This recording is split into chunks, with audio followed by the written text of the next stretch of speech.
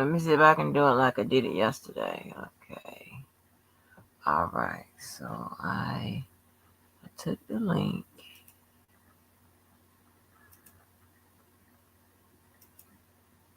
Put it in there.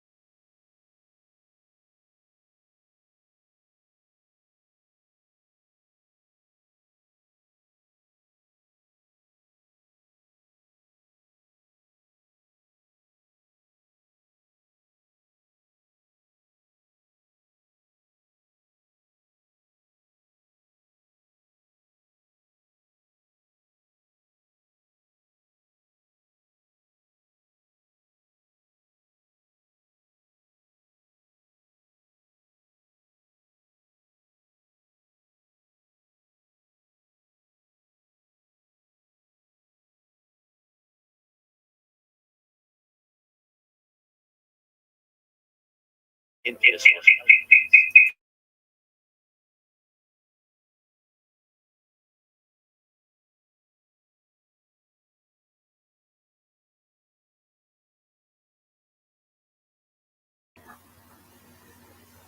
did I do this?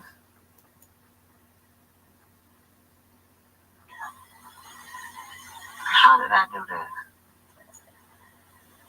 That's crazy.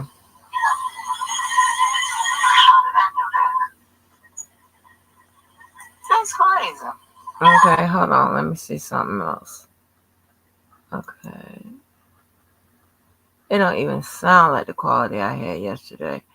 Okay, let me try this.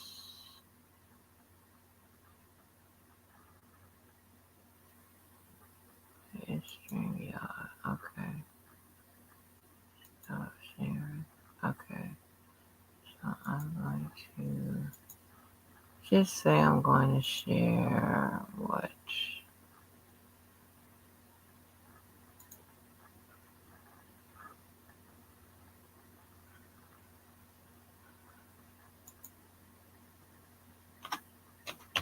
There's just some.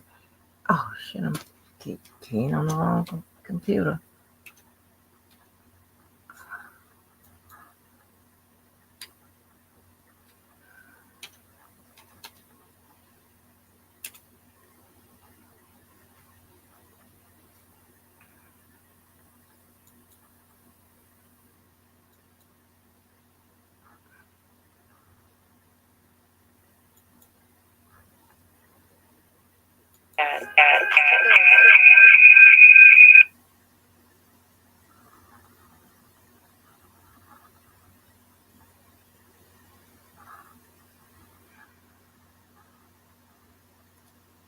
How did I do that?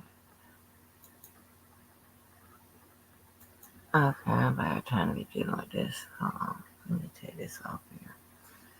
That's what I can't do. Take this shit off here. I'm going to get mad in a few minutes.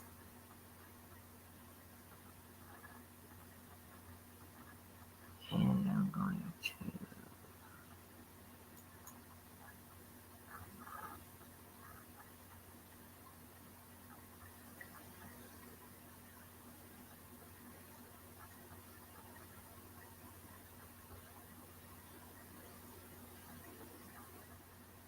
Hello? Hello? Hello?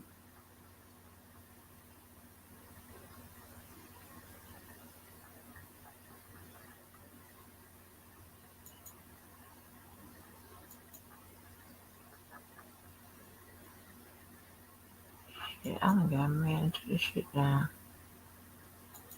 Hold on, just give me 1 minute. It's the dumbest shit I ever seen in my goddamn life. It's pissing me off.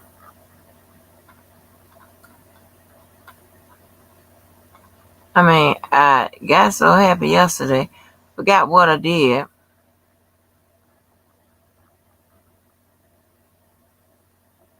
I'm gonna try to play it on this side. Anyway, R. Kelly. I'm gonna play that bit, and I'm worn out, and that's gonna be it. Cause I'm at the R. Kelly prosecutor. Here we go. Okay.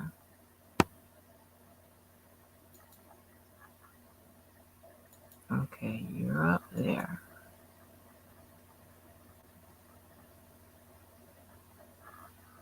But if I share it, share screen, share, if I did that, if I did that, move that,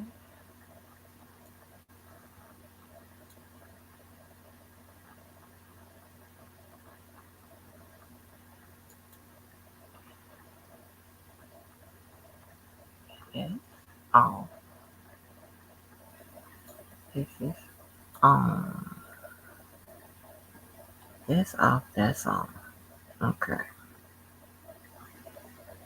And when I go here,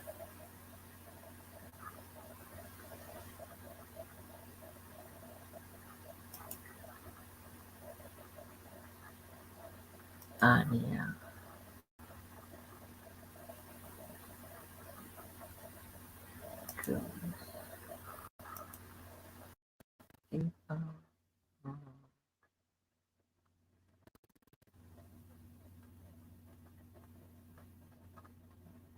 damn thing.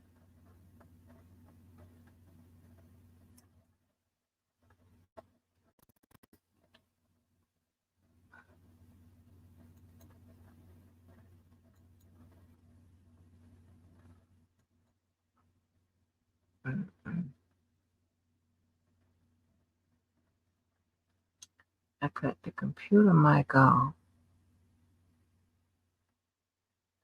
Right? No. No, it's not all.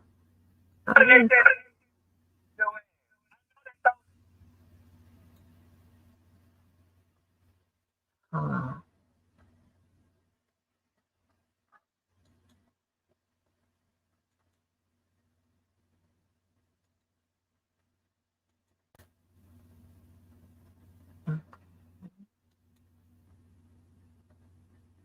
Put that down. That's up. Mm-mm.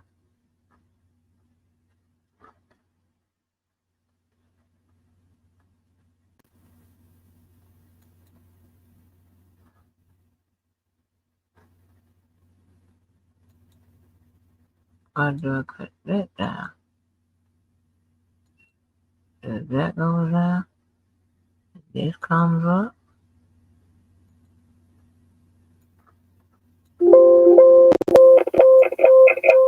Nope. Yeah, I don't know what I did. But what I ain't gonna do is try to figure it out tonight.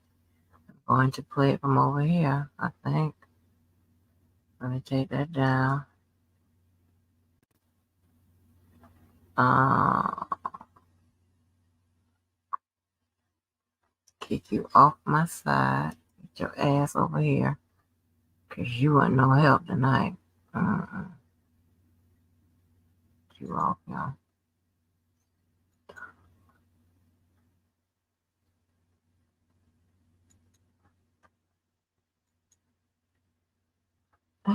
That's gonna really have to tell me. How does it?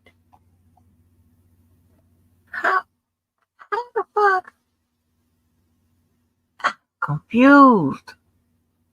I'm really confused now. Okay. I'm really confused. Cause I didn't mirror. I ain't mirror this stuff. Shouldn't be the same. And that I ain't got it hooked up. That the mirror thing. Did I hear the word mirror? Wait a minute. No, I ain't got that mirror thing in there. So okay. I ain't gonna let it. No. Mess my brain.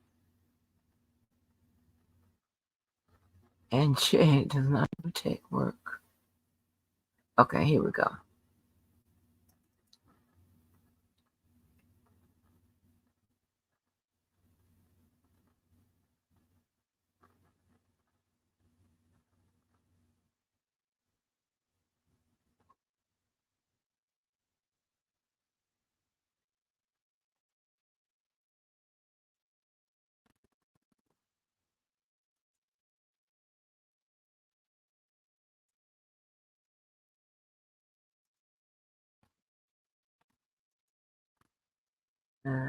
Why the sound is gone, baby?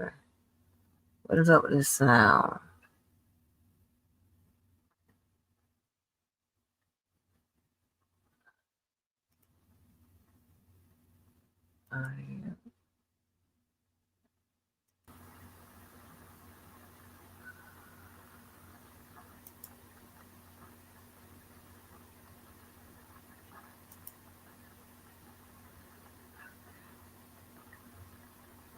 Alright, where's the sound?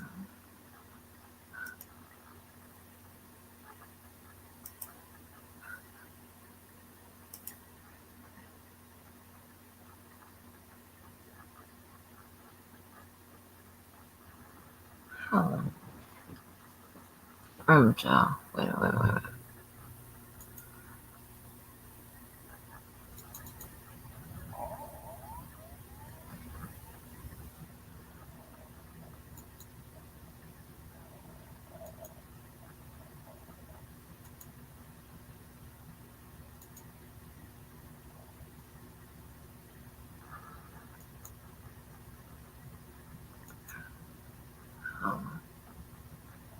Okay. One more time. And then if you don't do it this time, then I'll play it over here. Get some crackhead shit out.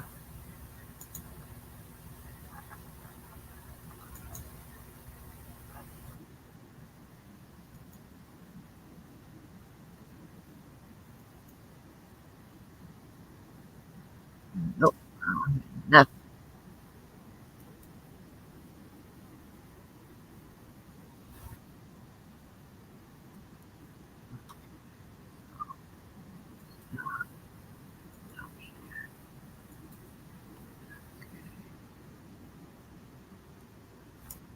You get your ass out of here.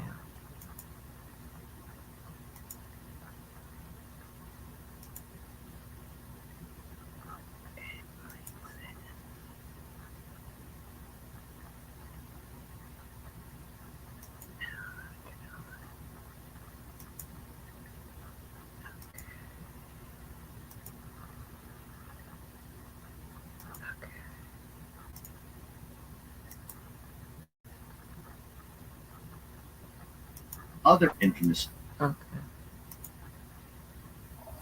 Alright, let's play on this side. There we go.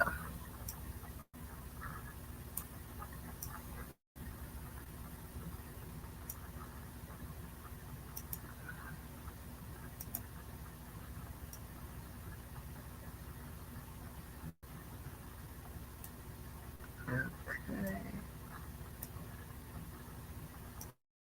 Figures like Jeffrey Epstein and R. Kelly. Nadia Shihata was the prosecutor who helped put R. Kelly behind bars for decades. She joins us to talk about the investigation into Combs, what could come next, and the comparisons to that infamous R. Kelly case.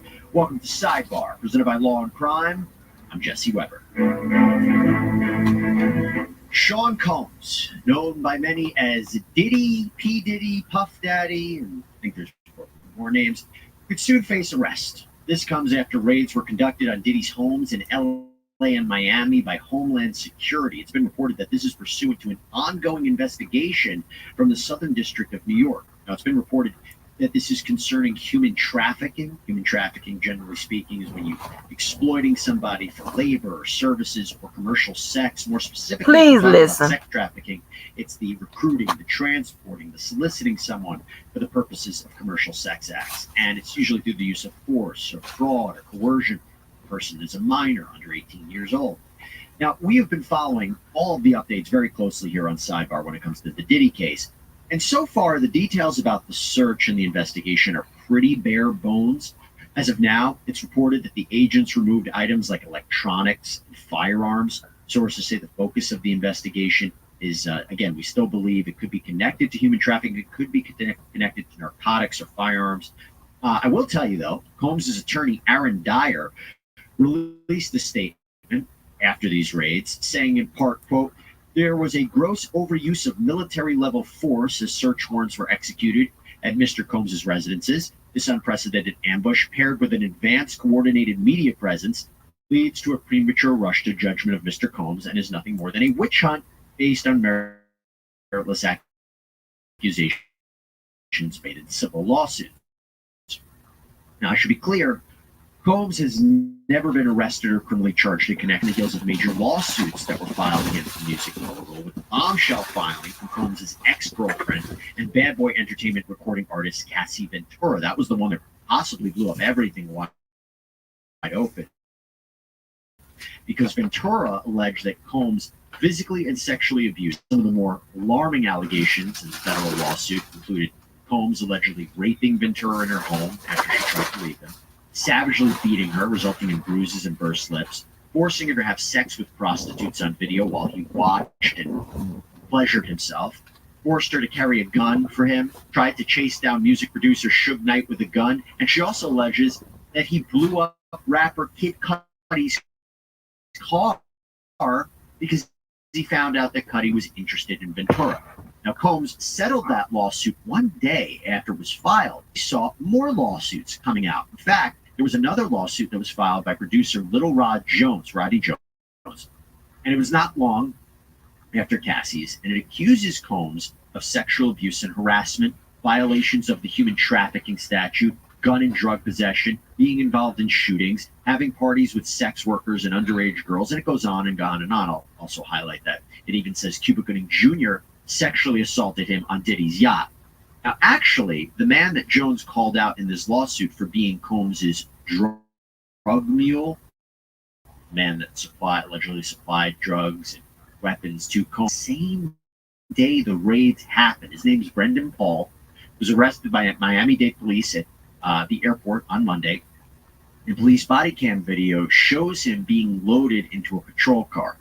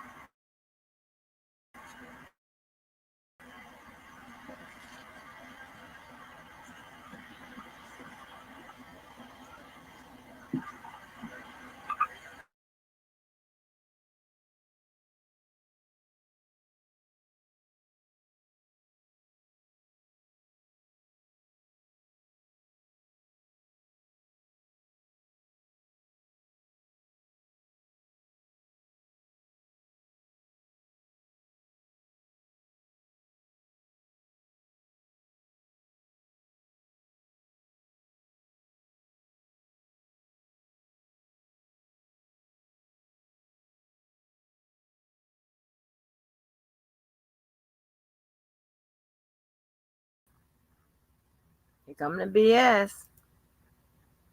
I do not know what I did last time, so I'm just gonna let y'all hear it. I'm just gonna let y'all listen to it. Highly successful music artists rose to fame in the 1990s. They even did a song together called Satisfy You. And accusations of misconduct and illicit activity with underage girls, they dogged R. Kelly for years, with one of the earliest civil lawsuits being filed in 1996, when a woman stated that when she was 15 years old, R. Kelly, who was 24, not only had sex with her, but also encouraged her to bring her young friends to see him. And of course, Kelly's relationship with R&B sensation Aaliyah has long been scrutinized. Kelly married Aaliyah when she was 15. He was 27, after allegedly having sexual contact with her for years leading up to the marriage, was ultimately annulled. And we know that in the end, Kelly was convicted. He was convicted of child pornography, racketeering, and yes, sex trafficking charges in 2 states, multiple cases, sentenced to 31 years in prison.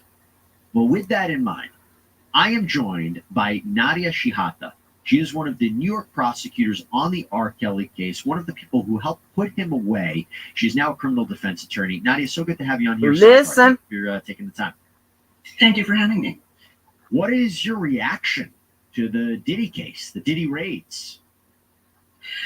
Well, I think it's a significant development in the case. Obviously, he's presumed innocent. No charges have been filed against him. But when you take a step like executing search warrants so publicly at 2 different locations, it means you have amassed significant evidence. You've got probable cause to believe a crime has been committed, which is the same standard for arrest.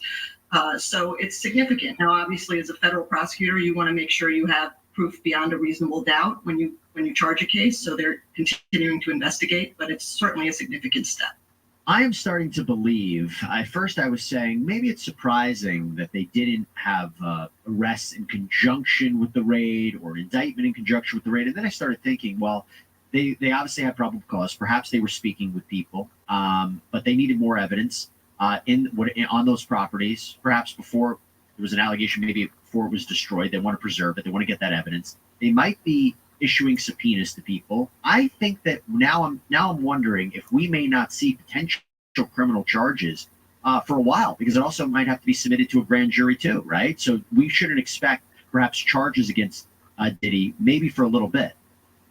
Absolutely. Look, if they're following kind of the playbook we used in R. Kelly and pursuing similar charges as we did in that case, these types of cases, take a little bit of time to investigate and to make sure you're corroborating all the victim testimony you're getting. You want phone records, you want travel records. There's all sorts of corroboration that you're sending out subpoenas for, that you're speaking to people about, and then also conducting searches to help with that. What did you think of the criticism from Diddy's lawyer that this was an excessive military style use of force? What's your take on that? Look, it did appear that there were some kind of military vehicles used. As prosecutors, you're not kind of calling the shots on how agents operationally conduct a search.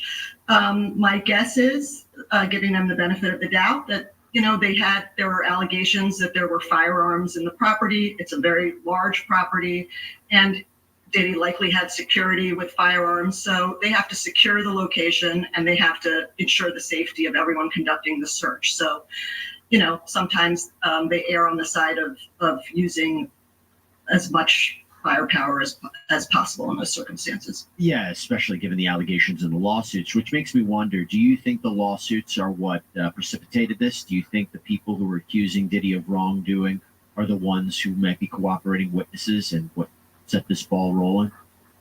I think it's very possible that the public filing of that first lawsuit came to the attention of federal agents and prosecutors and may have sparked this. And then obviously the follow-on lawsuits, once that first lawsuit was public, have only added to the allegations. And as a prosecutor, you might start with the people who have made allegations publicly in a lawsuit, but I don't think they're going to stop there by any means. That's just the beginning. And then you're investigating, you're talking to more people. Other victims may be coming forward who have not been public at all now that they're seeing that this is a serious investigation.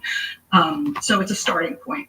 So obviously this is very serious subject matter that we're dealing with right now, but I do want to take a detour for a quick second. Look, you guys should know how much we love producing these videos for you, telling these stories. And the truth is, we're really able to do this because of the support that we get from our awesome sponsors. And I just want to call one out right now for you, Sheath Underwear. I'm excited to talk about them because Sheath makes some of the most comfortable underwear in the market right now. It is incredibly soft. It's not too tight, not too loose. It has this stretchy fabric. It's amazing, let me tell you. And that's always a battle in finding great underwear. You know what I'm talking about.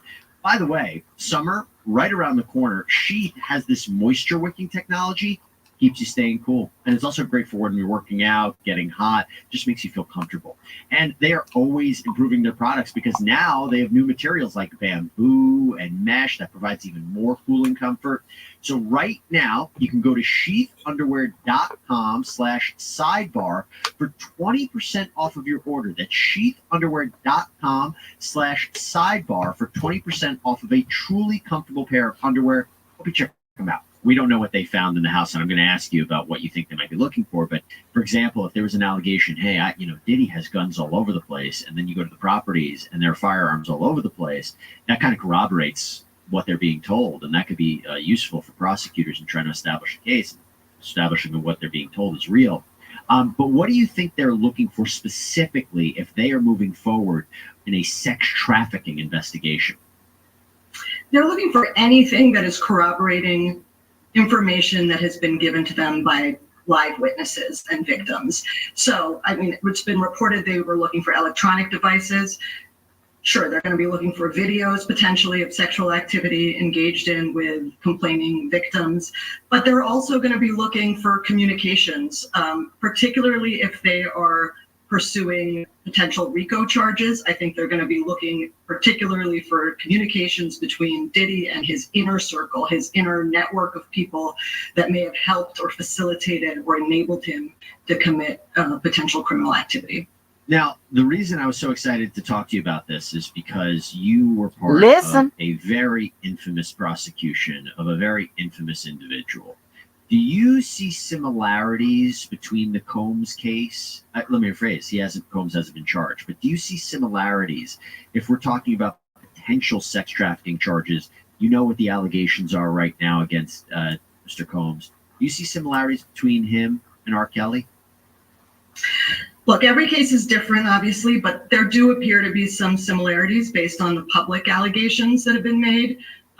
For example, the allegations about forcing individuals to have sex with others for the pleasure of Diddy in this circumstance. There were similar allegations with R. Kelly, and that he recorded that activity. So it's a pretty striking similarity in that sense. But also the level of influence and power, right? I mean, a big part of it when I'm reading the lawsuits is just, you surround yourself with this team, you have tremendous wealth, access, this lifestyle. It was eerily reminiscent of what we were hearing from Kelly, right?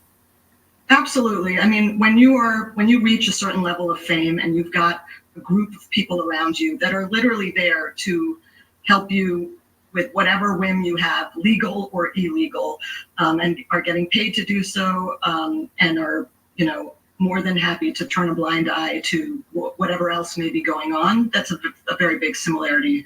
Again, these are just allegations at this point against Mr. Combs, but yes.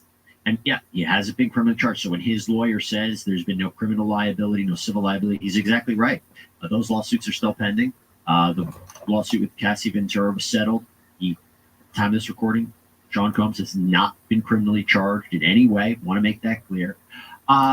But I always thought it was interesting when you think about how the Kelly criminal prosecution began, how it started. It wasn't.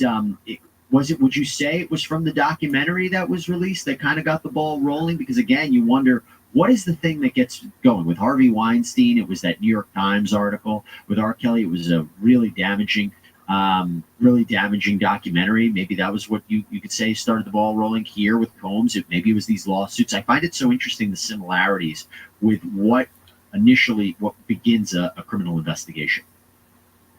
Yeah, look, in R. Kelly, there's no doubt that the documentary and the public airing of allegations certainly came to the attention of law enforcement, and we began looking into it. But again, in all of these cases, that's just the starting point. To bring a federal criminal prosecution, you really have to amass credible evidence that you can prove the case beyond a reasonable doubt. But the public airing of such information against well-known people, that does get investigations started. There's no doubt about that. What was it like prosecuting R. Kelly? We tried to, as best we could, approach it as we would any other important case that we prosecuted. Obviously, there was a lot of media attention to it, and R. Kelly fans. I would say the biggest thing that could have potentially affected the case was a lot of our victims received a lot of harassment on social media and so forth, and that takes a toll on people and certainly makes them hesitant to want to move forward with a case. When you were first prosecuting him, did you see a lot of people coming to R. Kelly's defense? Because at this time, I don't know if I'm seeing that so much with Diddy. Actually, what we're seeing is a lot of videos coming out from years ago that are looked at in a different context. You see high-profile celebrities who are making these comments, these innuendos about him. I don't see a ton of defense for Diddy. When you were first going after Kelly, I mean, was there a ton of? Were you yourself receiving any backlash, any threats? Was there a lot of support for him? It wasn't support from kind of public, well-known figures, but he had a lot of kind of just regular fan support that would post on social media, YouTube channels, send mostly to victims, not to the prosecutors. But we did receive, some of our own kind of threats and such. That's so disappointing to hear. Did you hear what this lady said? I'm going to rewind it back. I'm so sick of you niggas, I don't know what to do. I'm so embarrassed. So I know. They done watch me cuss and shit, act like a damn fool. arguing back and forth with a bunch of goddamn niggas, embarrassing myself, the damn institution of the practice and all of this and shit. I'm so embarrassed. I got my head hanging low. Now, I'm going to rewind it.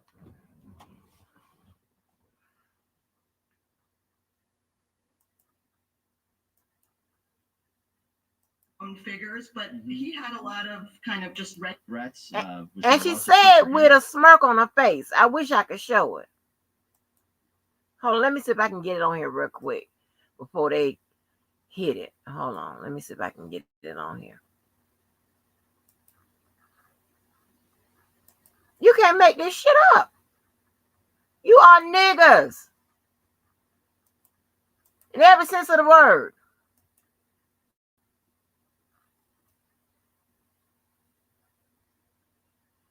I can play it real quick. Let me see if I can get it.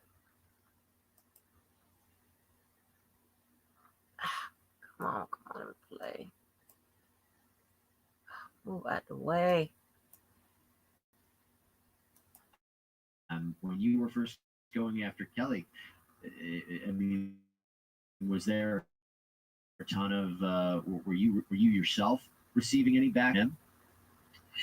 It wasn't support from kind of public, well-known figures, but he had a lot of kind of just regular fan support that would post on social media, YouTube channels, send emails, mostly to victims, not to the prosecutors. But we did receive, some of our own kind of threats and such.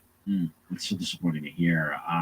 So if this is a case where Diddy is ultimately arrested, ultimately charged, federal prosecutors, what advice would you give them prosecuting a well-known figure? Yeah, she said that.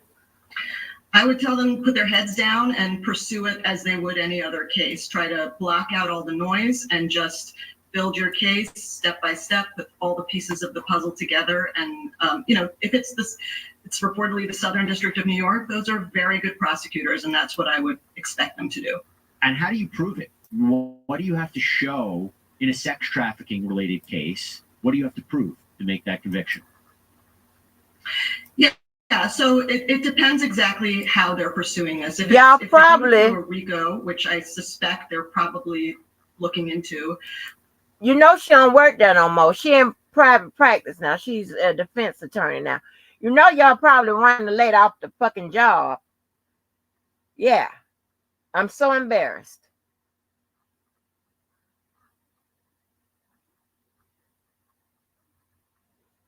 This is crazy.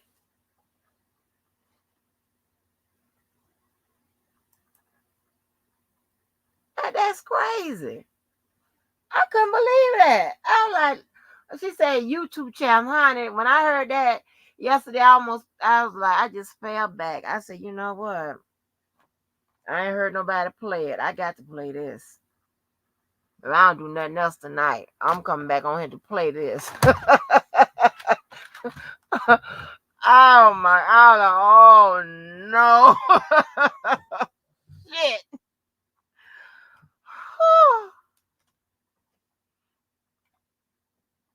And she had a little smirk on her face. That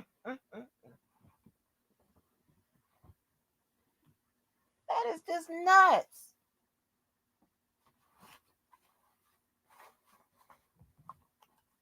Like, what?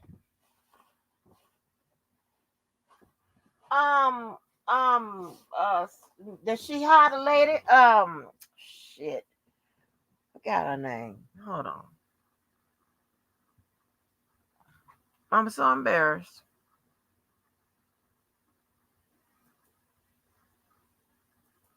They're going to need to show an enterprise, so an inner circle, a group that helps him facilitate a pattern of criminal activity. And then that pattern can include things like forced labor or sex trafficking. The sex trafficking here could be, transporting people via his private plane or otherwise to commit commercial sex. And commercial sex doesn't necessarily have to mean what is Nadia Shihada or something like money, that, but also receiving anything of value. So he's making videos of this activity. That could be a thing of value as well. So, and using force or fraud or coercion to do that. And so abusing victims, putting them in humiliating situations, Right. That could be part of that. Or promising them money or something of value and then not delivering it. That would classify as well. Yes. Mhm. Right. Okay. So, and what would be the challenges that prosecutors would face? Legal challenges. How would someone in Diddy's position, or if someone was arrested, someone else in connection with this, how do they defend it? What kind of arguments would you expect from the defense that you would have to fight back on? Yeah, if they pursue RICO charges, I imagine a defense would be that there was no criminal enterprise, that this, to the extent there was criminal activity, this was one person acting alone. And if it's not RICO, a lot of it would potentially fall outside of the statute of limitations. So the advantage of RICO is it lets you go kind of decades potentially in the past, and also it expands venue. So you can charge criminal activity that occurred not just in the Southern District of New York, but throughout the country. That's taken away, that would be a big hit to the scope of any criminal indictment. Let's talk about RICO in 1 second, because I have something interesting to ask you about that with respect to R. Kelly. Before we get to that, there is the idea that the whole week began. Is Diddy here? Is he in another country? Would he have to be extradited? I don't believe he's in another country. If you ask me, I think he's here. But having said that, let's say hypothetically he was in another country. What would be some ways prosecutors could go to legally get him back here for a prosecution, or maybe, put some pressure on him, would it be putting pressure on his family members, associates, charging them? Would it be any seizing bank accounts, freezing bank accounts, any way to get a criminal defendant from one country back here, whether it's extradition or some other process? Yeah, so the most common way would be extradition. You'd need an arrest warrant for that, and he'd need to be in a country that would extradite him, that has an extradition treaty. Otherwise, there are other mechanisms. Sometimes in investigations, what's known as a lure is used. So, there may be a false pretense to get him to come back to the country, or to get him into another country where there is an extradition treaty.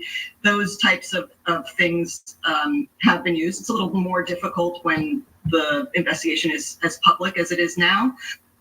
But also if he's actually charged, then, they might also take steps to start seizing assets as well. They would probably have a basis to do that.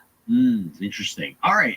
So I mentioned the RICO aspect of it because I wanted to end the conversation going back to R. Kelly. I wanted to ask you about R. Kelly's latest appeal. Just a couple of weeks ago, his attorney went before the Second Circuit Court of Appeals in Manhattan, argued that using the RICO statute, usually we've seen it for organized crime like gangs, they say to prosecute Kelly through the RICO statute, that was unfair. The argument was that would mean that any kind of group, college fraternities, could be deemed a racketeering organization under that argument, under that view. What do you make of their argument? Yeah, I actually went and watched the argument. I think the Second Circuit viewed it with skepticism, as do I. I mean, the law is really clear. You can have completely legitimate organizations that are a RICO enterprise. Labor unions have faced RICO charges. A corporation can even be an enterprise under RICO. So you don't have to be an illegitimate organization or group or association to form that part of the enterprise. The next question is that enterprise or organization used to commit a pattern of racketeering activity? And is that pattern connected to the enterprise? That's where you get to the kind of criminality aspect to it. And I think that was proven in the R. Kelly case. Nani, before I let you go, you just reminded me of something, and I wanted to ask you about it. Do you think that they are going to subpoena J-Lo, Justin Bieber, Usher, these high-profile celebrities? Do you think and I'll ask you that, and do you think they may work out deals with other people, perhaps high-profile individuals, to testify against Diddy. Again, he hasn't been charged with anything. I want to make that clear. But I'm talking hypothetically an investigation. Are those two realistic possibilities? I think prosecutors will talk to anyone they think has relevant information. Now, that doesn't mean they'll start with a subpoena. It usually starts with a reach out to see if someone will voluntarily speak to you. If that doesn't work and the prosecutors and agents think that the person really has relevant information, then their status as a celebrity is not going to stop them from getting subpoenaed and potentially having to testify. Imagine that. All right. Nadia Shihata, thank you so much for coming on. Great work, by the way. You did put on a terrific case, and you put a really, really, I think there's the only word to describe it as a monster behind bars. So great work. Thank you so much for coming on, and appreciate your insight. Thank you for having me. And that is all we have for you right now here on Sidebar. Everybody, thank you so much for joining us. As always, please subscribe on Apple Podcasts, Spotify, YouTube, wherever you get your podcasts. I'm Jesse Weber. Speak to you next time.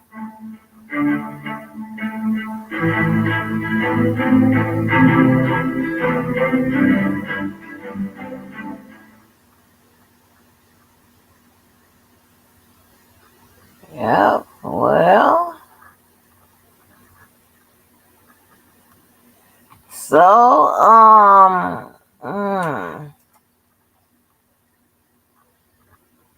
well, you may or may not get a target letter. I don't know. Where is my baby? That's a goddamn shame. That's a sin and a shame. I can't believe that. Hey, Rose. I can't believe this, honey. Yeah, he did. He slid that in. I couldn't believe that interview. It just went rat. And listen, let me tell you something. Y'all ain't gonna be satisfied until they round you motherfuckers up off these YouTube streets and have y'all sitting somewhere in jail or in court. Because I was sitting here thinking about it. Do you know that somehow, and I don't leave myself out, because I'm in the shit too, that we have managed to work our motherfucking ass into these people cases. Now we fucking with Nesto. You got Sylvia and them and all that, the Bozo, all them, they all down there in Fulton County acting like a damn fool. They all in the YSL case. Hold on. Wait a minute. We ain't gonna be satisfied till they round our witness tampering asses up. Hey, no doubt when they knock on the damn door, we be watching YouTube or on live or something. We ain't gonna be satisfied. I'm gonna stop fucking with y'all. See, I have a real life. I have real friends and all that who knows nothing about this bullshit.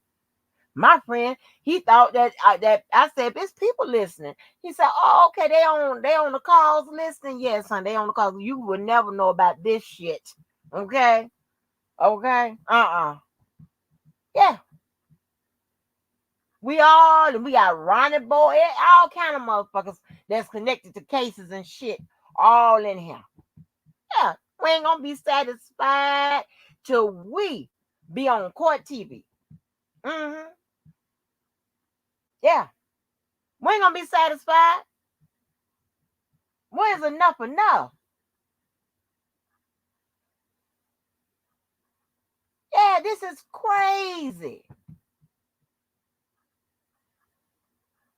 All of these people motherfucking cases. We ain't gonna be satisfied. We ain't gonna be satisfied. Nope. Yeah, you got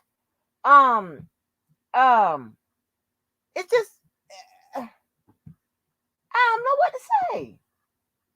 You got Sheena over there fucking with people and all this type of shit. Some people in the whip, somebody named Torso or something. I don't know what the fuck is going on. All I know is we is in these people business and these people cases. Got the people paperwork, the girl releasing phone calls from the jail, all kind of shit. Shirley Strawberry know we exist. Steve Harvey, baby. Y'all motherfuckers are notorious.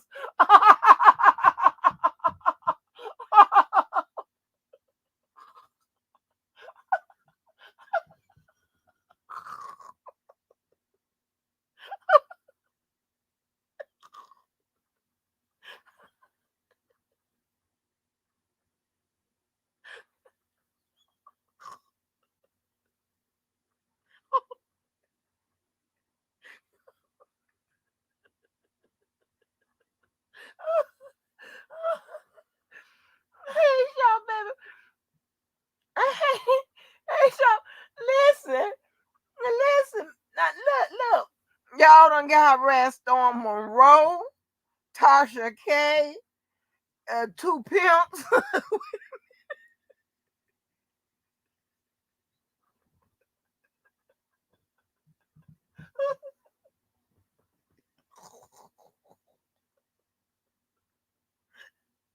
Yeah, you got Shirley Strawberry know we exist, Steve Harvey, nephew Tommy, everybody.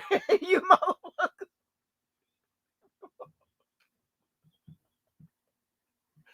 The goddamn the damn the people up there, the lady that's hotter Chiquita, whatever, the lady just got finished talking. She talking about our motherfucking ass on the sly. People getting arrested. Y'all got the R. Kelly music all outside the people motherfucking courthouse.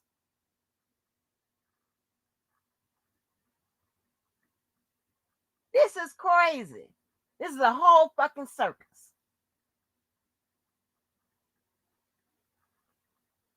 I ain't never seen a bunch of niggas who love going to court and fucking around with these people. So this is, I know something wrong with y'all. Because that don't happen where I am. They go the other way. They don't go to the motherfuckers. They go the other way. This is nuts.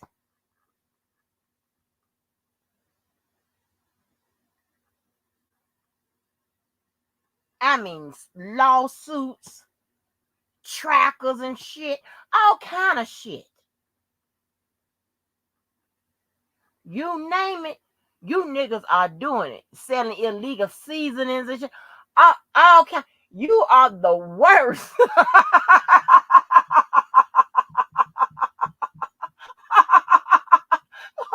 Oh Lord, yeah, just the worst. It don't get no crazier than this.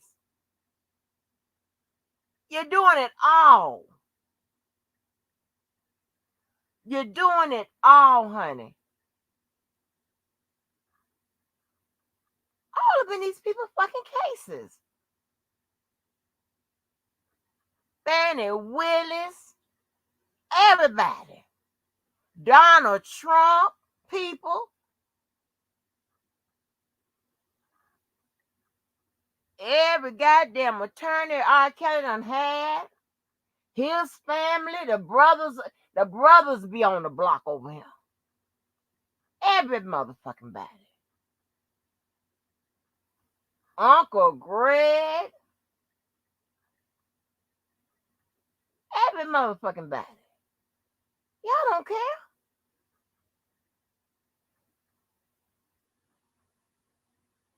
Whew. Every goddamn body.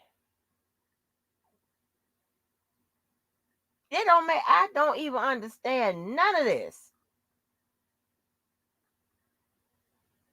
But all I know is something ain't right. When the people tell you to come in there and pay the shit.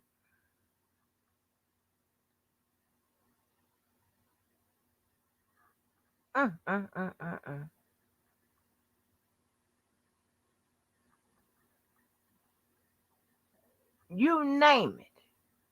It goes on in this sector. And y'all think it's perfectly fine. Flying all over America about some goddamn court cases and shit.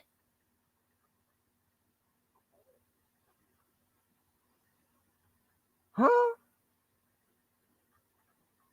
You motherfuckers should have went to law school. Because y'all love it way more than I do. I mean, all kind of bullshit. It's some bullshit. Yeah. Trick or treat for cows and shit. Passing out candy. You can't make this up.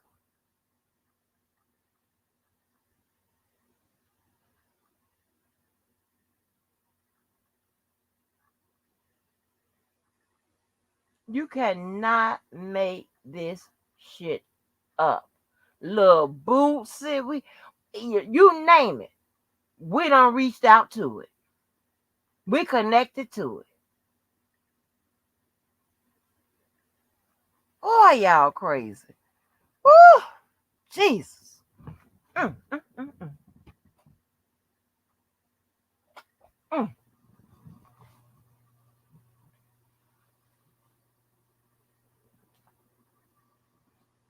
Which Judge Rose? Yeah. Playing with chalk outside.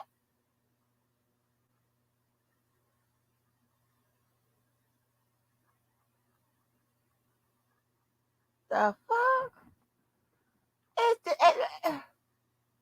just act like it's perfectly fine. No, it's not. Sent the judges the letter.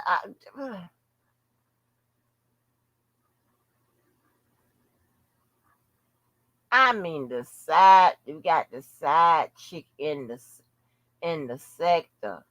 Like you can't make this shit up. Nobody's ever going to believe this. Okay? No one. No one. Mm-mm.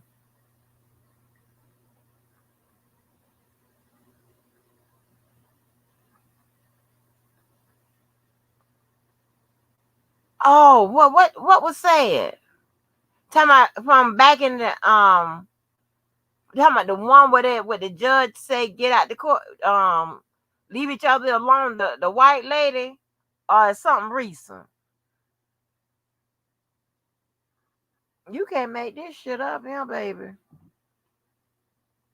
You cannot make this up.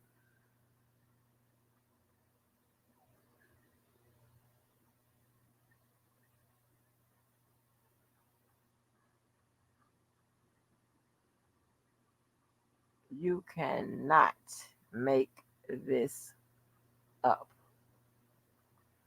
Not at all, honey.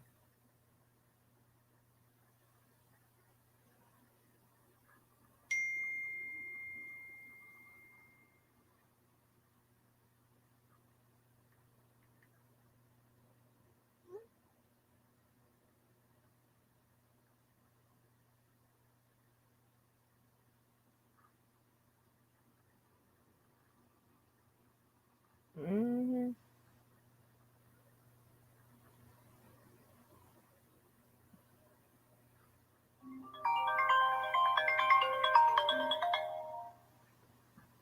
Hold on for a minute. Wait a minute. Don't say nothing. Hold on.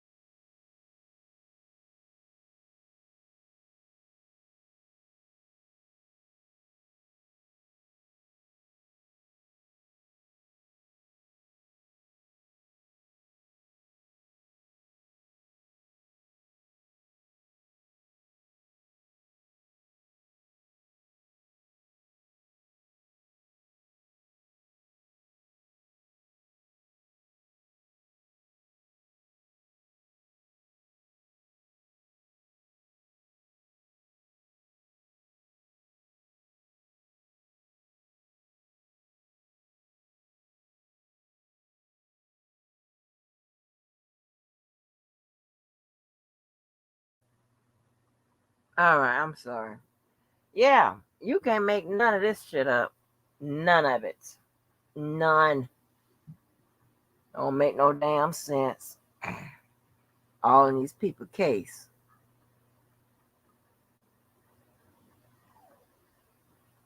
These people like, what the fuck? The bloggers.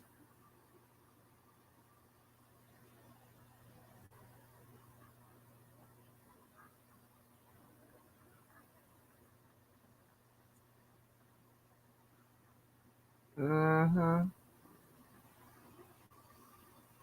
Boy, let me tell you something.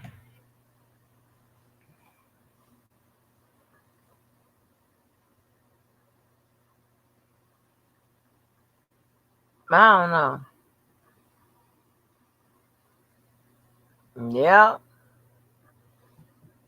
they love putting his name in there. No, R. Kelly. Oh yeah, yeah, bro. R. Kelly. And R. Kelly supporter. And R. Kelly blogger. And R. Kelly. I'm serious. I mean, we done seen one person have I don't know how many accidents all on the camera, all kind of shit. Like, what the fuck is this about? It's like you high, but you ain't high. It's just high ass shit going on. Shit that happens when people be high. Hey, when you got to be high, it don't make no sense. Oh, Lord have mercy. Mm, mm, mm, mm. Nobody gonna believe me.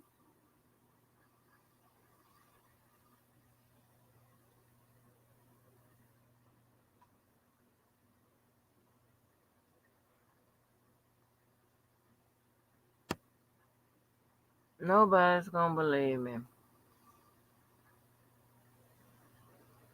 Nobody.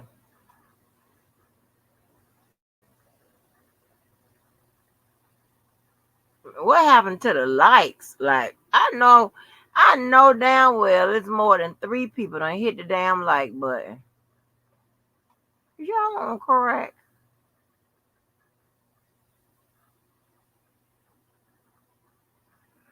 I'm sleepy as hell. I gotta catch up on my shows.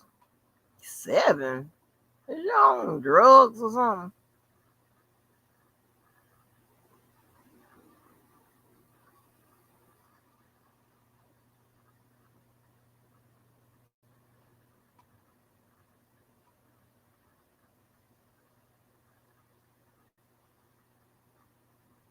I don't know what happened to my little setup. What happened? I clicked that button over there.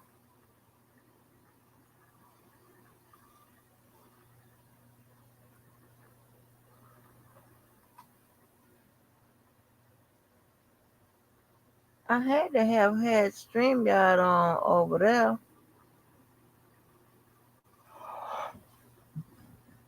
I had StreamYard on over there. I clicked that button. Oh, wait a minute. I got this shit all these motherfucking shit all hooked up. I don't know what the hell I'm doing. Lord have mercy.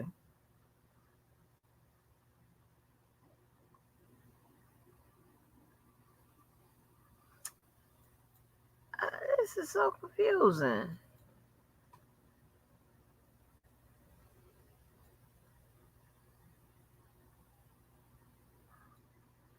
Do I need to do that? But okay,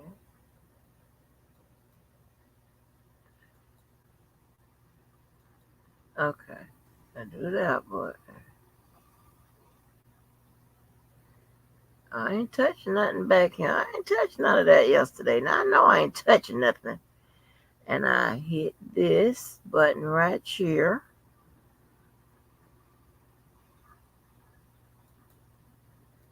About this. What is this?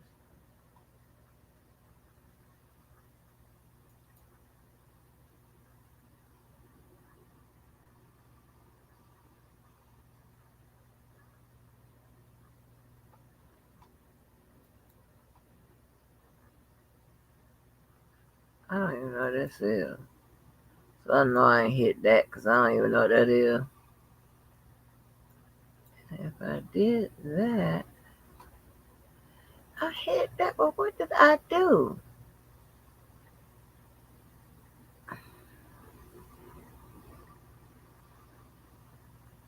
Was I even in this shit? Okay.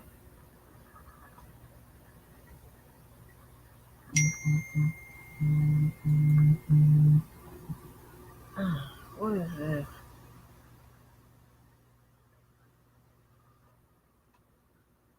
Oh, girl. Ain't that something?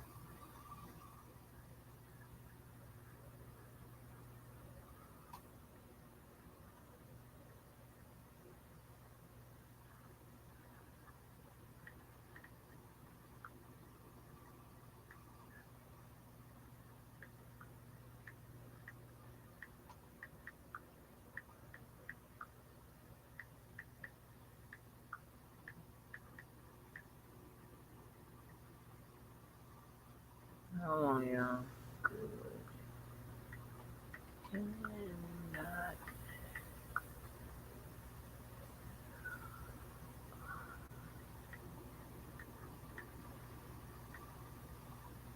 Oh, child, honey. Oh, so we still messing with the restream. Davy. I'm not gonna do that. Sometimes when I can catch it, Rose, he had something on there good. Davy, I done gave up on trying to run those two together. Man, that everything just letting me down tonight. Last night we was on top. hey, hey, y'all. Last night we was on top. I done recorded a little tagline or something, whatever. You know, like the people do on the Housewives and shit. And then, baby, them niggas went to work with that evil prayer on our ass. And baby, look what happened. They won't let us be great, baby. Them evil ass niggas, your evil ass, but baby, nothing you say or you do will goddamn prosper, baby. You can get that hooby jooby motherfucking dust and blow it in your own eye, niggas. Because guess what? It does not work over here, honey. That power does not work over here, baby. It works in your house. God damn it. It works on your goddamn house. Mm-hmm. Yep. Now I'm gonna figure it back out. Yep. I had it working yesterday. I ain't do nothing, and I know what I should have done. I should have remembered what the fuck I did. Hey, that would be the main thing, right? I don't know what I do. What did I do, y'all? What did I do? Girl, do. Okay, let me get this one going. Let's try. Maybe we can try again. Try. Try.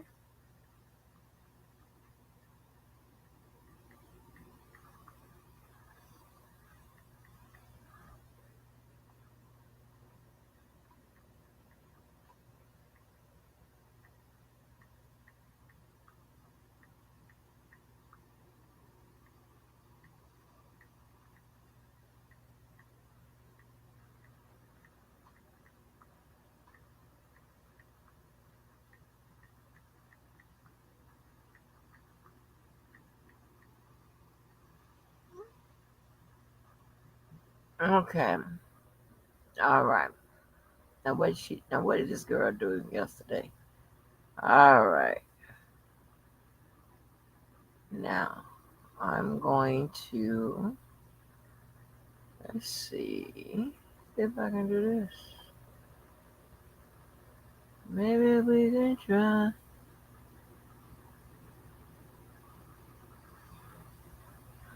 Okay, goddamn mute.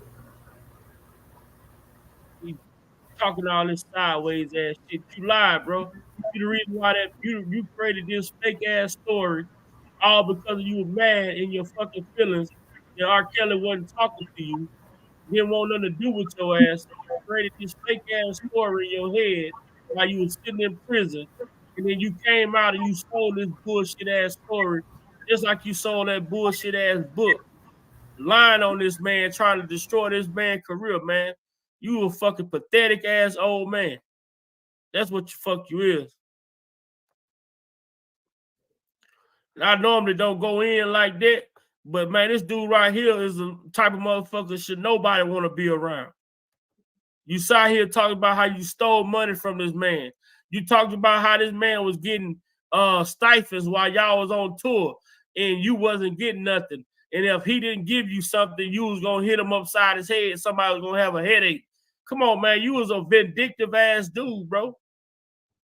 R. Kelly shouldn't have been nowhere near your ass, man. You was a career criminal. Then you sit here trying to talk about yourself like you was a fucking scholar. Yeah, you was a scholar to the goddamn prison system. You was a fucking criminal, dude.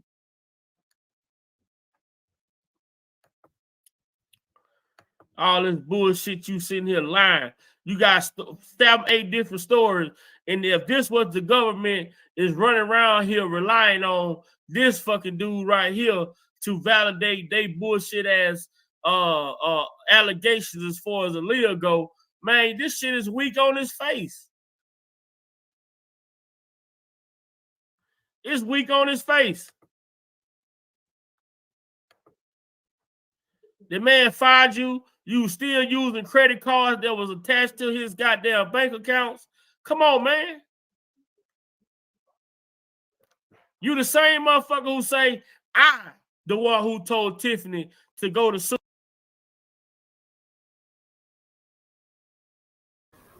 Okay, let me see if the other one works, because this works. Okay, this one works. Okay, let me take you down.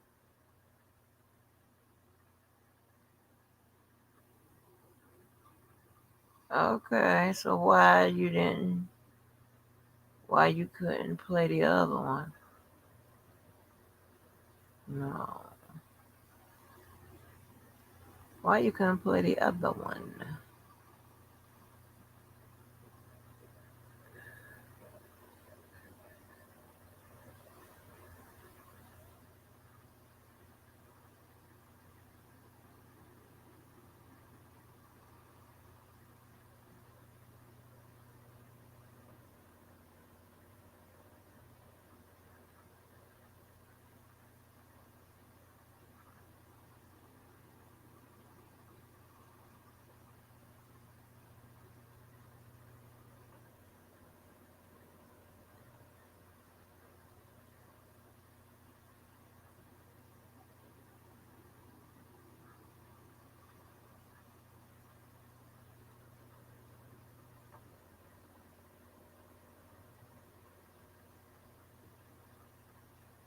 It's a problem with this particular way it's being shared.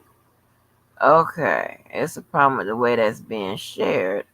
All right, let's try something else. Okay, let's try this. Okay, that temporary thing is in there. Okay, well, I'm gonna try this. Okay, present video file. Hold on, let me see if I do it this way. Videos.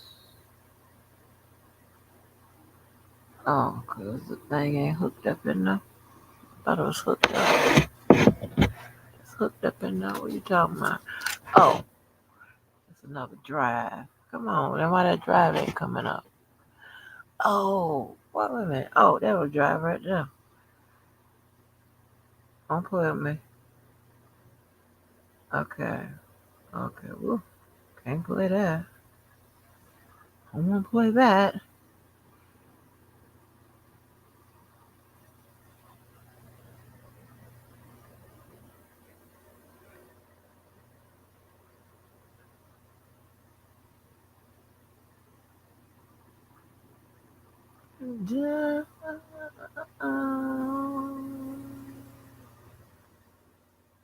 Okay, why is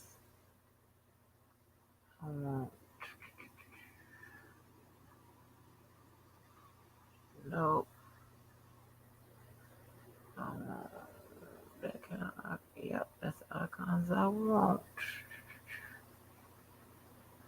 We're gonna figure it out. Okay. Alright, so let me see.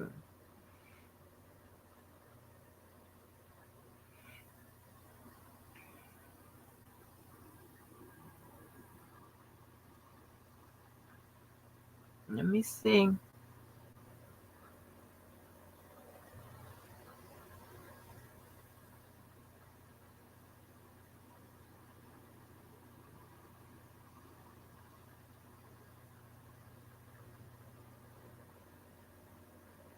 I done stole something. I ain't see it. While it's over here, I got to be careful because I see all kind of shit. I don't really know what it is. All I know, I stole it. Oh man. So what that boy name is? That man name is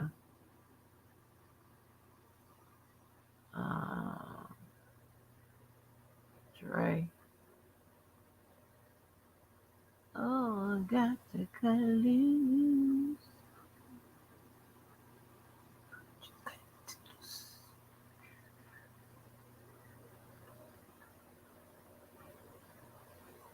Oh, we got it in order. I forgot this drive was in order. What the FBI shit on my damn shit? Oh, that's oh.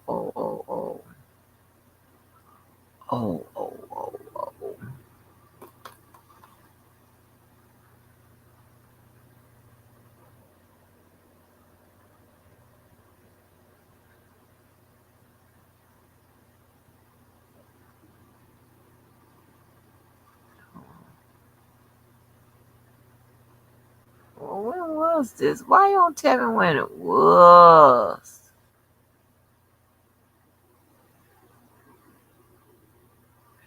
Hold on, let me see if I can. Contains 3 calls between Ernesto and his son Dion. The first one is very short, but Dion calls right back. In these first 2 calls, Ernesto and Dion discuss the jail calls being on social media. They also talk about Shirley and the barbershop days. Take a listen.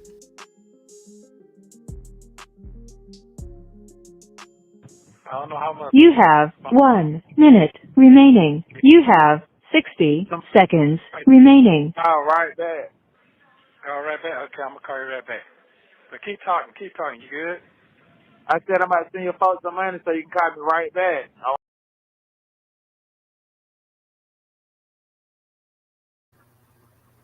Okay, so figured it out. All right. I can't for some reason. Wait a minute. Wow. Okay, hold on. Hold on. Run me young money.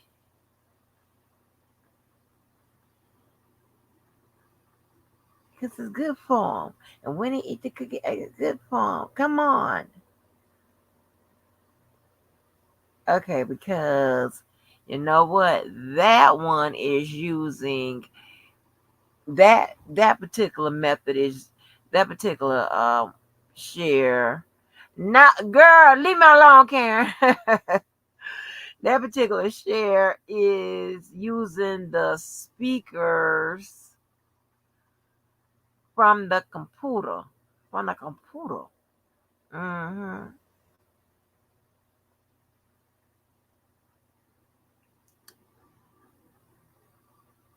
Uh-huh. I figured it out.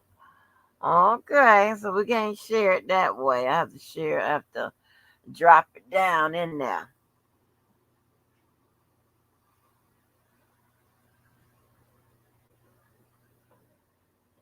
Those calls are not boring. Those calls, you know why? You know they boring to y'all because all y'all want to do is listen about some damn the R.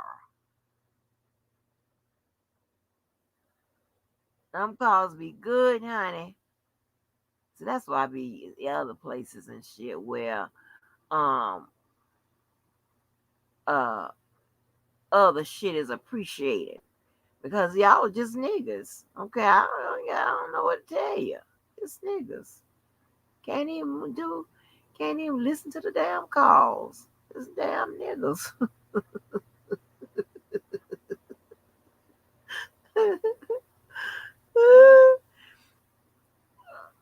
I'm serious. You just can't look complain about the damn calls. The fuck? I bet you I had some calls on here from R. Kelly. Yeah, you won't be born in. Yeah, and you play them. Yeah, just niggas. You can't even. Hey, you can't do no right, no good by y'all niggers. This ain't in you. Ain't in you. I had download. I will go over there and get the calls between R. Kelly and the pimps. The pimp, honey. But that man ain't P Diddy. I got some stuff with Sean Combs, honey. What is this? What is this? Okay, we can do this. I mean, it's opening up so beautifully, so A little fast. bit to the mounting legal woes for Sean Diddy Combs, whose homes were raided on Monday by Homeland Security. Investigations that are alleging that he has some sex trafficking claims. So the bombshell allegations only intensified throughout the week. Here to weigh in on the downfall of a hip-hop icon once again, defense litigator Ari Aramesh. Thank you, Ari, for coming back in. We talked to you the other day. We're going to get into the correlation, I guess, between some of the civil complaints and criminal complaints when it comes to it. But I did want to ask you, since we've seen all the pictures of the alleged mule in this case, right? The hoodie on, going in and out of custody. And then we heard from Diddy's attorney saying this is a witch hunt for him. Do you get celebrity treatment in this case? So, for example, in this case, could you see a lot of people maybe go down, but then Diddy survives it? Every time you have the possibility and the luxury to afford good lawyers, you're going to get better treatment. Let's just face it. It's not about being a celebrity or not. He can afford very good counsel, and being able to afford good counsel is going to, open up a whole host of options. So now, let me back up a little bit. What his defense attorney said the other day about this raid being a military-style raid, not so. I mean, this is typical defense attorney stuff, trying to spin a really bad news day. There's evidence and there was intelligence that people in the house had guns. P. Diddy himself, Sean Combs, has had a history of accusations of violence and so on and so forth. When you go in to enforce and to execute a search warrant, you have to be careful. And that's why law enforcement has the freedom, has the luxury, has the ability and the authority to go in with force. They brought with them, many armed agents, Homeland Security investigation agents, and also with armed vehicles. Guess what? They did find weapons on the premises in both properties. Now, they could be somebody else's, they could be legal weapons, whatever it is, but there were weapons there. They got to be careful. They're executing a search warrant. What it is now, though, is that no charges have been filed against Sean Combs yet. So he is not a criminal defendant yet. We have to see how things develop. And again, I like a country where the wheels of justice move slowly. That is we got the Fourth Amendment, the Fifth Amendment, the Sixth Amendment, the Eighth Amendment against harsh and cruel punishment. You have a whole host of amendments in this Constitution. They're not to protect. The idea behind it was this: you'd rather have someone who's guilty but getting all the benefits of the doubt than going too fast and putting someone in prison who is innocent. That is a crime of Yeah, look, I want to talk about that, Ray, just a little bit more. So they were actually looking for certain evidence to use in their investigation. What may be something that they could find that could be used against him? Videotapes, videotapes, and videotapes. Okay. We saw there were 3 civil lawsuits against Mr. Combs. First came about last year in 2023 by Ms. Ventura, talking about sex trafficking, sexual assault, and actual physical assault. Another one came about a couple months later, again in 2023, by someone who claimed when she was a young 19-year-old college student, he sexually assaulted her. And then the last one was by one of his colleagues, someone who worked for him, and this one was filed in February of 2024.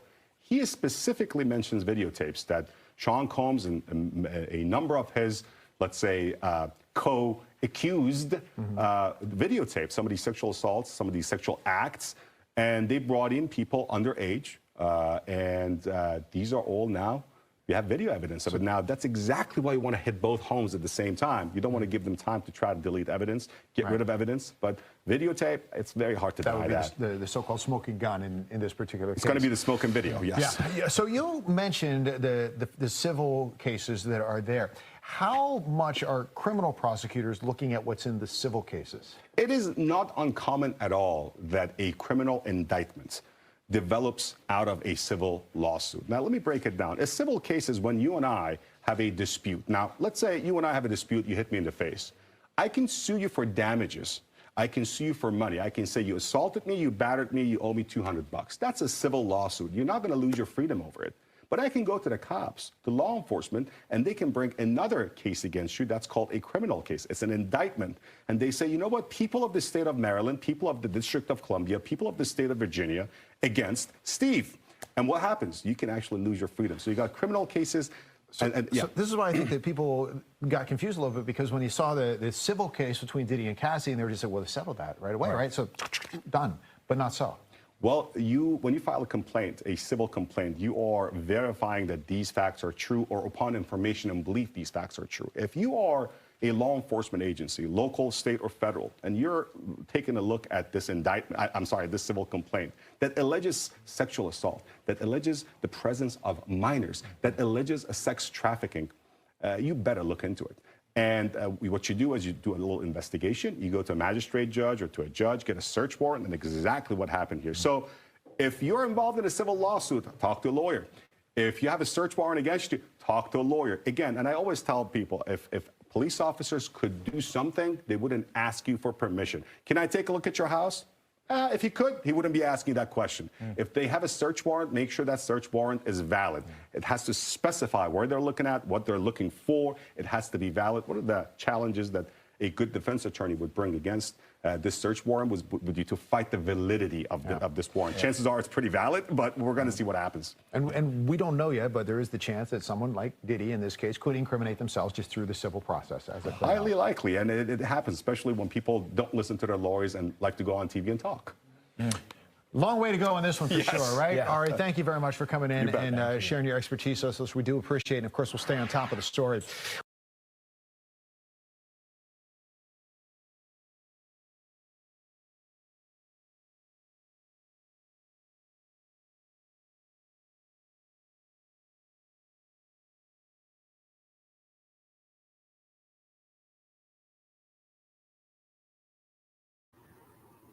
Let me see. I got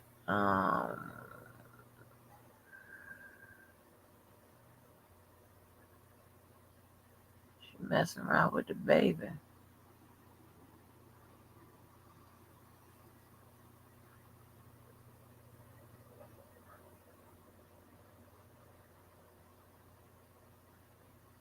Messing on Sean Combs, right? Let me see if I got a longer one. Which one is this one? Okay, let me see what this one is.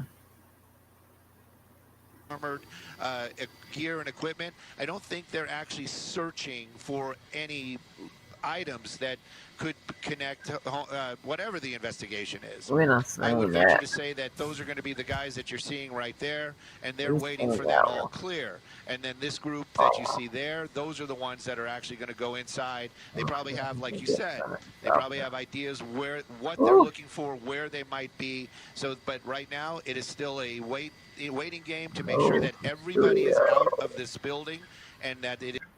Move from the studio. Move from the studio. What about this one? Okay, wait a minute.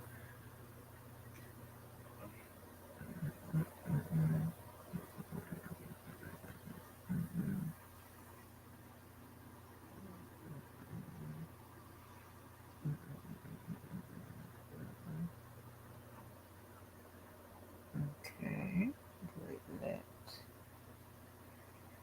Okay, how about this?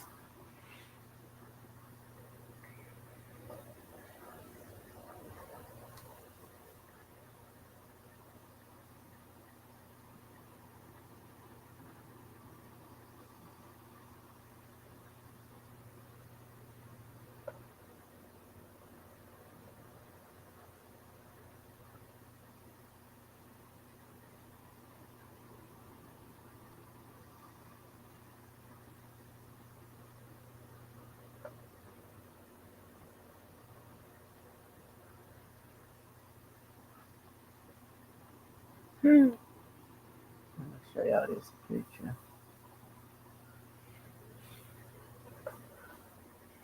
Like, y'all gonna stop playing with us, honey. Hold on, I'm gonna post this. Y'all gonna stop playing with us. Okay?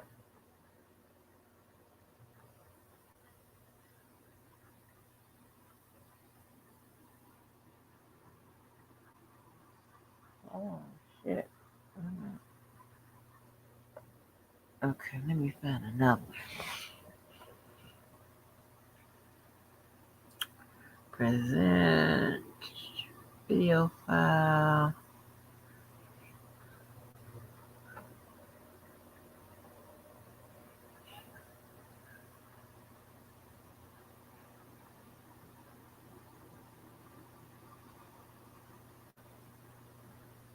Oh, I knew what I was gonna show.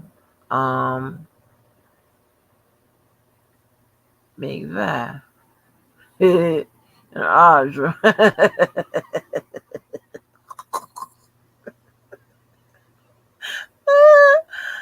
shit was so funny. Oh, Lord.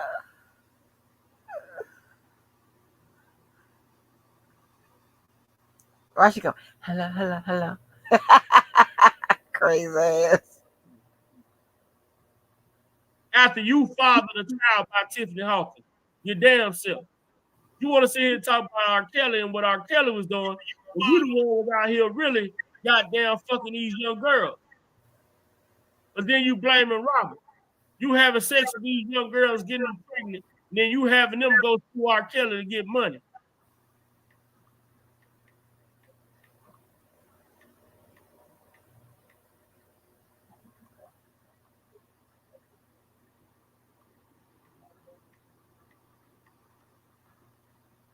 Man, I hate to have to cut this live short, but this shit right here is pathetic, man.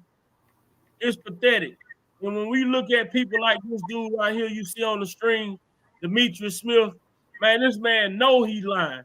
This man know he made up all of this shit about this goddamn marriage and everything, and bro, and for him to sit there with a straight face, and for the government to run around with this bullshit ass story from him, it's sad, bro. It's sad, man. I'm done with this shit for the day, man. I'm done with this shit for the day. Bye. Hello. What's going on, Audrey? Not much. Just chilling. I just wanted to. Hey, hold on right quick. Hold on, because me and you need to have a conversation. I need an apology from you. I can't believe you said I was Oko. Okay, first off, we talked through text. That was a text message. And you were saying that he has been with underage women with no proof. Who said that? When You have I said ever it. said it? Spitting Fire said it. Skylife has said it. And they keep saying it. I asked you, when have I ever said Mr. Kelly been with an underage You were woman? on the live. You and You Levi lying. Read You the text. are lying. Read the text. I still have the text. You want me to read the text? Put it up. Put it up. I don't know how to do that. What I wrote. But all I wanted to do was make a comment. The only reason I'm on here is because your platform is big enough and people are listening and watching. So, and I have kept saying this. Why would Judge Ann Denley, the prosecution, his plaintiff mole attorneys, even allow this into evidence? They know as well as we know. They know more than what we know regarding this marriage license. So if they would do this, allow fabricated evidence, if you can call it evidence, into the trial. So if they would allow this, what else would they allow? So that's what we need to be pushing. What else did you guys allow? All of the lies? Clearly. I'm trying. Hey, I'm honestly trying to listen to you, and I'm not trying to be rude. I'm not trying to be disrespectful, but I know one thing I haven't done, and I know one thing I haven't said, that this man slept with underage girls. Now, it's a whole difference in somebody saying that this man did this than saying if someone presented a false identification that misled someone about their age and they so happen to dealt with that person. That doesn't mean that I'm saying that, hey, he slept with an underage girl. But I don't care about the proof. But when you say that Vi is Oko, Big Vi is Oko, and I've given you evidence, and I said, Vi, don't say that. It ain't because of what you gave me, Audrey. Audrey, guess what? If you ever seen me with Oko in an Oko chat, you got Oko people who would attest to you that Nick at Night is Oko. She allowed him to say, if you had continued to play the video and the other subsequent videos, sometimes he says there is no signature. I'm not worried about Nick that night. I'm talking about the interview. You're not going to come on this platform and tell me to fucking listen. You on my platform, you listen. That's the point. You run your fucking mouth too much and you don't fucking listen. The fuck wrong with you? I've been at this shit for 5 fucking years. I ain't never fuck with Oko. And if someone is conducting a fucking interview, how the fuck can you say they for Oko? It's this man. It's what's important is not what the fuck Nick at Night saying. The fucking message is what Demetrius Smith saying. So who the fuck? I don't give a fuck about Nick at Night. I appreciate her content, but I don't care about what she's saying. I'm listening to hear what Demetrius Smith said. Nick at Night ain't in R. Kelly case. Demetrius Smith is. This is why you have a problem on everybody's fucking platform, because you go and you run your fucking mouth. I don't have. The fuck out of here.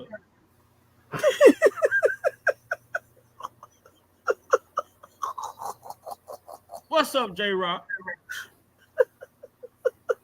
Should I come back? Did I come back at a bad time? Nah, you good. I'm just asking. Just want to know. One thing I don't do, and I respect Oko for respecting the fact that I don't fuck with them. So when somebody sit out here, you gonna say I fuck with Oko, then you gonna come and hit a link to get on my panel? You gotta be stupid than a motherfucker. You need to be evaluated. Oh shit. How did I tell you how she be coming over with people pound? Hello. Crazy. I don't give a damn, no ma'am. Hello, Marshall Gordon. How you doing? Make sure you like, share, and subscribe. Honey, we still don't know what she's talking about. Hey, Marshall Gordon. Oh, that thing tickles the hell out of baby. That big vibe gets. He's so mad. Ooh. Big vibe. I is not playing none of them games, honey, with you. Oh, shit. Oh.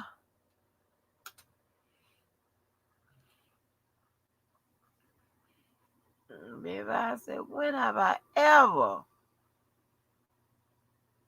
Oh, Lord have mercy.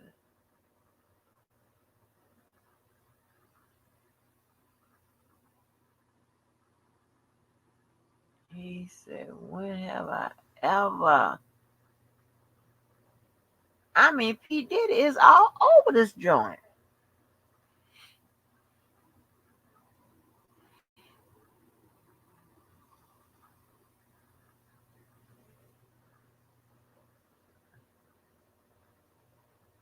Let me show you what the little baby control room looked like. Let me show you.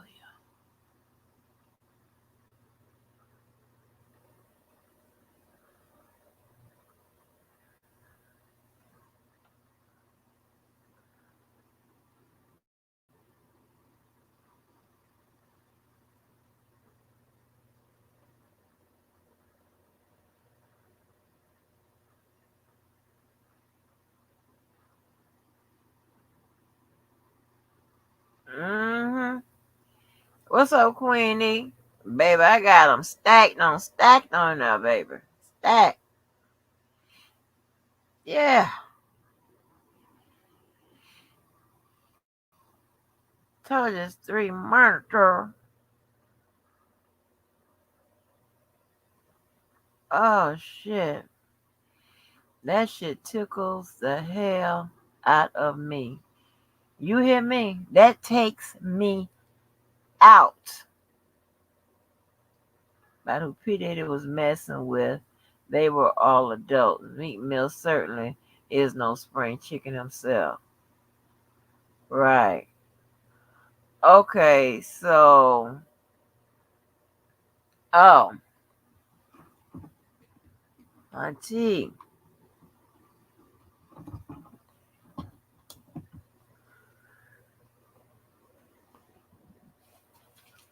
Yeah, that thing is annoying, honey.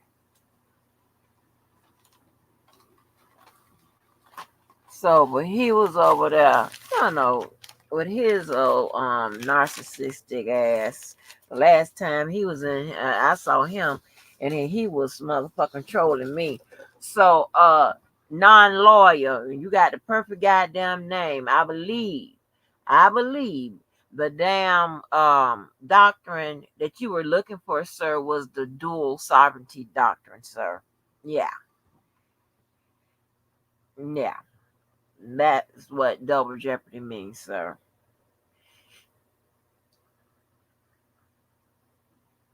And it's the dual sovereignty clause, which allows you to prosecute to avoid double jeopardy. Yeah, there's some extra for you. Okay. All right. All right.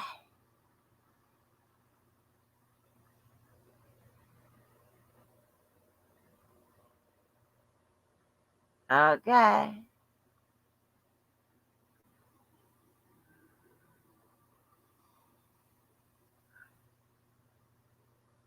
Here we go. You wash your ass and get out.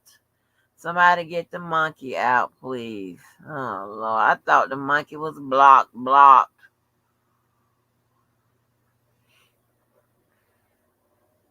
But you mad because I wash my ass and my hands, bitch. The whole thing, motherfucker.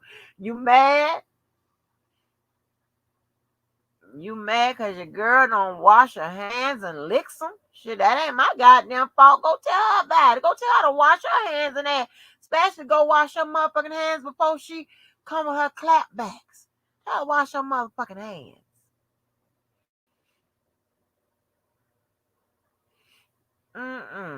No monkeys and shit. Okay. What shit? Where am I with the blocking? Why?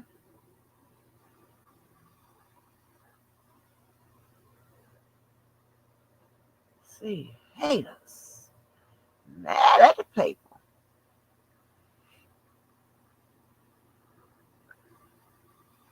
Did y'all get the what is wrong with this goddamn mouse? Did y'all get this monkey person?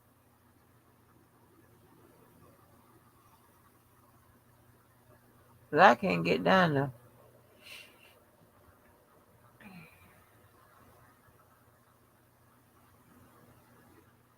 Cause I'm on them on a block list. Block. What else?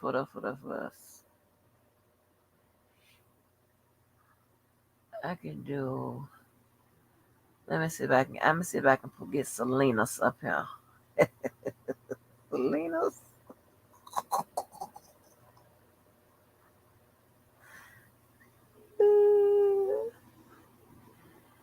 Oh shit! Hold on. Let me see if I can get.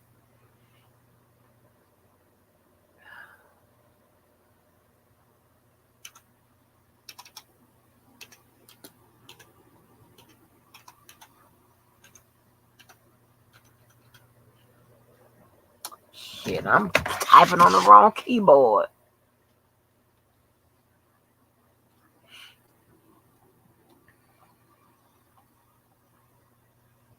I stay winning. Ah.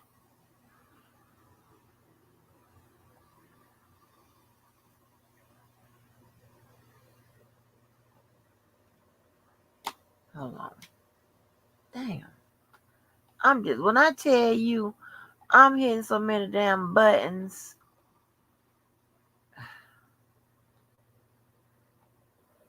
I got them stacked up over here, baby. This is a fucking control room. And that ain't all of them hooked up.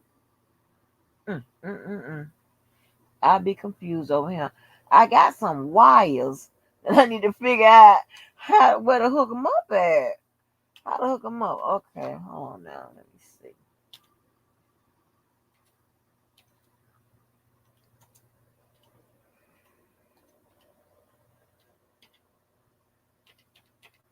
New York. New York for you. New York, New York, New York.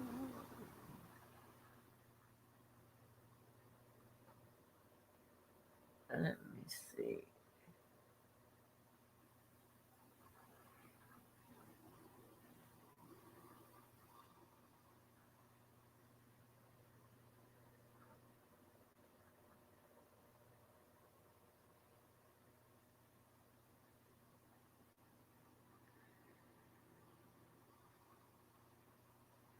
I don't know. Where is the one when that damn with me, Larry, and all us was over there and keep speaking, honey. I don't know which one that girl popped up.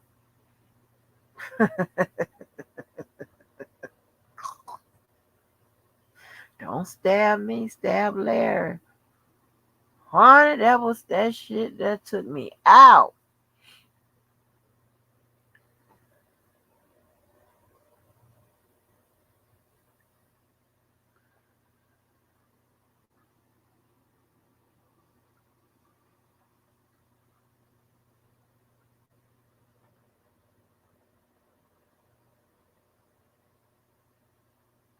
I promise you, it's one side moving.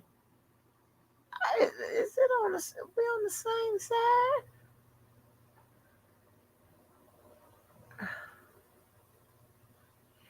Okay, let me see what else I can get up here.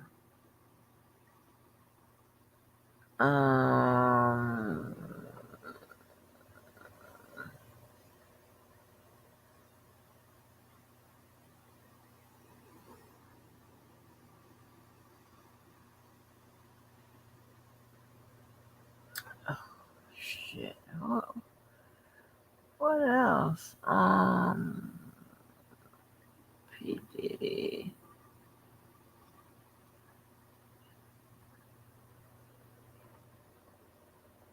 Okay, let me see about this one.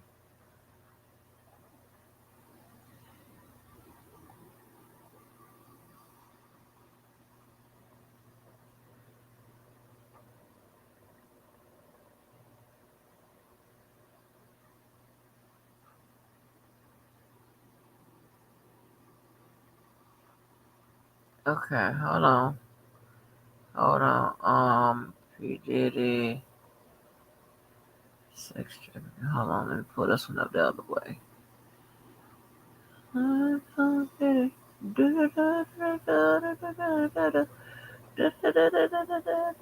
Say yeah. And this about this time, you'll see Lavelle Marshall come in and tell me, stop singing. Tell me to stop singing, honey. P. Diddy.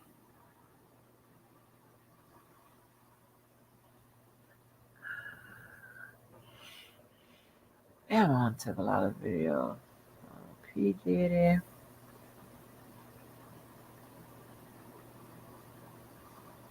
Raid.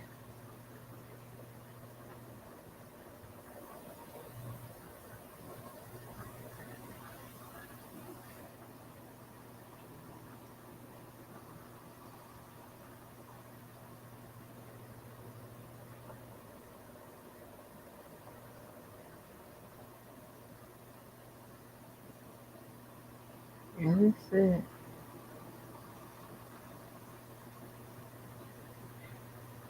His latest album is called Love, is getting a lot of hate right now.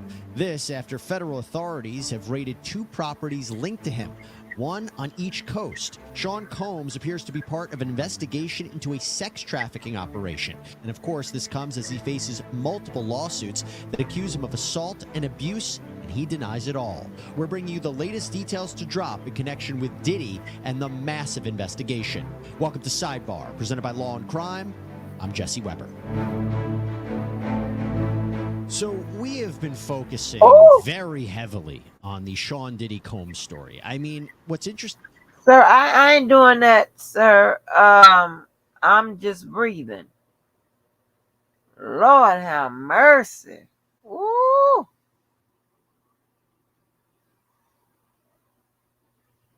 Child, you good and nasty.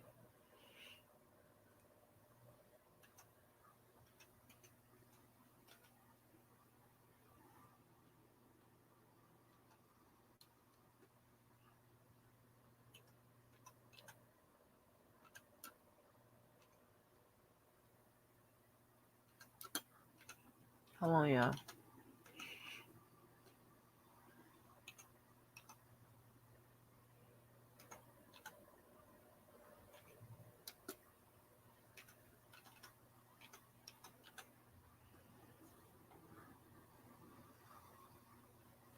Do y'all put y'all mouse up under y'all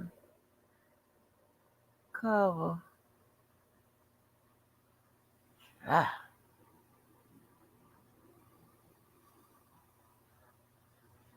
Come on, mouse. Thing about this is we actually were focusing on it 3-4 weeks ago. I did a very big sidebar on it where I broke down all of the latest lawsuits facing the rapper, the mogul, the reported billionaire. And at the time, we were really highlighting one of the big lawsuits that he was facing. A producer named Little Rod Jones had sued him for sexual harassment, sexual assault, was alleging absolutely horrendous things against him. And this is on the heels of other lawsuits. Remember, Cassie Ventura had filed a lawsuit against him. She settled the day after, but she accused him of rape and human trafficking. I mean, the worst stuff you can imagine. And then all of a sudden you fast forward, and this week you see Diddy's name throughout the whole news. Why? Because federal agents raided properties that were connected to the rapper this past Monday. And it was reported that this is all in connection to an ongoing sex trafficking investigation. Now, to be clear, it has not been 100% confirmed by authorities if Combs is a target or subject of the investigation. Certain outlets are reporting that Combs is the target. What do I mean by that? target is essentially the person that prosecutors have evidence against. They're the one they're building a criminal case against. So if he's the target of the investigation, that is a very big deal. It is being reported that the search was pursuant to a search warrant issued through the U.S. Attorney's Office for the Southern District of New York. Need probable cause that a crime has been committed, gathering evidence in connection of that. And clearly, a federal judge signed off on this in order for these properties to be raided. And who were they raided by? Homeland Security carried out the raid. Homeland Security focuses on human trafficking investigations, among other things. Now, NBC News reported that several people have been interviewed by federal authorities in connection to allegations of sex trafficking, sexual assault, solicitation, distribution of illegal narcotics and firearms. This is so eerily reminiscent and consistent with the allegations from all of these high-profile lawsuits that I mentioned that were filed against Combs, his family, his businesses, his associates. Sex trafficking, sexual harassment, sexual assault. It was a wild scene, though, at these properties. You saw agents swarming onto the properties, sometimes with guns drawn. We saw video of several individuals, including who appear to be Combs' sons, Justin and King, in handcuffs. Now, it seems like they were detained, not arrested. And at the time of this recording, it is not clear where Sean Combs is.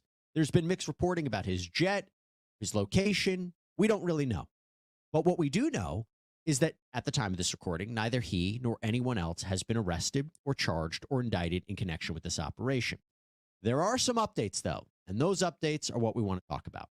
So first up, there was this idea, as I mentioned, this probable cause, the search warrant signed by a judge. That's a very big deal. And we still don't know what exactly they're looking for. When you talk about sex trafficking, human trafficking, you're talking about bringing people across state lines for sexual activities, for commercial profit. Commercial sex acts is another way to say it. And so what they might be looking at, you might be looking at documents, you might be looking at computers, electronic devices. One of the things that stands out to me when I think about one of these prior lawsuits, Little Rod Jones, this producer, he alleged that Sean Combs has cameras in all of his homes, and these cameras captured a lot of this illicit behavior as a form of blackmail. So was it possible they were looking at the camera systems? We just don't know. But one of the big updates that I have to talk about is this statement from Combs' attorney, Aaron Dyer. This statement reads, and it was from yesterday, it says, quote, "Yesterday, there was a gross overuse of military-level force as search warrants were executed at Mr. Combs' residences. There is no excuse for the excessive show of force and hostility exhibited by authorities or the way his children and employees were treated. Mr. Combs was never detained but spoke to and cooperated with authorities. Despite media speculation, neither Mr. Combs nor any of his family members have been arrested, nor has their ability to travel been restricted in any way.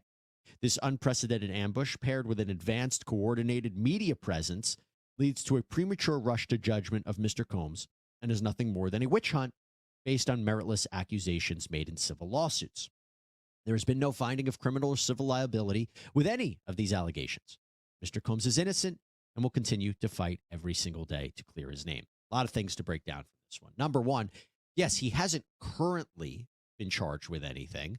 The civil cases, one settled, the other ones are still ongoing, so he has not been found liable. That is all true. That could change. Is it premature to call this a witch hunt? Possibly. One of the things that I've noted is that you could say it's unique that indictments, arrests have not come in conjunction with a massive raid like this. Sometimes, usually they do, but other times they don't. You need to build a case. And you hear this idea about perhaps that federal authorities have spoken with a number of individuals that might have given them probable cause to then go for the search warrant to find more information. We've interviewed Tracy Walder, former FBI CIA agent, who said that you go into these properties, this raid, one of the things you needed to do was to actually retain evidence, make sure it's not destroyed. Perhaps authorities were tipped off that evidence was about to be destroyed. Not clear. But the idea of this military level force I thought was so interesting because we have to remember, again, going back to the lawsuits, again, these are lawsuits, these are allegations, different standard. We're not talking about a criminal case. But when we talk about that and we look at the allegations in these lawsuits, there has been allegations of firearms possession. that Diddy forced his associates to carry weapons for him. There was a shooting that was referenced, 2 shootings. Let me rephrase, 2 shootings were referenced in that Little Rod Jones lawsuit, where Diddy engaged in this or allegedly engaged in this and then had people cover up for him. So with those thoughts in mind, and you're looking at how big these properties are, it is not surprising that you see this level of force. Authorities don't know what they're going into, and they have to detain people, bring them outside, not only for their safety, but for the safety of the people they detained as well as they're going into these properties. So the level of military force, you could argue, was justified. I mentioned that these electronics were seized. We don't know what the contents of them are. We don't know exactly what they're looking for, but that digital footprint, as we've covered in a number of cases, can be quite substantial. And ABC has reported that agents seized a number of electronic devices. Now, there's another update we want to talk about. I mentioned how there's been no arrests or indictments. Yes, in connection with the sex trafficking investigation. However, there was an arrest of a man named Brendan Paul, someone who is alleged to be Combs' drug mule, alleged that he supplied him with these illicit substances. This is, I believe, an allegation in the Little Rod Jones lawsuit. Well, he was arrested for cocaine and marijuana possession out in Florida, I believe at the airport. He has been bailed out. Just a little interesting detail about that. Now, his attorney, Brian Bieber, issued a statement to CNN. The statement says, quote, "We do not plan on trying this case in the media. All issues will be dealt with in court." Interesting. Also want to talk about the arrests here. So, again, there's been no arrests, but there could have been false speculation. There could have been rumors that Diddy's sons, Justin and King, were arrested. They were handcuffed outside of the LA property during the raid. No indication they were arrested. TMZ actually reported that they came back to the home to move things out. When we first saw the images of this, I was reminded that his son, one of his sons, was implicated in wrongdoing in a lot of these illicit acts by Little Rod Jones in that lawsuit. That one of his sons was involved in a shooting at a music studio, that his son was present during a party where minor underage women were present. So when I first saw the images of them in handcuffs, you could make the mental leap that they were possibly arrested, but that is not the case. They were just detained. Now, I also want to highlight something that was a little disturbing. So when this happened, this raid happened, apparently some guy shows up outside of the raid in LA, claims to be Diddy's neighbor, tells reporters that he was noticing some shady things going down with Diddy, said he saw some wild things at night. It was reported on, it was amplified, it was circulated around. Turns out that may not even be true, that he may not even be a neighbor. I have to highlight this when we're talking about a high-profile person like Diddy, okay? Rumors, speculation, misinformation is going to happen. And we have to be careful of that. We have to be mindful of that. And in a legal point of view, when you talk about Diddy and his cases, one of the things he has said in the past about all of these lawsuits is that it's a chain reaction. One person comes out, another person comes out, another person comes out. It's a money grab. They're making things up. That could very well be true, but it could also be that they're telling the truth. So we have to always keep a mindful eye about people's motivations and why they're going to be coming out during this time. Let's always remember that. And talking about that, let's talk about the celebrity reaction. So there are some celebrities who have made comments about this raid, including Cassie Ventura, whose lawsuit really blew open the whole thing for the public. She accused Combs, as I said, for years of abuse, assault, rape, trafficking. The events she described in her lawsuit were horrific. And one day after she filed it, Combs settled. Those details were confidential. But Douglas Wigdor, who represents Ms. Ventura, as well as a Jane Doe that filed claims against Combs, said in a statement, quote, "We will always support law enforcement when it seeks to prosecute those that have violated the law. Hopefully, this is the beginning of a process that will hold Mr. Combs responsible for his depraved conduct." Even when you settle a case, those individuals could still cooperate with law enforcement. And I got the impression that after the Ventura settlement, it was never absolving Combs of wrongdoing. So let's be clear of that. There are others who have had beef with Sean Combs in the past. He has a long-standing public feud with fellow rapper 50 Cent, who after the raid posted on Instagram, "Now it's not Diddy do it, it's Diddy done." That seems to be in reference to a documentary series that he's trying to put forward, the Diddy do it. But he goes, "It's Diddy done. They don't come like that unless they got a case." Since then, he's posted several memes mocking Diddy's legal troubles. He also said Diddy was, quote, too freaky for society. And then we have Aubrey O'Day. She also commented on the raids. Now, Combs helped launch her music career in the early 2000s on his reality show Making the Band 3. She joined a group that became known as Danity Kane. But in later seasons of the show, O'Day was dismissed from the group, with Combs saying, quote, she wasn't the same person he signed. That fame had changed her. But in a podcast in 2022, O'Day revealed that she was fired because, quote, she wasn't willing to do what was expected of her, not talent-wise, but in other areas. Well, after the raids on Combs' home, O'Day posted, quote, what you sow, you shall reap. I pray this emboldens all of us victims to finally speak on what we have endured. Well, with that in mind, I am joined by Nadia Shihata. She is one of the New York prosecutors on the R. Kelly case, one of the people who helped put him away. She is now a criminal defense attorney. Nadia, so good to have you on here, Sidebar. Thank you for taking the time. Thank you for having me. What is your reaction to the Diddy case, the Diddy raids? Well, I think it's a significant development in the case. Obviously, he's presumed innocent. No charges have been filed against him. But when you take a step like executing search warrants so publicly at two different locations, it means you have amassed significant evidence. You've got probable cause to believe a crime has been committed, which is the same standard for arrest. So it's significant. Now, obviously, as a federal prosecutor, you want to make sure you have proof beyond a reasonable doubt when you charge a case. So they're continuing to investigate, but it's certainly a significant step. I am starting to believe. At first, I was saying maybe it's surprising that they didn't have arrests in conjunction with the raid or an indictment in conjunction with the raid. And then I started thinking, well, they obviously had probable cause. Perhaps they were speaking with people, but they needed more evidence on those properties. Perhaps before.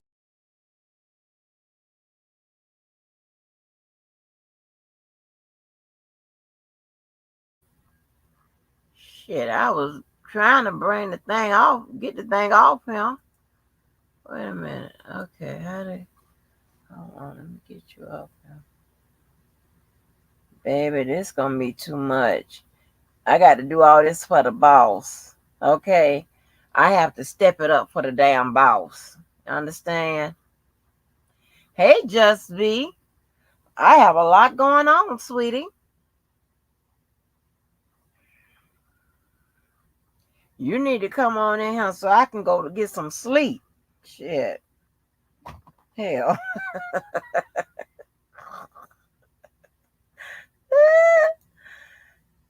Oh, Lord.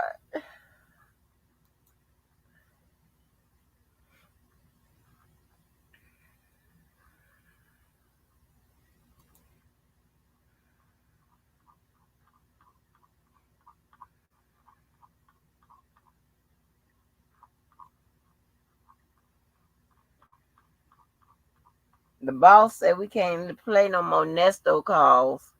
Like, are you fucking serious? That is... Girl, I can't with her. I cannot.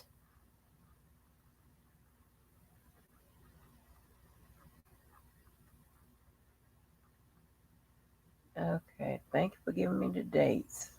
Thank you. Okay, is a man also named Sean, right? Do you have it under Sean? Why didn't you give me no dates with Sean? I bet you if I wait, you'll give me the dates.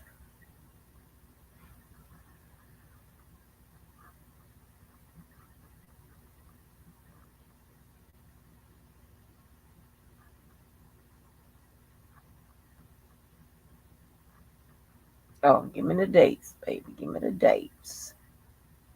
Okay. So when I move this cursor, you take the dates away. Oh, 31st.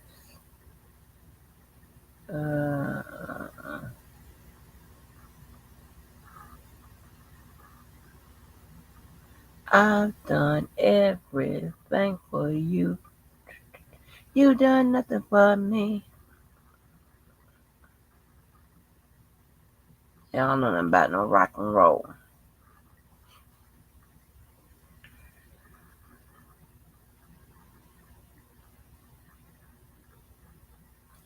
Thank you, Just Be somebody. The calls are off the chain. Oh.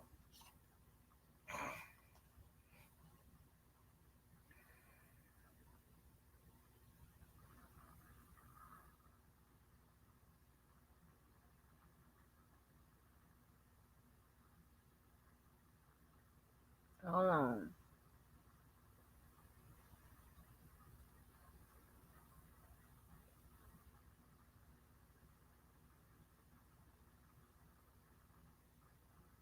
Search is it? Okay, let me see.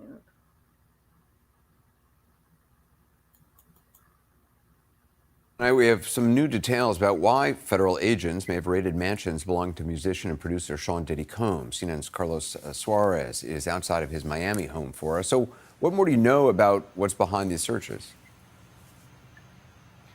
Well, Anderson, a law enforcement source tells my colleague, Josh Campbell, that these search warrant activities at both of Combs' homes are related to an ongoing sex trafficking investigation. However, the source would not say whether Combs is the target of this investigation, citing the sensitivity of the investigation itself. Now, agents with Homeland Security raided 2 homes belonging to Combs, one here in Miami Beach, the other in Los Angeles. The property here in Miami Beach is an 11,000 square foot property. And late tonight, we saw agents walking out of this house carrying a cardboard box as well as several bags from the second story of the property out here. Now, agents in Los Angeles could be seen walking around Combs' house there. They were processing the scene there and could be seen taking notes on a table there. Now, an official with Homeland Security here in Miami tells me that the raid that took place here happened a little bit after 3 o'clock this afternoon. And a neighbor tells me that about 30 to 40 law enforcement officers showed up to the house out here and carried out this search warrant. Again, Anderson, late word tonight from a law enforcement source who tells my colleague Josh Campbell that these search warrants that were executed is in connection with a sex trafficking investigation. However, the source would not say whether Combs himself is the target of the investigation. And has Sean Combs commented on the searches? Yeah, so we have reached out to representatives of Combs. However, we have not heard back. Again, all of this played out here at around 3 o'clock this afternoon. Almost immediately, we were trying to get some details on exactly what was taking place, not only here in Miami and Los Angeles, but as of this late hour, we have not heard from any of Combs' representatives about the raids at either of his properties or the investigation itself. All right, Carlos Suarez, appreciate it. Join me now, CNN legal analyst and criminal defense attorney Joey Jackson and the aforementioned Josh Campbell. So, Josh, you were part of searches like this when you were an FBI agent. What do you read into what stands out to you about this? Well, this is all becoming a little clearer, Anderson. You know, from the moment that we first saw those SWAT vehicles roll up to those homes, as well as mobile command posts, all of those vehicles emblazoned with the letters HSI, that was an indication for those in law enforcement that we're likely talking about sex trafficking, because HSI itself is the primary investigative arm of the Department of Homeland Security. They deal with transnational criminal groups, but they also have a robust effort underway to go after human traffickers. That involves 2 prongs, not only to rescue victims of human trafficking, but also to locate and prosecute those who may be behind the trafficking itself. And again, you know, a source now tells me this is part of an ongoing trafficking investigation. We don't yet know what specifically they were looking for at these residences. We did see on the aerial footage dozens of law enforcement agents that were descending on both of those locations. And so we'll have to wait and see what the search warrant itself actually entailed. But again, this comes after Sean Combs has faced a series of legal troubles in the past several months. To include one accuser, for example, back in December. This was a woman who was 17 years old at the time that she alleged in 2003 that she was sexually assaulted by Combs, saying that she was sex trafficked, that she was subject to gang rape. Of course, Combs himself had denied all of that. And then finally, just last month, a former employee of Combs had alleged in a civil lawsuit that he was forced to work for Combs, forced him to procure and interact with sex workers. And this individual also saying that Sean Combs' son, Justin, was accused of soliciting prostitutes and underage girls to attend various parties and functions. Again, the Combses have denied all of that, but all of this now coming into focus about what the likely key primary target here is of federal law enforcement. That's determined whether the extent of any sex trafficking that may have occurred in these residences and who may be responsible.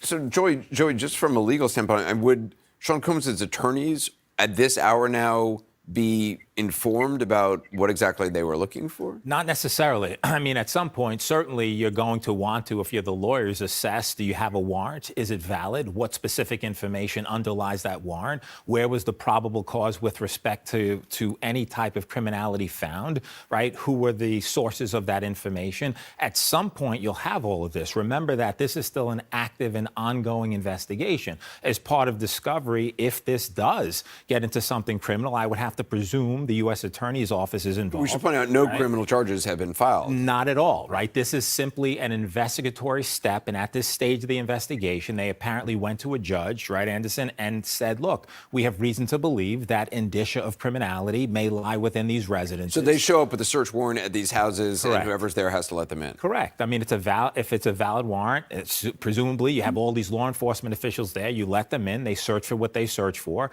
and then there's the other step. That other step being, what specifically did you find? What, if any, connection is that to any criminality? You give it to prosecutors, and it's taken from there. And are they told what was taken from the house? Yes, there will be a specific list of items that will ultimately be turned over to attorneys if it goes that far, which will delineate specifically what we took, what room we took it from, who was the agent or agents who secured that information, and then it'll go a step further because there'll be analysis on what items that were taken and what, if anything, in that analysis in a laboratory showed that it was connected to any type of sex trafficking, if any, right? And from there, there'll be, or there won't be, a criminal prosecution. Joshua, I mean, when people hear the term sex trafficking, what comes to mind is moving people across borders. I mean, I assume that's not what's involved here. If that, in fact, it's unclear any of that went on.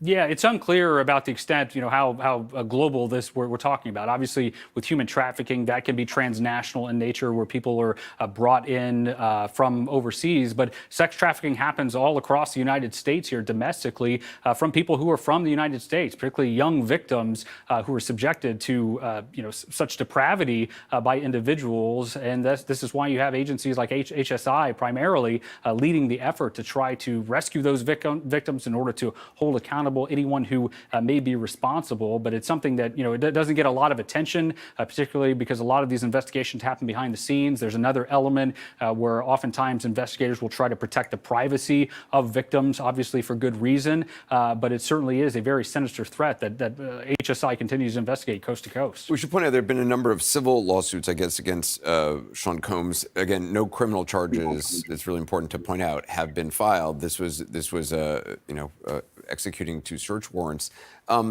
Is it, Joey? I mean, is it common for if there are civil cases that would trigger a Department of Homeland Security investigation? Not necessarily, and not at all. However, if you have civil complaints, right, civil lawsuits relating simply to that, right, the securing of compensation based upon some sexual misconduct that's alleged, that's a civil in nature. In this particular case, apparently authorities evaluated that, and from that, they certainly would have had access to the witnesses underlying those allegations, could have interviewed those witnesses, and could have determined that based upon the civil allegations, there could be criminality that may very well have led to the probable cause, which led to these warrants, which is leading to this criminal investigation. Joey Jackson, thanks very much. Josh Campbell as well. Thank you.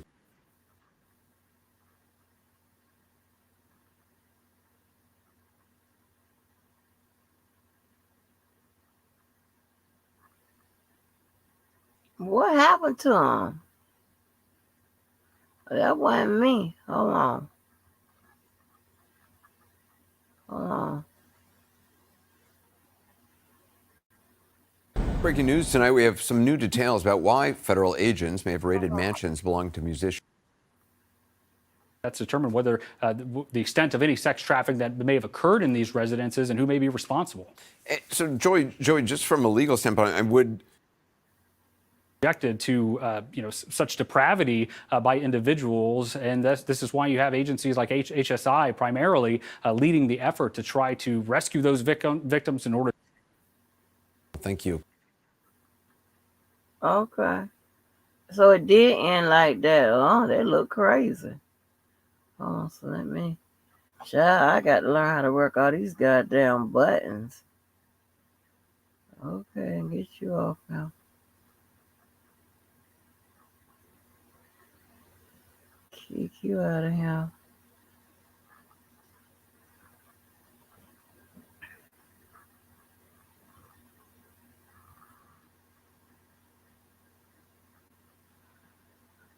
Shit. Trying to find y'all something funny. Y'all will not take y'all ass to sleep. Oh my gosh.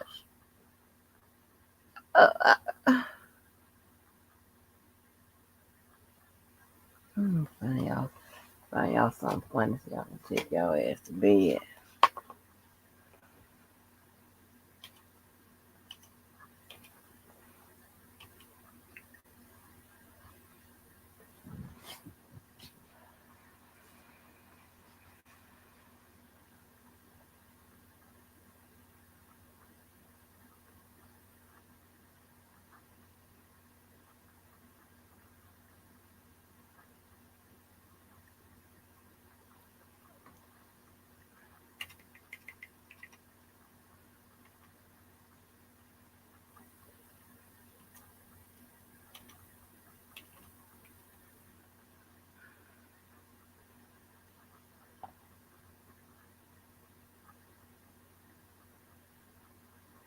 I don't want to play the frontal lobe no more. I want to play Selena's.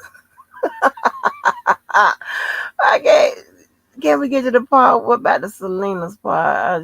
I want to get to the Selena's, honey. Selena's. And listen to me. I've sat back and watched this dude. I don't know this dude. He has been the most destructive, the most divisive. He has everything that we try to do. He comes on his channel and tries to promote it. He's telling people that he's your son. Dana J. He's telling people, listen. I want to get to People Selena. won't February the 20th.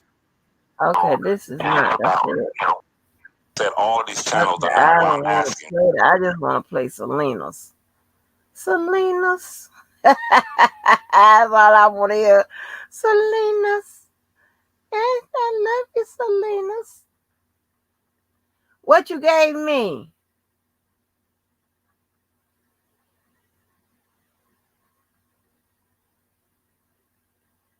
Girl, I'm over here operating. Wait a minute. I got to make sure that's on the right side, girl. You messing up my operations. Hold on. Where we at? Oh, wait a minute. I can get it off this side, girl. Wait a minute. Shit.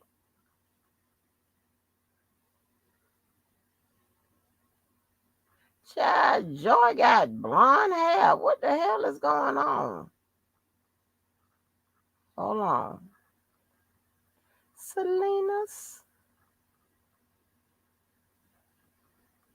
I bet not give myself no strike.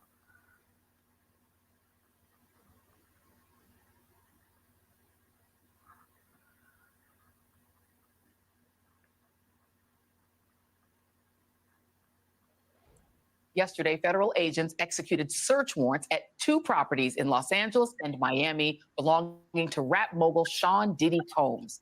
A source familiar with the matter told NBC News that Combs is the subject of a federal investigation following a wave of lawsuits that have been filed against him. Those lawsuits, including from his former girlfriend, Cassie Ventura, alleged physical and sexual abuse, which Combs has denied.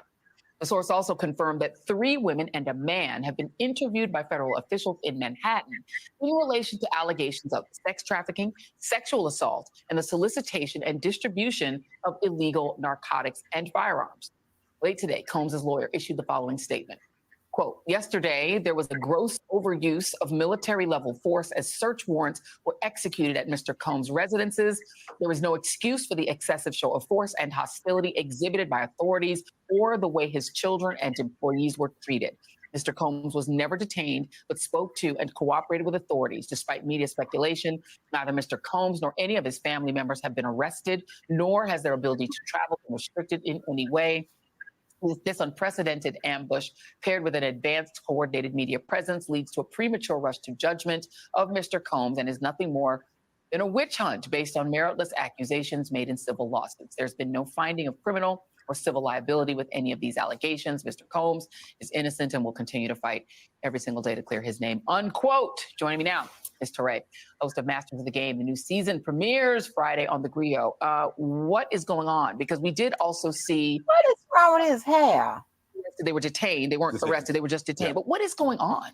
Well, it seems that there are several people who are saying things about Combs to the government, and they are trying to figure out what's going on. I found it interesting that they had enough to get a search warrant, right, for multiple places, but not enough yet to arrest him. So we're in the investigation phase, and clearly they don't care if we let him know what we know what's going on. Yeah. But it seems part of his whole life, his whole journey has been this sort of scorched earth campaign where you see him continuing to succeed or do big things and leave people in his wake hurt.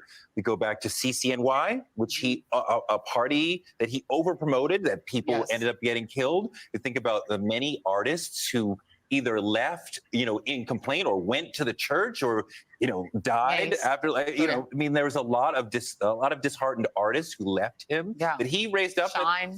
On and on. And now this large growing number of people who are alleging crazy stuff about him. And these are things that people in the industry have been hearing about. It's giving R. Kelly, Teray. It's giving, it's disturbing. I was personally disturbed many years ago. Okay. I know this man well enough to call him and say, hey, I need a favor. Yeah. And this might have been 10, 12 years ago that I called him and say, hey, I have a family member who I want you to hire them as an intern. Yeah. And I have never talked about this publicly. And he said, yes. And they were flying around, one of the interns, Atlanta, Miami, whatever, on the jet, in the house, whatever. And then the internship stopped abruptly, like 3 or 4 months into it. Yeah. And I spoke to my family member, like, well, what happened? And they wouldn't say. Yeah. And I'm like, why did it end? He wouldn't say. And years later, they finally came out, and this is a male, and said that Puff had said, come home, stay the night with me, or the internship is over. And they said, absolutely not. He said, absolutely not. And the internship ended.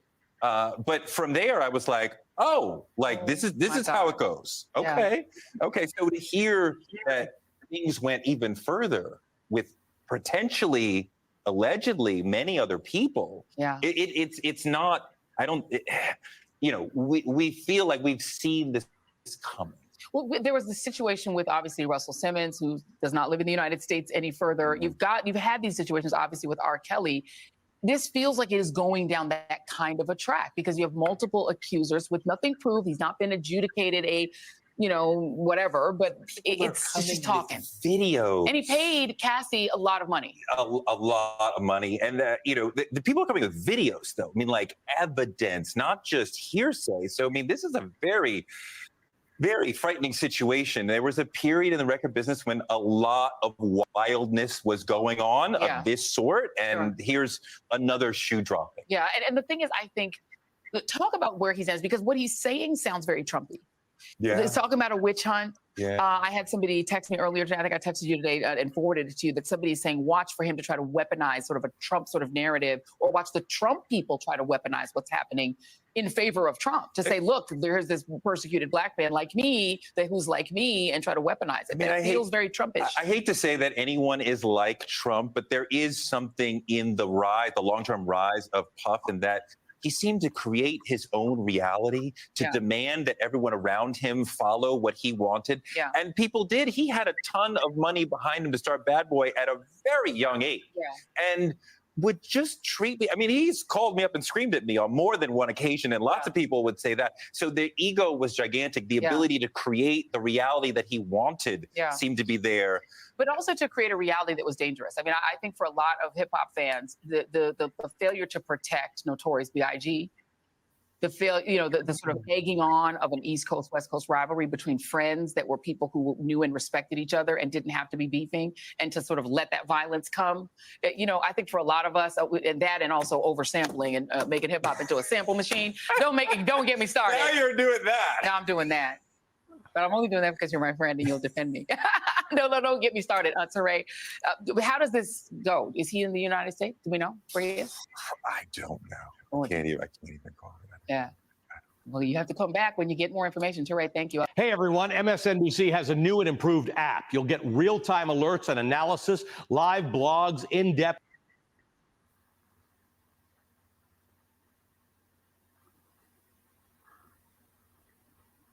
Okay, so I have to kick off on the over here. Okay.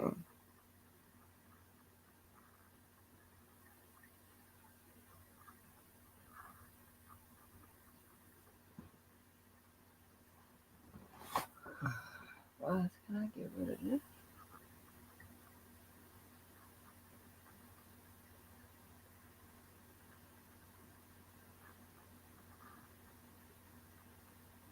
If I remove this.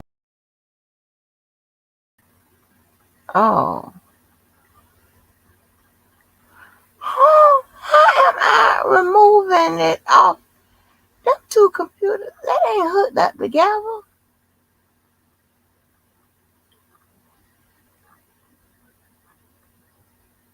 Huh?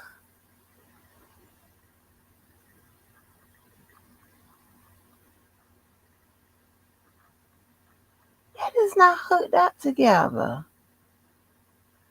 I came in. The Google is taking over everything. Google is running the show. It's not me. Huh? How can I take it off on that side? And that side got it flipped around. Wait a minute. Hold on.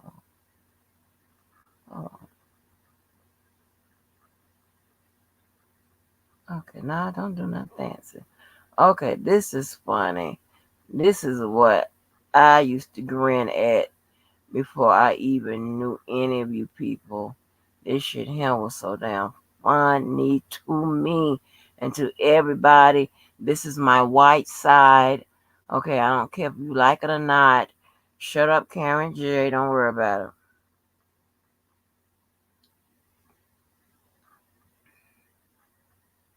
Bain Capital comes to town. After Bain Capital shut down the mill, I was out of work for a year.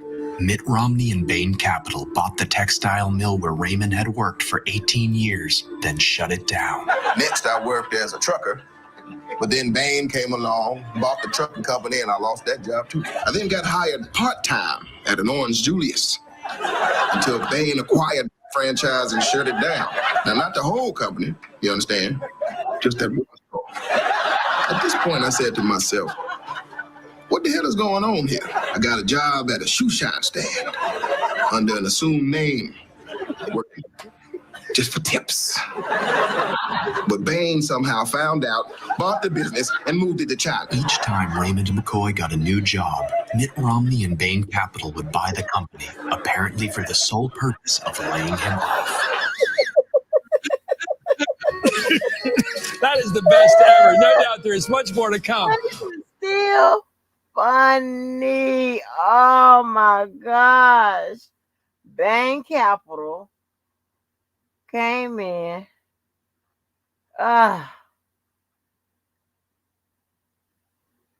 What, Lavelle? What 20%?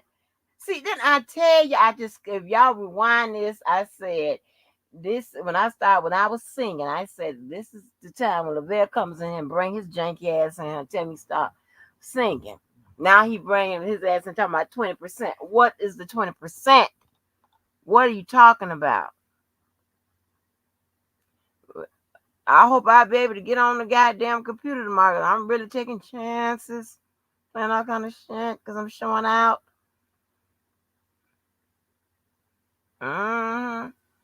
Bain Capital came in.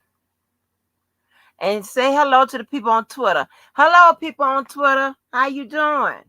I don't see y'all thing in here, but I would like to say thank you. You're a large part of the numbers. I appreciate y'all asses. I appreciate you, okay?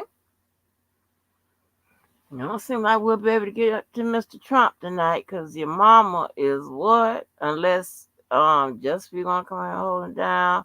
I'm gonna get me about 4 or 5 hours of sleep. And then, hey, I mean, baby, white. Shut up, Lavelle. I knew that's what you was talking about. Sick of your ass.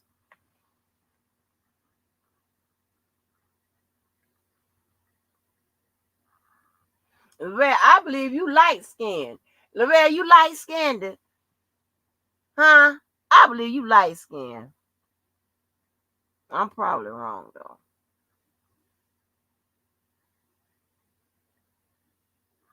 Yes, ma'am. People on Twitter that's watching, that signed in and watching us. Let me tell you how many people on Twitter that's watching us. 23 people on Twitter watching us. I mean, I don't never have that many. They've been watching us from Twitter for a little minute. I don't know if they blocked off YouTube. I don't know what's going on. You dark. Damn, I knew I was wrong. I said I was going to be wrong. I'm going to show y'all some white shit. Y'all would die, honey. Oh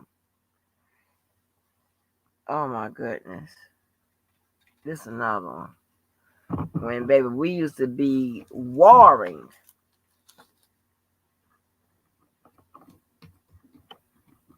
I know, we used to be warring. Let me tell y'all, let me get, hold on. Let me see.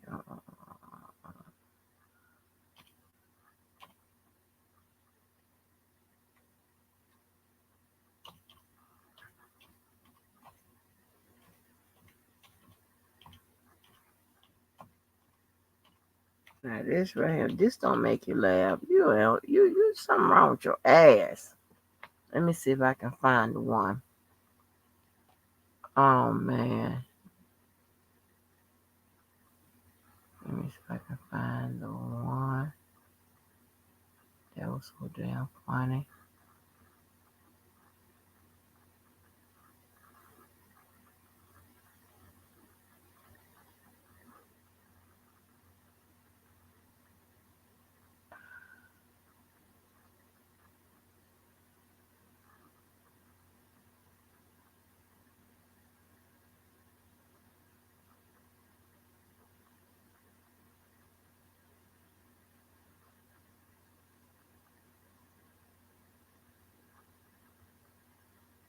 Where is the one, honey? They act like a damn fool. You hear me? When I say damn fool, this ain't the one. But maybe, let me see if this is this. Let me see, how long is this? This might be the one. I don't know.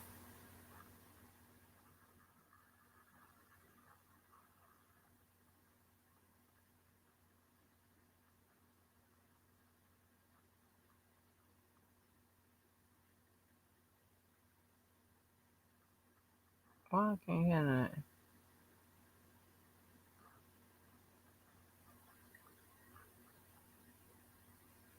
Wait a minute. Bill brought his janky ass in here. Probably don't work now.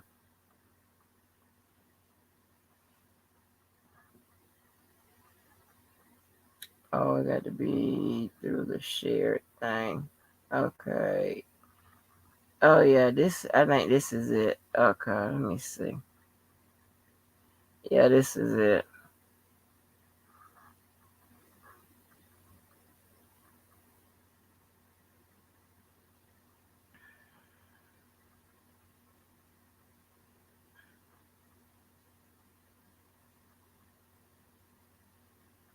Let me see.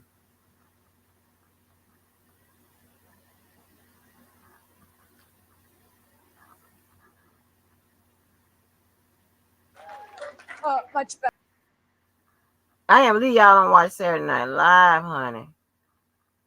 What is They're wrong not with feeling it. I'm like, you guys nervous? We're a little nervous too. Nah. That'll be fine. That sounded like the buzzer. All right, gentlemen. Thank you. Please go to your podiums. That was awkward enough. Let's get you. Thank goodness. Get Save out of us here. and them. Is there anyone on stage, and can I see hands, who is unwilling tonight to pledge your support to the eventual nominee of the Republican Party and pledge to not run an independent campaign against that person? Again, we're looking for you to raise your hand now. Raise your hand now if you won't make that pledge tonight. Mr. Trump. So, Mr. Trump, to be clear, you're standing on a Republican primary debate. I fully understand. The place where the RNC will give the nominee the nod. I fully understand. And that experts say an independent run would almost certainly hand the race over to Democrats and likely another Clinton. You can't say tonight that you can make that pledge. I cannot say. I have to respect the person that if it's not me, the person that wins. If I do win and I'm leading by quite a bit, that's what I want to do. I can totally make that pledge. If I'm the nominee, I will pledge I will not run as an independent. But and I am discussing it with everybody, but I'm talking about a lot of leverage. We want to win, and we will win. But I want to win as the Republican. I want to run as the Republican nominee. So tonight you can't say if another one of these. This is what's wrong. I mean, This is what's wrong. He buys and sells politicians of all stripes. He's already, hey, look, he's already hedging his bet on the Clintons, okay? So if he doesn't run as a Republican, maybe he supports Clinton or maybe runs as an independent. Okay. But I'd say that he's already hedging his bets because he's used to buying politicians. Well, I've given him plenty of money. Just to be clear, you can't make it. We're going to move on. You're not going to make the pledge tonight. I will not make the pledge at this time. Okay. All right. That's what. I'm proud of my dad, and I'm certainly proud of my brother. In Florida, they call me Jeb because I earned it. You've called women you don't like fat pigs, dogs, slobs, and disgusting animals. Your Twitter account. Only Rosie O'Donnell. No, it wasn't. How did you get Your here? Twitter account.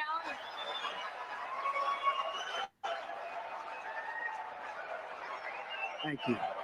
For the record, it was well beyond Rosie O'Donnell. Yes, I'm sure it was. Your Twitter account has several disparaging comments about women's looks. You once told a contestant on Celebrity Apprentice it would be a pretty picture to see her on her knees.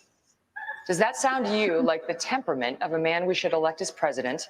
And how will you answer the charge from Hillary Clinton, who is likely to be the Democratic nominee, that you are part of the war on women?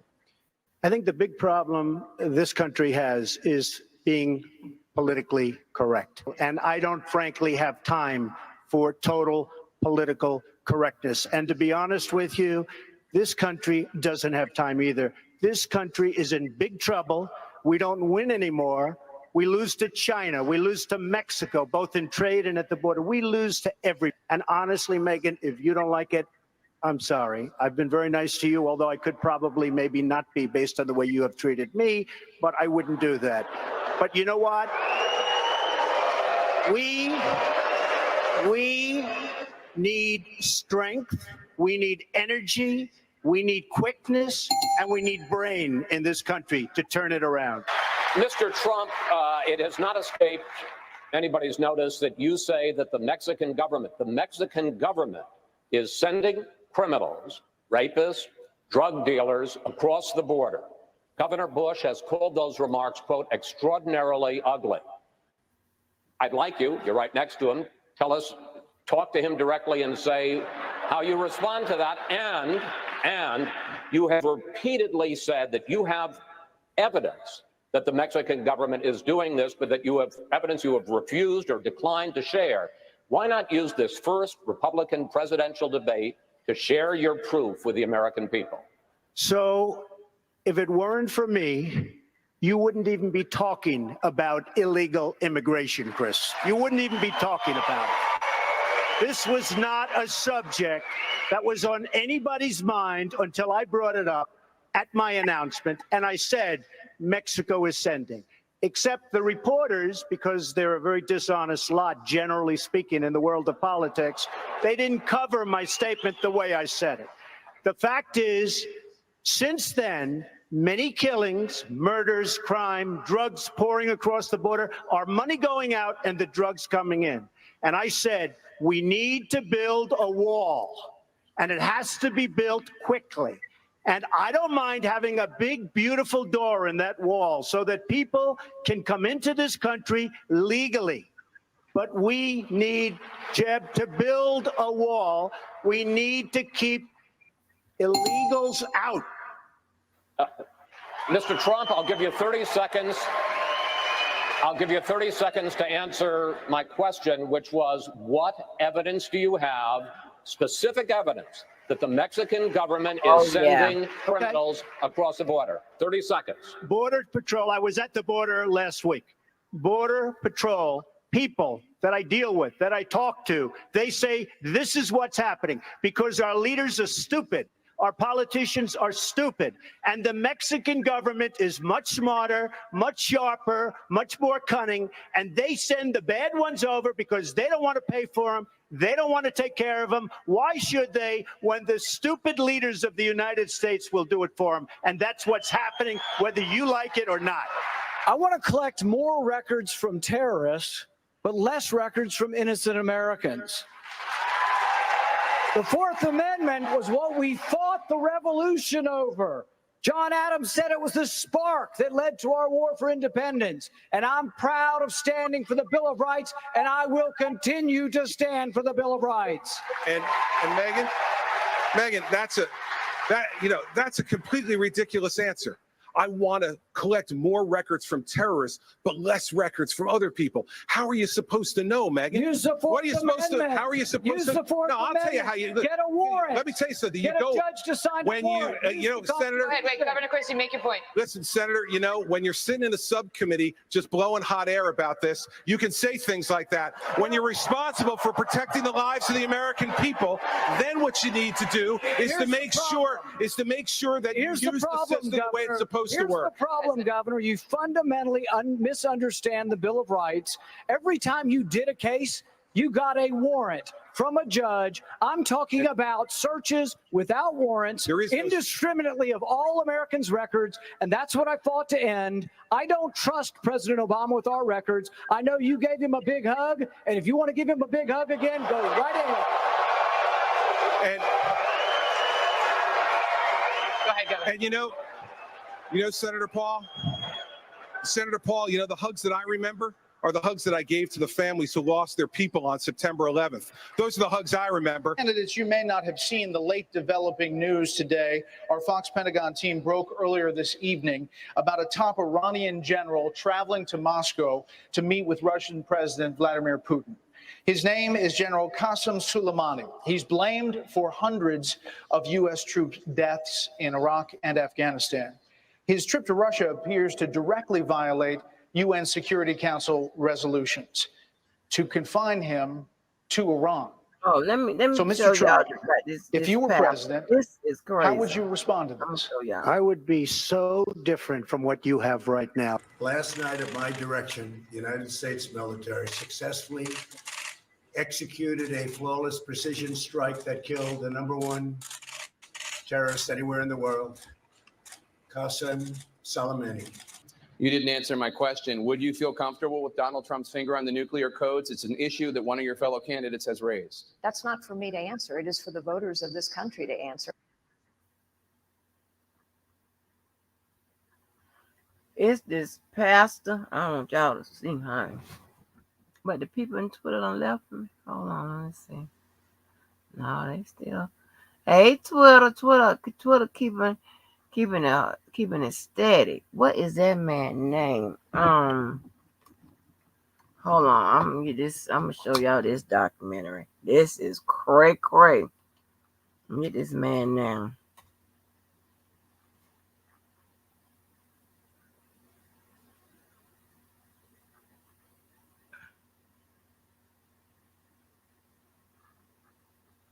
Making love just me. Mm, mm, mm, mm, mm.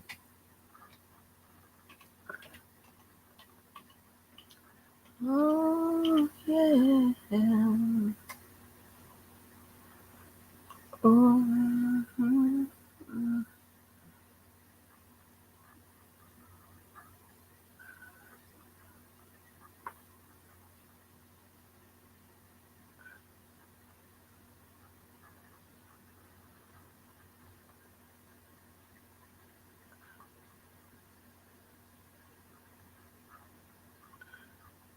Let me see.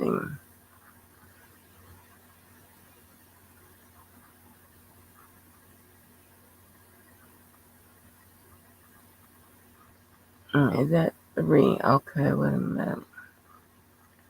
That's 1. Oh, wait a minute now. I hope they ain't speaking that another kind of language, because I don't know if we can do that. Nah. Hold on, let me see if I can get it.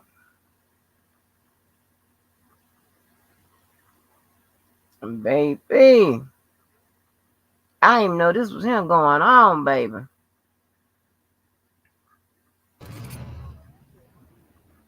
Personne ne rejoindrait sciemment une secte. La secte s'emparera tout simplement de vous. Et lorsqu'elle s'est emparée de vous, We can't do this slap. We can't do this slap. Je m'appelle Rachel et je suis originaire du Royaume-Uni. Nous sommes Now tous ici en tant qu'évangélistes. We can't do slap. We can't do that. You got to have something else. Religion done ran these goddamn people crazy. They don't know how to go to church and come home. They don't know how to do that.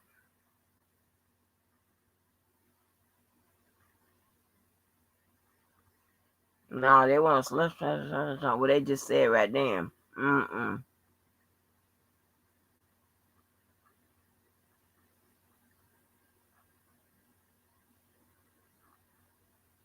Hold on, I ain't even put it up there. I'm so shaken by this shit. Hold on. This shit shook me.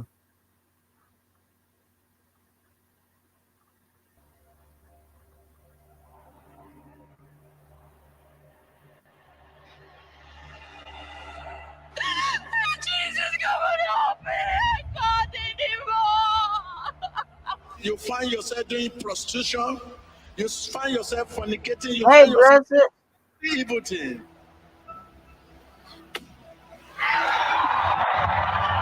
Did y'all see that? Did y'all see that? Honey, hold on. Wait a minute. Hold on. And He created narrative. Let me tell you something. When you get you hold to some good white people, honey, good old white people, they'll follow your goddamn ass to the goddamn gas chamber. Yeah. But I want y'all to pay attention to how this pastor is hitting these people. I can't go over there to Africa. I don't want to do I want to go no safari. I don't want to go to the motherland. I don't want to follow no petition to go back or none of that. Okay? I'm going to immediately go down there and get all. I showed it was my my great. This would be my great grandmama. I show all the grandmamas, the great grandmamas on both sides. I'm not going back. I'm not going back. Something ain't right. And it's too hot. I believe it's hotter than Texas. And that's some heat, baby, you don't even want to fuck with. I thought I was gonna die. Hey, that's when you gonna just let me stay in the car. I want nothing to do with it. Woo, baby. They got their own kind of heat, and I believe Africa is meant to kill. That's something I believe it's some musk over there, and y'all just don't understand how my nose operate, baby. When I tell you, I told you, I had a boss that told me I need to go down there to Greyhound and sniff goddamn bags, okay? He said he could put me somewhere where I can be successful. Hey, listen, I believe they got some musk and some funk that is going to kill. I can't go there. I cannot go there. But Diddy, wow, I want you to watch and see how this man hit these people. And Diddy, wow, I got a get rich quick scheme that we can do. We're going to open up us a mega church. Hey, Diddy, pay attention to how this man hit people, because you're going to be the hitter. Diddy, I'm gonna read a couple of scriptures, and I just want you to just hit people and get the demon out of them. Okay, Diddy, pay attention now. I need you to pay attention. I need you on point with this, because you're the point man with this. Watch this now. We ain't gonna let Blessed do it, because he be Blessed want to be talk all smooth to the people and get the people flowers and all that shit. No, we finna get the demon about him like this man. Watch it, DB. Come on now, watch it. It's about all of us. Oh, this one's come. They've got a problem with men, promiscuous. In the church, a lot must be delivered. Hold on. I gotta go back. You got to get this hit down. He hit him up. He hit you. You on the ground, baby. Could you tell me a little bit about the fear about speaking out? It was so hard to come out, because when I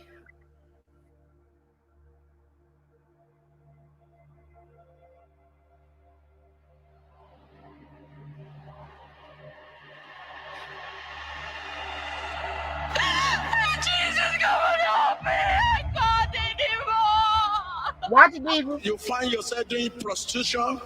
You find yourself fornicating. You find yourself doing every evil thing.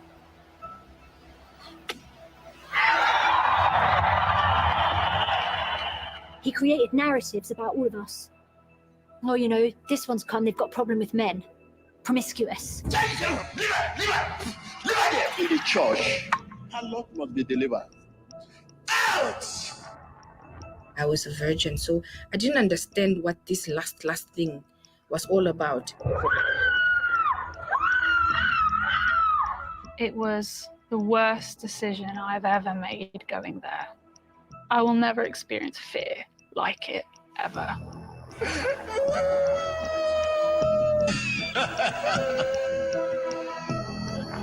Everybody wanted to know how he got his power, but the story was just like vapor. There's a witch doctor here. You are not a pastor, but you call yourself pastor, because you use evil power.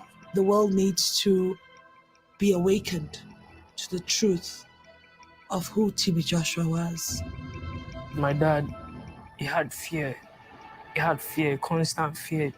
He was very afraid that someone would speak up, turn around and make him answer to those things that he had done.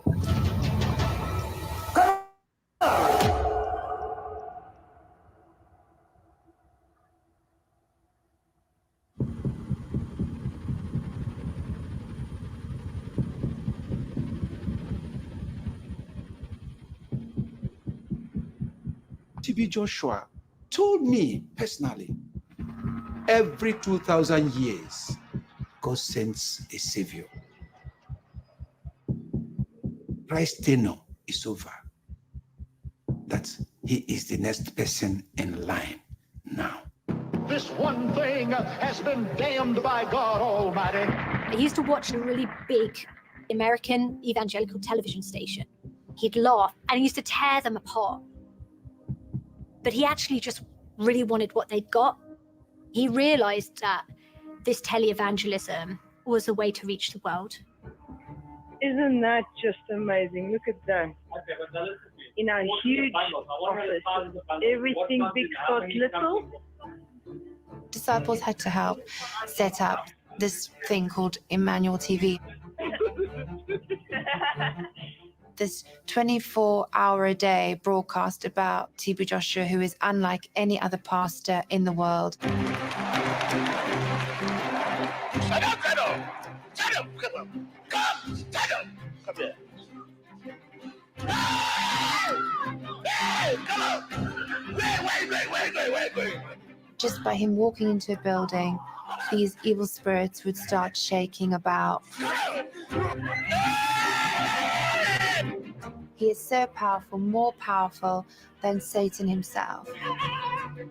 You devil! You devil! You devil! Bring them out! Bring them out! Bring them out! When Emmanuel TV came out in 2006, that was huge. Millions of people tuned in all over the world. My name is Chloe. You're welcome to the Arena of Liberty in Jesus' name. The live service had probably 50,000 people attend. He thought that this was like the thing that would change the world.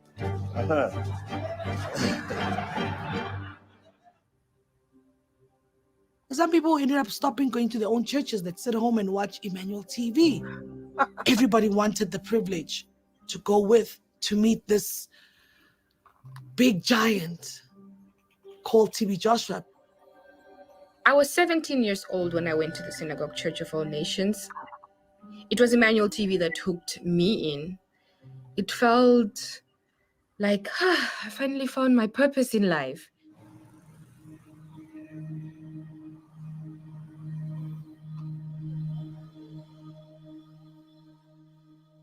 The whole compound revolved around TB Joshua.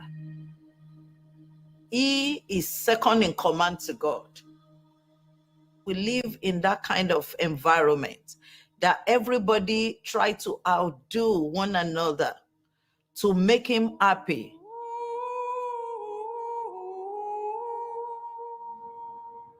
TB Joshua's room or apartment was right at the top at the end of the church building. He doesn't have his own house where he stays with his family. No. His wife was on a completely different floor. He lived there completely by himself. And we used to refer to it as 5-story because it was the 5th floor. It was a very lavish, presidential set of rooms. Daddy, as we used to call him, he had young Nigerian boys that would run around for him up in his 5-story bedroom. You know, they'd get anything he wanted. They'd do his hair, they'd wash his underpants. We were called 5-story brothers. That is, young guys like me that has the opportunity to serve the prophet. Just literally serve him just the way the maid serves kings. People compare his 5-story brother as to be his personal slave because everything he needs, you must be there. My mind is, where is he now? Has he eaten? Has he taken his bath? Is his shower ready? You have to be there in his privacy. If I can use the word, even to the nudity, you see everything. When TB Joshua needs to go to toilet, 2 of us has to be there in the toilet. He would remove his underwear to his knee level. Then we bring it down. We don't allow him to bend down. There was a lot of strange things behind closed doors. His underwears, you know he wears white. Most times he pours this honey. He will pour it inside his pants, inside his underwear. He will pour it there. When he pours those honey there, he wears the underwear. And I was like, what's the significance of this? Why is he doing this? There's a witch doctor here. And an occult wizard. Herbalists. I am the ultimate. People were constantly coming for deliverance for witchcraft. What were you asked herbalist to do for you? You went there and the herbalist may give you honey to rub your private. A true man of God. All started when my mother and my father died. They took us to witch doctor. I worship an idol. What is this, your mommy water? After those people are delivered, they would stay at the prayer mountain. They would lodge there at the prayer mountain.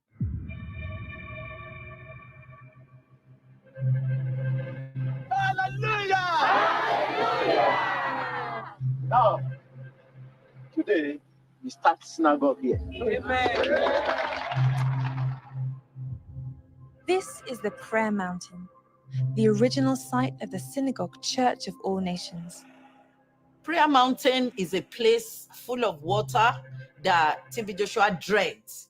He has different islands on the lake there, and each of them has different prayer huts, prayer houses, small huts. I don't think there's any week that he doesn't go there. That's where he stays. He stays and does most of his work.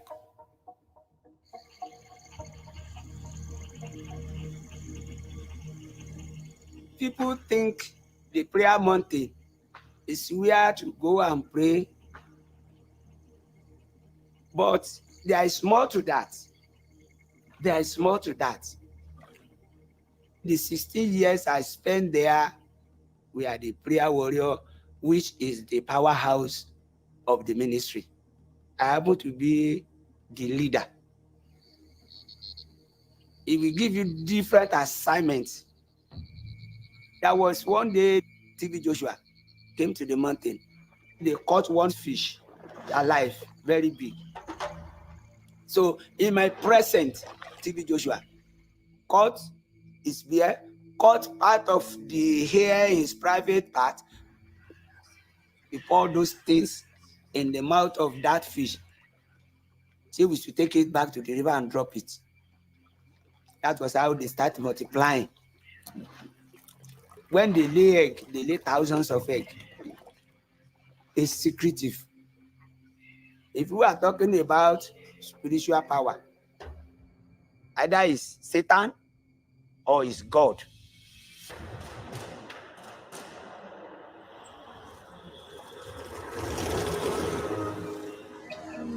Loose me, Lord, from all relationships of the flesh.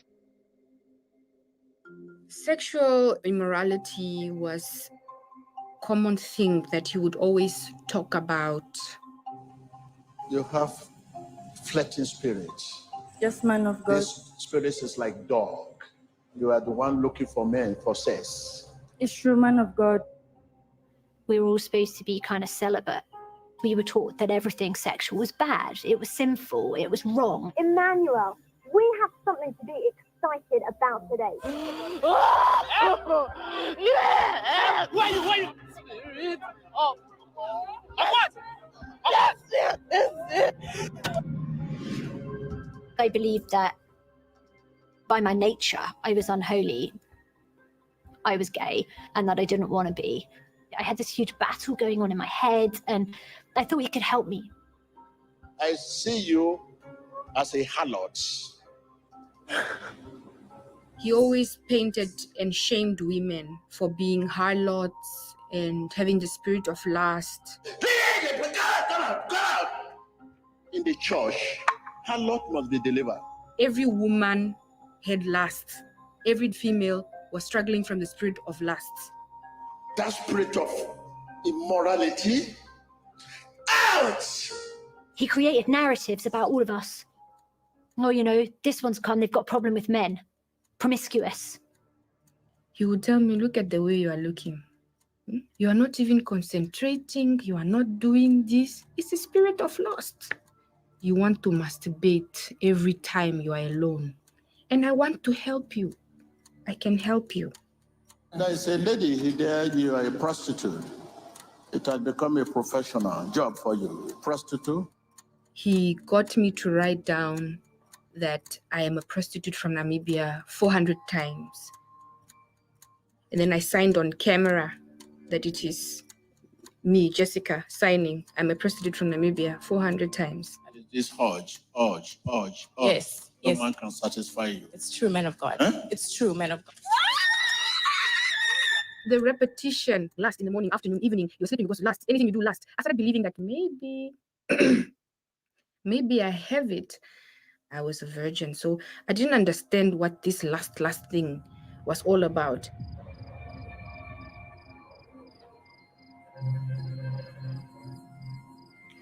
We had this weird culture of we had to phone him before we went to bed, and there were phones all over the church, and it was considered really, really not cool.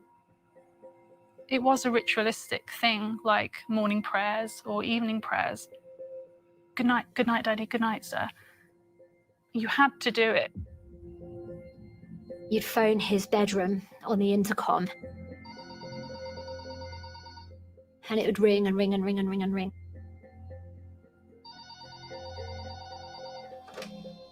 I'd be like, hello, Daddy, it's Rachel, good night, sir. He'd be like, okay, good night. And he'd just put the phone down, like, just like no interest. My friends used to like call them, and they used to go up to his room with their Bible and their notebook. They'd go up and they'd come down, they'd go up, they'd come down, and I often used to think to myself, why doesn't he call me? I need to try harder. There is no way you will know who TB Joshua is if you don't live with him. We happened to sleep in his bathroom. We had to sleep on the floor. A little space there where we have his towels being hanged, that's where we lie on the floor on bare towels. At a particular time in the middle of the night, he just asked us to go to our room to go sleep. He would put us in the room next door. He would lock the door. Next thing we hear from inside the room is he turns on the TV set aloud. Very, very loud. Look me, Lord, from all relationships of the flesh. I was curious, why? Why is Daddy locking us outside? I was curious. So I had to peep under this door. When I peeped under the door, I saw a certain lady's foot there. She knelt down close to the long chair. Then I realized that something was happening there. Some activities was going on. It's as if something sexual was happening here. I knew that the wife was not around. His wife doesn't have access to his room. He made us believe that his wife is always sent to tempt him. A lot of thoughts were going through my mind. It was like that is trying to cover up something.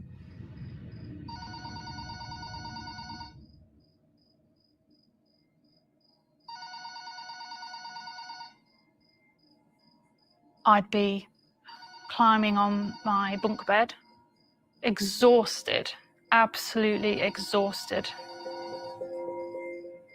And you'd get a tap, Daddy's calling you, Daddy's calling you. Oh, I want you to come up. I want you to come and see me.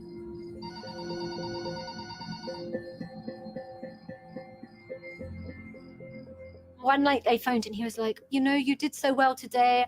And he said, okay, come up, bring your Bible, and let us look at your Bible notes with you.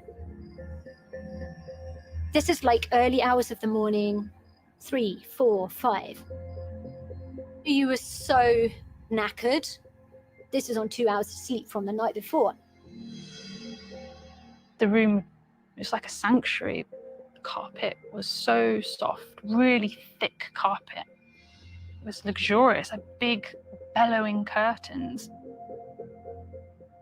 He'd got his shirt like off and his shorts on, sitting down on his chaise longue. He said, okay, can I read some of my notes? He'd beckon me over and I would kneel beside the Shay Lounge. He was like, how am I and how's things? And he loves me very much and how God's going to super use me. You're so good at preaching. Don't ever leave me. Don't ever leave me. No, Daddy. No, I won't. He told the lads that were in his bathroom that they should sleep. He stood up and he locked the doors and he switched the lights down.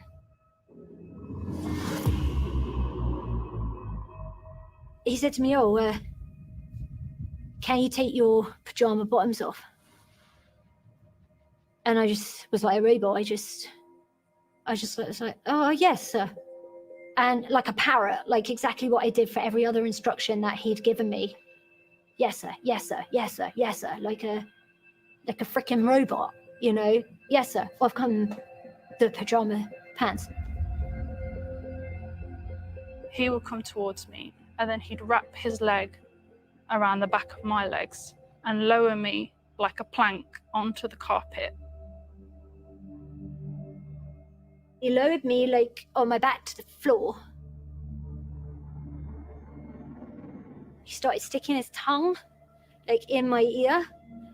It was this ear first, and then he went into that ear. And I remember lying there like a piece of wood and thinking, what the hell is he doing? It's disgusting. Like, it's disgusting. What? Like, and I totally froze. I just panicked. Like, I went into complete panic.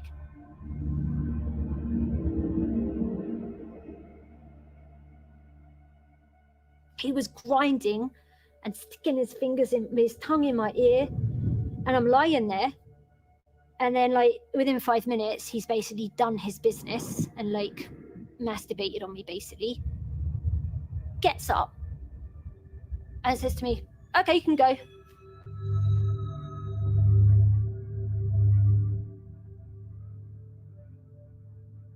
I was 17 years old. I didn't realize what was happening to me. I was a good little Christian girl. I didn't know what it was. It became so robotic. I disconnected from my body. I just became like a puppet.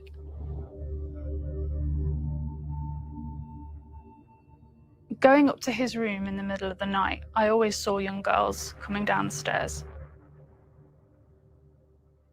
My mind would sometimes go, oh, I wonder if they're having the type of time I'm having with him.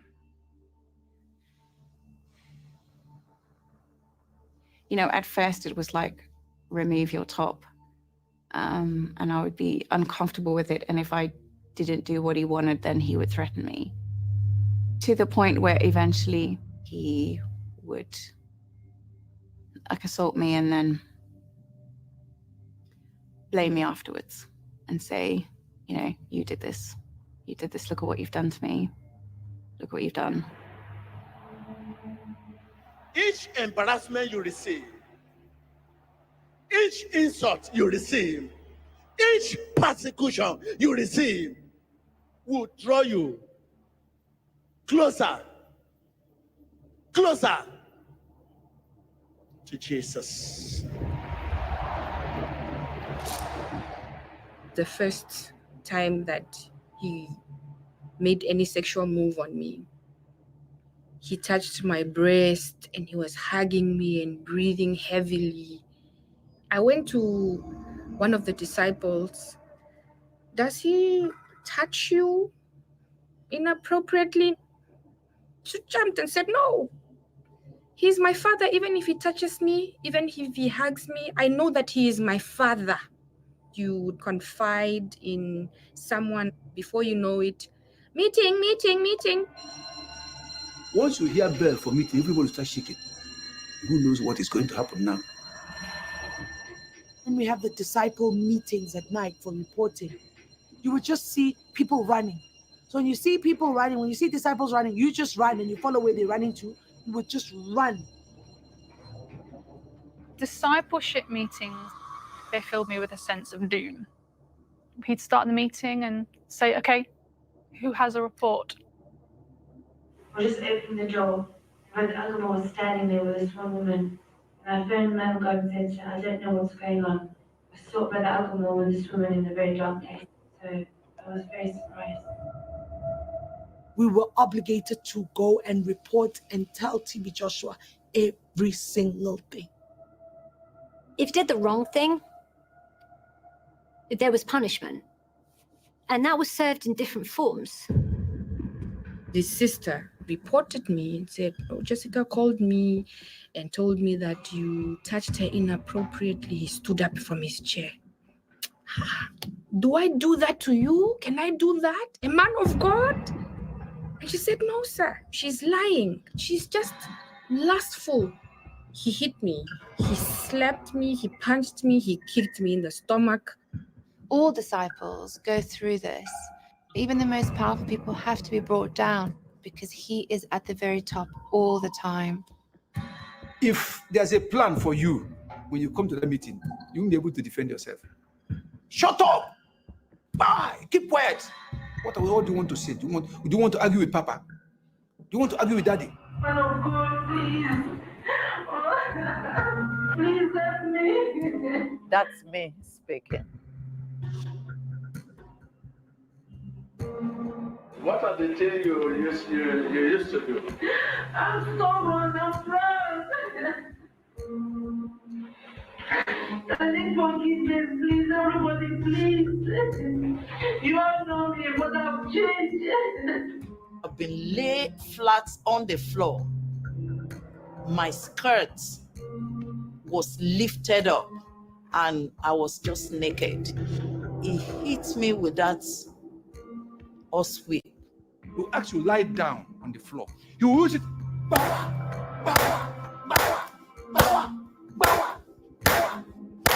Everywhere, blood. He beat you without mercy. Why? Christ is all I have. Please help me, sir. Many a times I have been punished with beatings. You are at his mercy. You are at his mercy. I remember her being in a state of emotional turmoil. No one is ever in that top position the whole time. That's the cycle. You're built up and broken down. Oh, don't show any sympathy for this boy. TB Joshua liked to humiliate people. He humiliates people so much. One day, I called him. I said, Daddy, why are you so angry like this? He laughed. He said, I know what I'm doing. It will put fear in the disciples. He was really violent. We didn't speak about these things. There was no safe place. There was no friend. There was nobody you could go to and say, oh my God, this happened. I saw this. You'd be terrified. What kind of shit is that? He made everybody your enemy and you everybody else's enemy.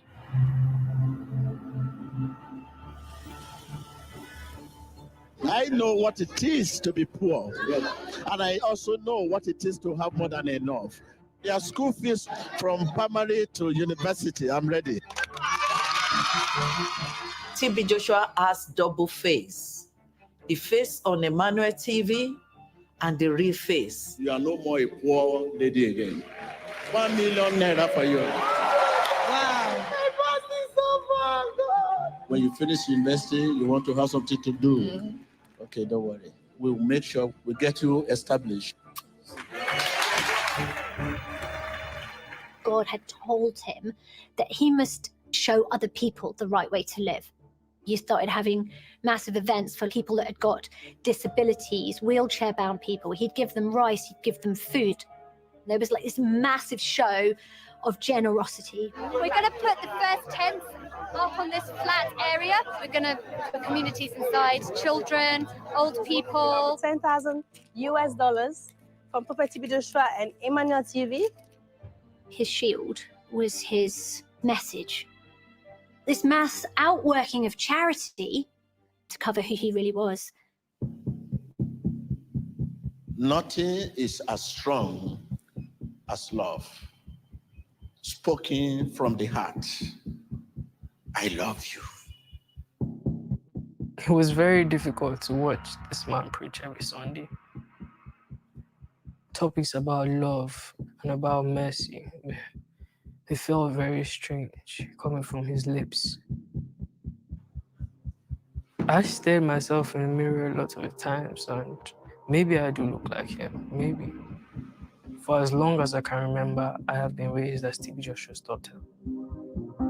I knew the child, Ajoke, right from birth. She's his actual daughter, his biological daughter, with another woman outside of wedlock.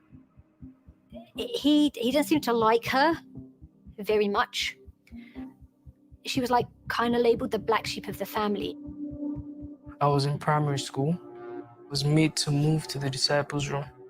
I didn't volunteer to be a disciple, I was made to join.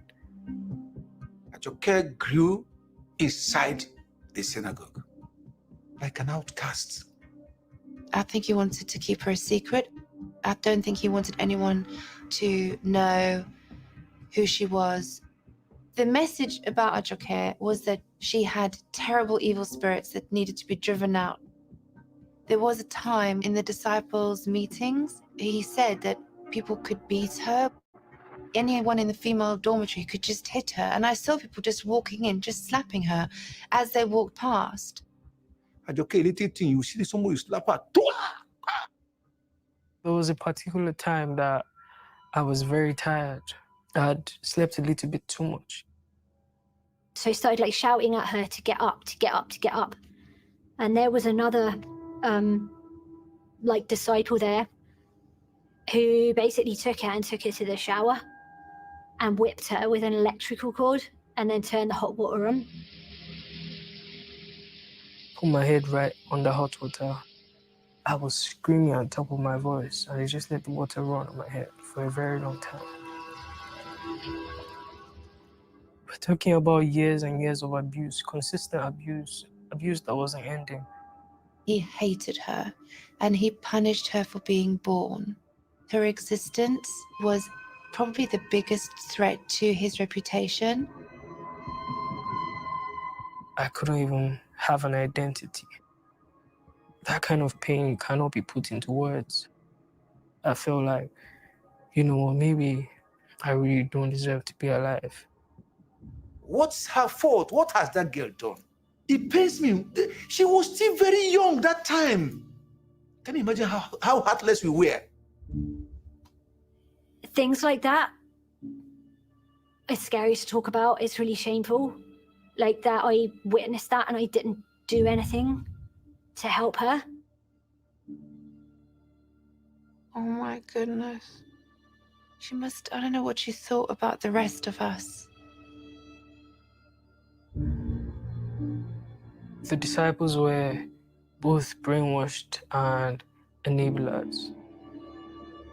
Everybody was just acting based on commands like zombies. Nobody was questioning anything. They were beyond fanatics. Where does your conscience come?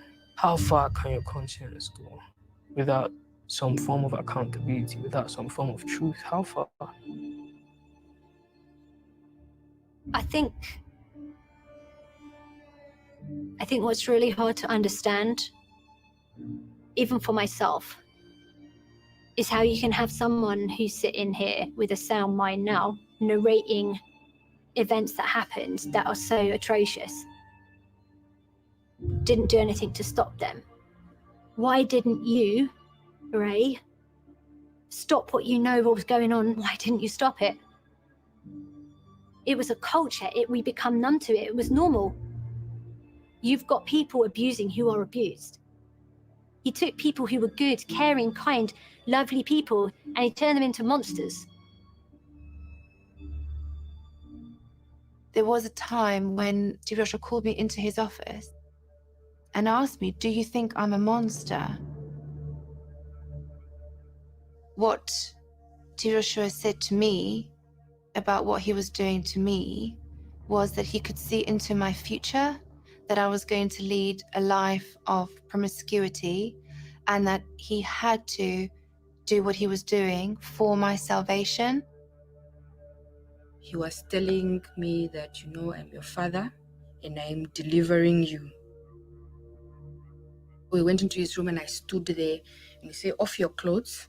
So I removed my clothes and then he just pointed. So I lied down and then he raped me. He broke my virginity. I was screaming and he was whispering in my ear that you should stop acting like a baby. Better shut up. You want to make noise? You want people to hear? I felt like there was a beast. Like this beast. I was 17 years old. I was underage. When he come back from the service, he kept forcing himself on me. He assured me God was not upset. The more I made him happy, God will be happy with me. He grabbed me and he held me very close to him, and he literally then pushed me down to the bed and he got on me.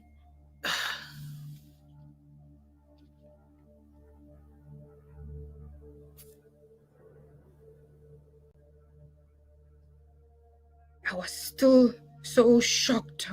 I was still bleeding. He spit on the floor and he held my hands and he looked straight into my eyes and said, I can see you are my child now. Don't betray me. You were absolutely trapped because you were there for salvation and he was the only one who could give you salvation. And I had told myself, no one else will ever want you. And there is no home for you. And I just knew, you just tell yourself, oh, this is my life. I have no alternative. Look, each time you'd be called, each time they would say, Daddy's calling you.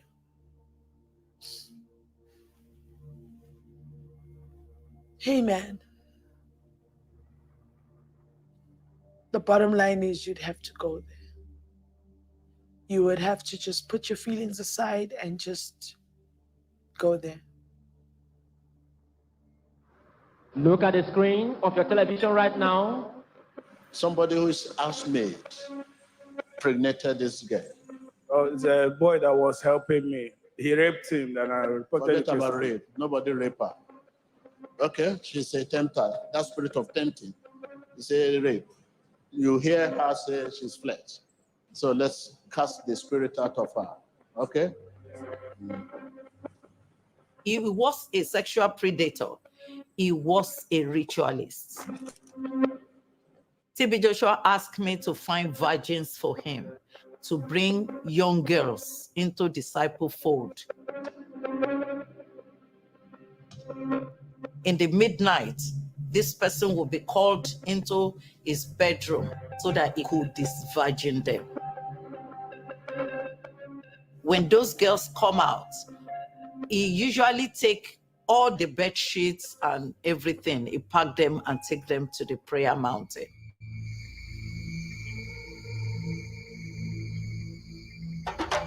It's very important for me to speak to the world.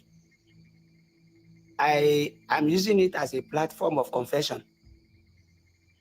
What I was doing then was against God.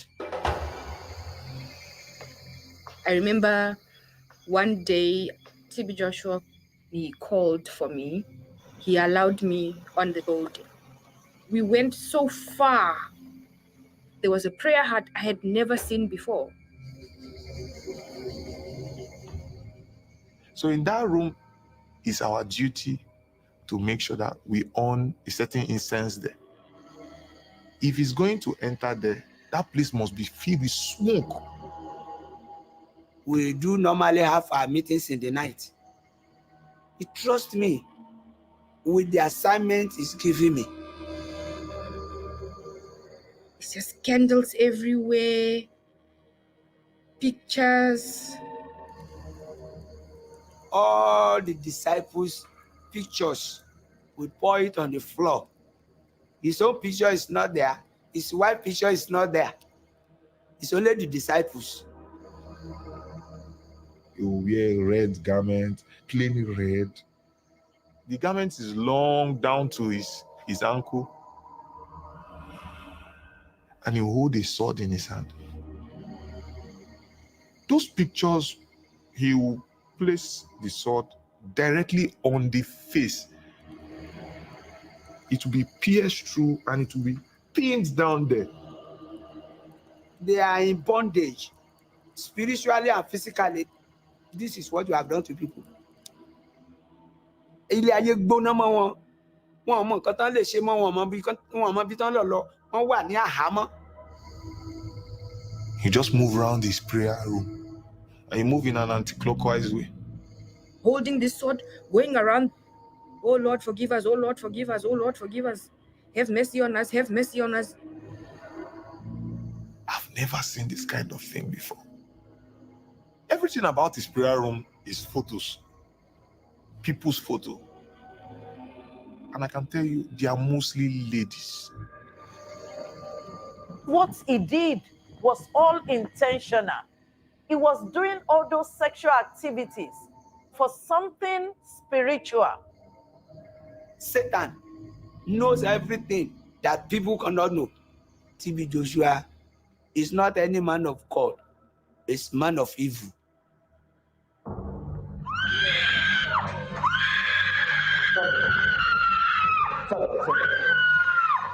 There was a system in there that he used to abuse these women. He's the one that crafted the building of his apartment. He designed it. The whole building was just designed to keep secret.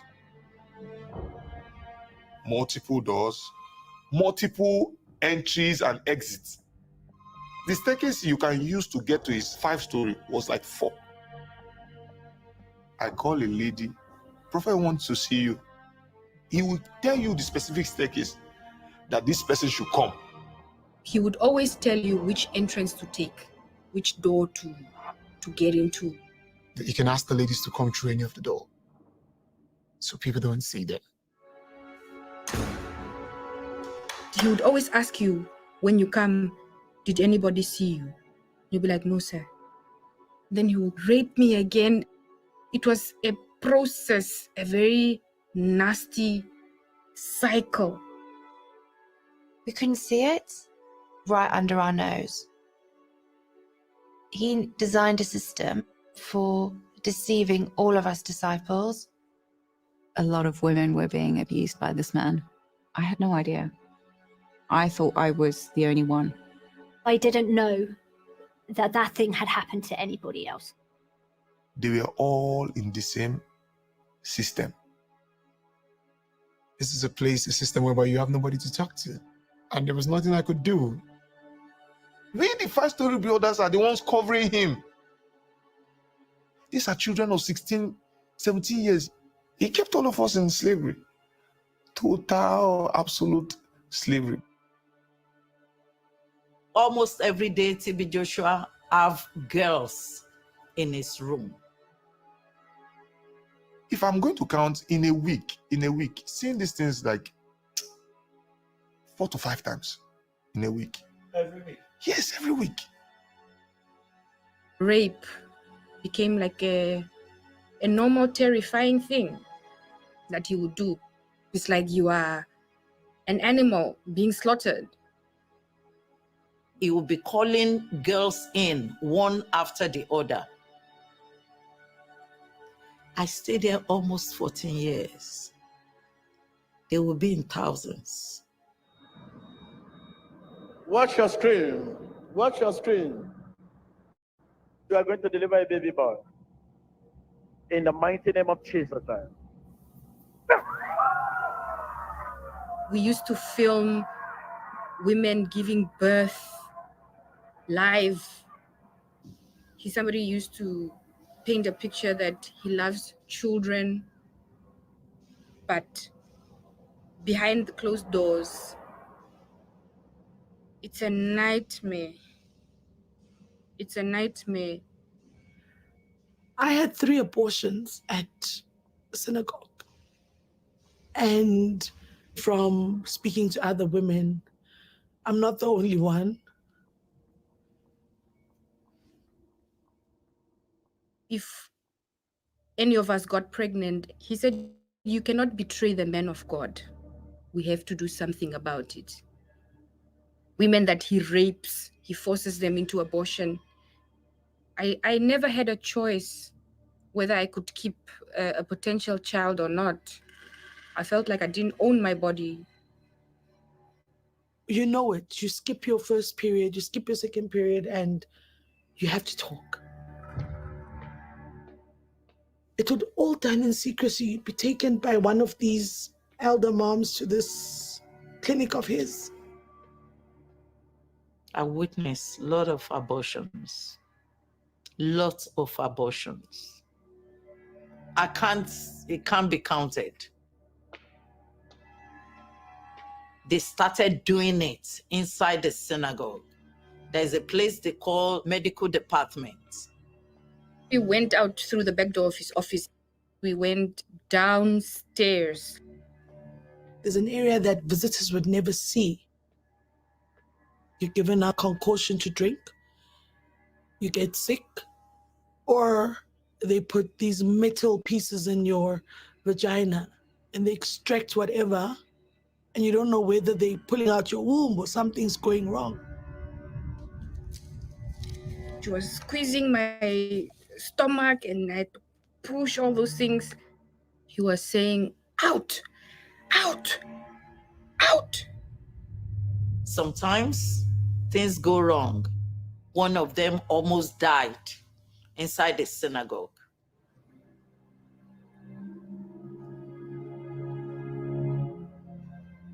These were backdoor medical treatments that we were going through. It could have killed us. I saw how they suffered. I saw how they suffered.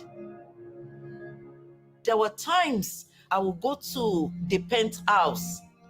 I would be looking over to the main road. I'll be crying.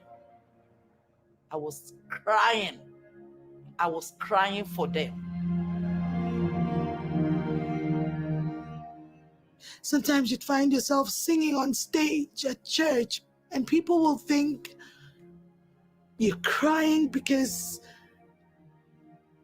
the Holy Spirit is there, but in actual fact, you're dead inside. The first time I met him, it looked helpful. It looked loving. Not knowing that behind that was a sadist, a psychopath.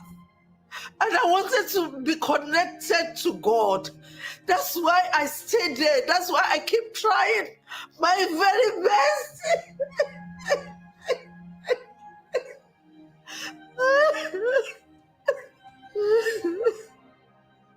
The God I was introduced to is evil.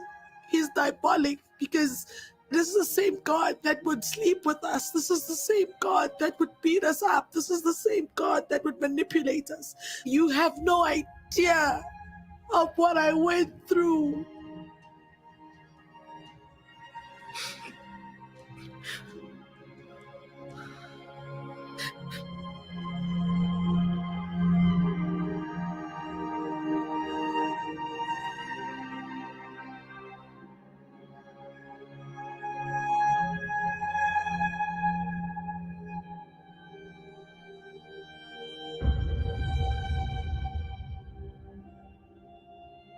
Every time I was beaten up, every time I was humiliated, it just reminded me that there was something wrong with that system.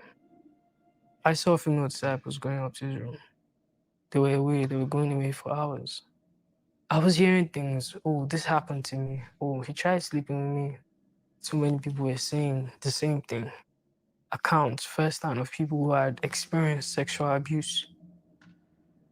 She got to know who he was. And she could not manage it quietly. She escalated it. I couldn't take it anymore. I walked directly into his office and I went off. I shouted at the top of my voice, "Why are you doing all of this? Why are you hurting all of these women? You're using this woman. You're sleeping with this woman." I had lost every iota of fear for this man. He was shocked. He was beyond shocked and he couldn't hide it. He tried to, stare me down. But I was looking at his eyes. He got stirred up, claiming innocence to the disciples. When he's angry, it's like he can kill. He was the first person that started hitting her. Then other people joined. He was saying, "Can you imagine? See what he's saying about me?"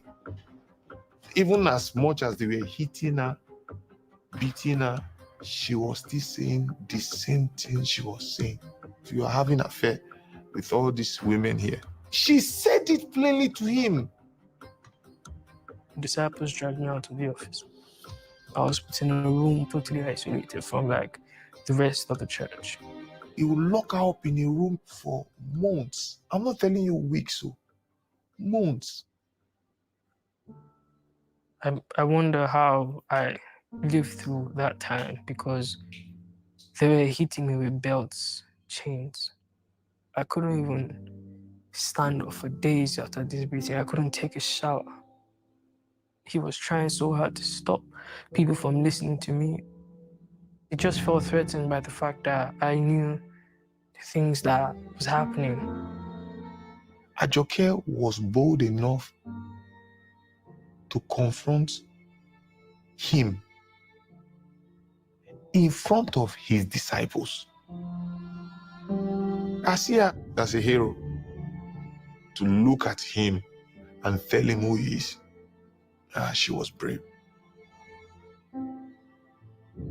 This child could see what we couldn't see and wouldn't yield to the lies and was punished for it. He created an image of an untouchable being, of a perfect being. But I was looking through those things. I was seeing a man that was very vulnerable, that was very afraid of the truth. He was very afraid that someone would speak up, could turn around and make him answer to those things that he had done. Everything was a keg of gunpowder, and it could have gone off in one moment.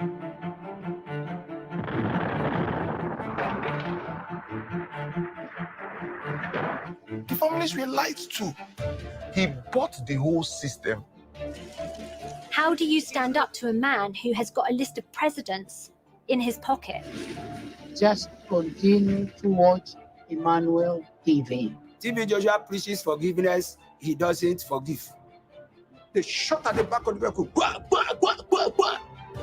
He sent them to kill me. Threatened to kill me. Everywhere I turned to was like war.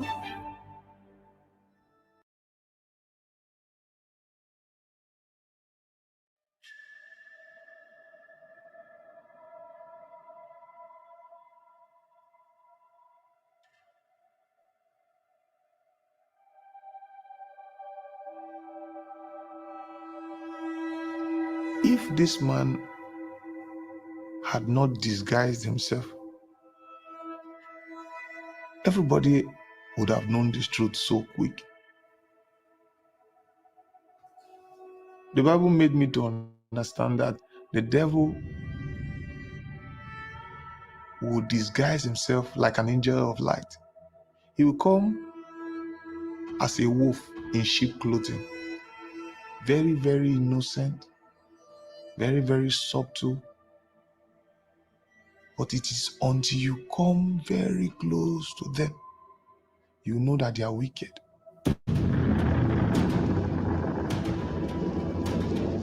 Now some news coming out of Nigeria in the last One of the hour. worst disasters on the African continent in recent memory. Numbers vary. The death toll has now risen to 80. What really happened at the Synagogue Church of All Nations? He was never remorseful or pitiful for these people. He could see a man die. and never feel it.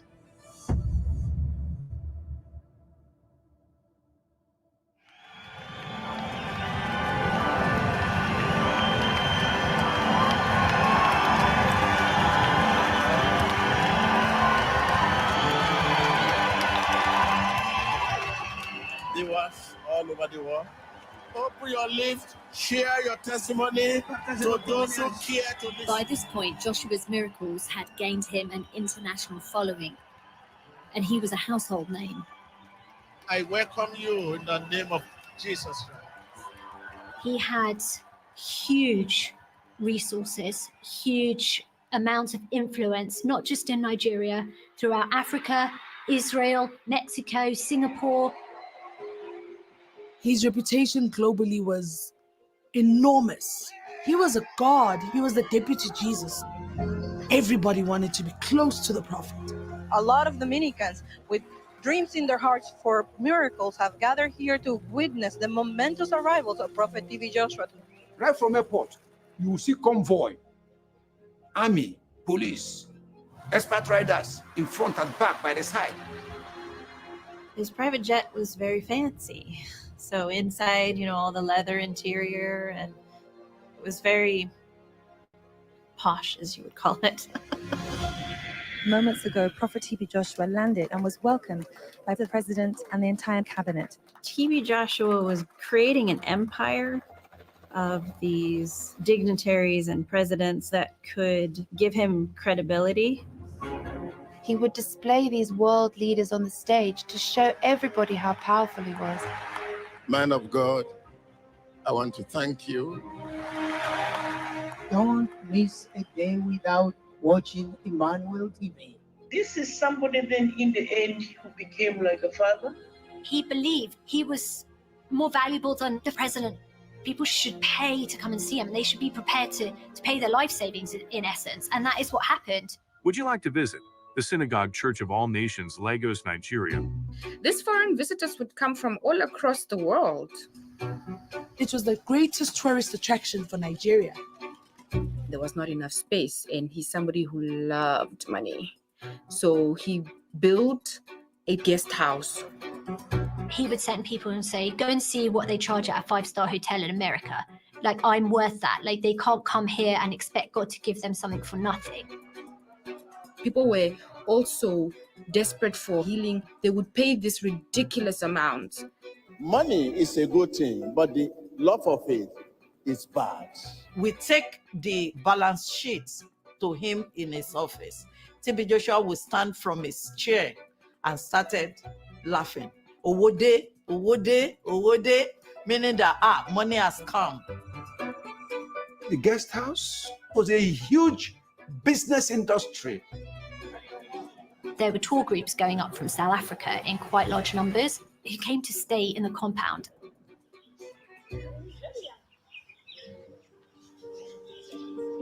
Oh, these are my daughter's photos when she was growing up. My daughter's Sibongile princess. It was her first trip to synagogue. She was looking forward to be there as well, just like everybody that you see on TV. This one, it was a week before she went to synagogue. She still had her teddy bear in her room. She told her siblings, make sure you take care of them. She was this perfectionist.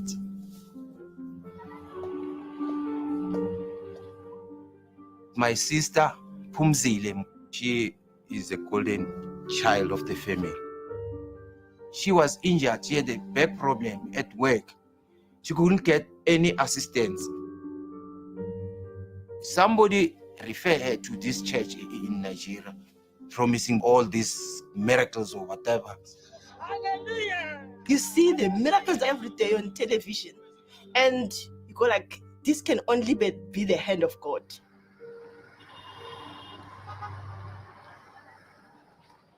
That day I was working in the office. He sent me to go and call someone. I kind of went into the church auditorium and it just felt like this dust in the air. It was really surreal. I just saw this huge plumes of dust. I was close to his office. One of the disciples, He ran inside and he started saying, the building came down. The building came down.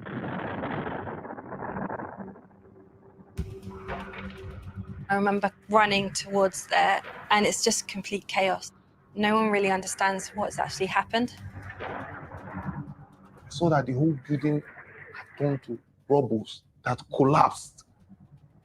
I realized that it was the guest house. That was where 99% of the guests he had then were lodged. It was all silent. You didn't hear cries of people or anything like that. And I guess it's because people were buried so deep. You're looking at pictures from just a few hours ago. Part of the Synagogue Church of All Nations collapsed. Many are said to be trapped inside. There were all these news flashes coming in. This church building has fallen, and they don't know the details. The whole family was panicking. An incident described as one of the worst disasters ever to strike a place of worship. No fewer than 50 persons are feared killed following the collapse. The building was believed to be a guest house for foreign members of the TB Joshua Synagogue I Church. tried to call my daughter, tried to send an SMS. There was no response. Oh no, that's when now I could not breathe. When we asked for information, they couldn't give us anything. They said, no, I must wait, we must pray. How? No phone call from synagogue. I couldn't sleep. You know, you're waiting for the next day. You're waiting for the phone call. Emmanuel TV, God with us. It was Sunday afternoon. TB Joshua came. It was a live service. There was all over the world. Let me start from Friday morning. I received a phone call that there was a jet here at the church, hovering around the building, passing over the building 4 times at a very low rate before the building collapsed. So we are going to show you the video. Take note of the upper left-hand corner of the screen. A strange aircraft flies over the building at the Synagogue Church of All Nations. 9 minutes later, the strange aircraft returns. This is the moment of the incident. On television, they were showing us that the building had been bombed. And they were showing us this aircraft. Don't be scared. You are not the target, I'm the target. I know my hour has not yet come. I have not yet finished my job.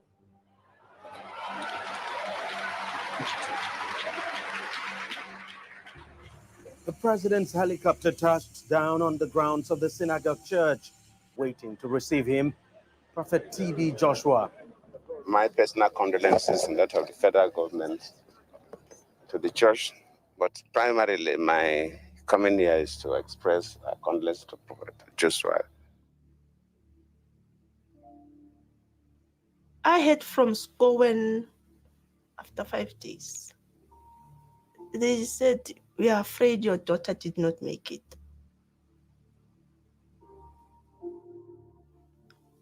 My daughter died in a place where I thought it's safe. Because the Bible said, bring your child in the way of the Lord. I made sure that they were always in church. I didn't know that I was taking them to church to be killed. That part I was not expecting. That part I was not expecting.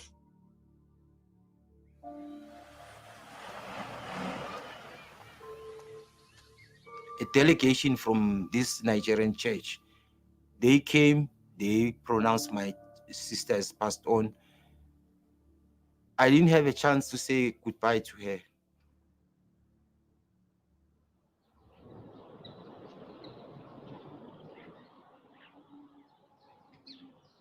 I was in South Africa. That's when Daddy called, and the instruction was I needed to assist in going around to these families within South Africa whose children, husbands, or wives had died at the building to go and give money, bags of money. It was scripted. Your relative that has passed on, they are more privileged than you because they died in the house of the Lord. We would give family cash. There were no transfers, we would give cash. We would tell them they mustn't speak to media, they mustn't give reports or anything. Basically, we were silencing them. When they came, we asked, why are you giving us money? We were told it's a gift. I said, no, this is not a gift. You are trying to buy our silence. When we refused taking the money, he started threatening us. I'm Prophet Joshua. I know you. I know whom you are. That's when he said, no, your daughter won't be happy if I don't take the money. It's not that you are poor, but it's an obligation. Your daughter will not be happy. So rest in peace. She will not be happy. He sent me these messages. It says, if you focus on what you have lost, you might lose everything. Now he's threatening me that my whole family will go down, the same way my daughter went down. I started searching for information. You start asking questions. What are you hiding? What really happened? The families were lied to. The aeroplane story is just pure lie. I can tell you the honest truth. On the 12th of September, somebody working in the maintenance department went to that guest house. As he was there, he realized that that building was unstable. It was shaky. By 12:01, the building collapsed. They told us then that don't say what you know. So he knew that there was something wrong with the building, but they were managing it. There was no plane that dropped bombs. It was structural failure. During the time it was being built, I stood with TB Joshua on that building. He was given instructions to his head of maintenance, and he just kept kind of pushing and saying, I want it higher, it must go higher. The foundations were never built to cater for the height of the building that TB Joshua categorically demanded must be built. Anything close to Jesus resists attack. I want to assure you that our God will get back to them. The building collapse is a good example of everyday life under TB Joshua. It's just a series of cover-ups. It's just this one was so big, it was almost impossible for him to make it go away. TB Joshua blocked the site immediately. He was trying to hide how brutal it was. Even the emergency units, they never allowed them to come in at first. So because of that, there were critical cases where people were trapped. I even witnessed one of the guests that came. He was trapped in the rubble there. He was holding his leg. A church worker like me told the guy that the only option is they are going to cut off his leg. They had to bring this chainsaw, chopped off the leg. Issues like that was not handled without TB Joshua's awareness. He's the one that gave that instruction. I just remember all these people coming towards me, and one of them was this man, and somebody was like trying to carry him. His leg was kind of just hanging off, and I think his arm was too. The next thing I will hear is, Emmanuel, go and take your camera. The man of God needs to see what is happening here. TB Joshua wanted me to film. He prioritized filming over rescuing people. They created a small hole. Then they put in this halogen light. When I entered that hole, my God, horrific scene.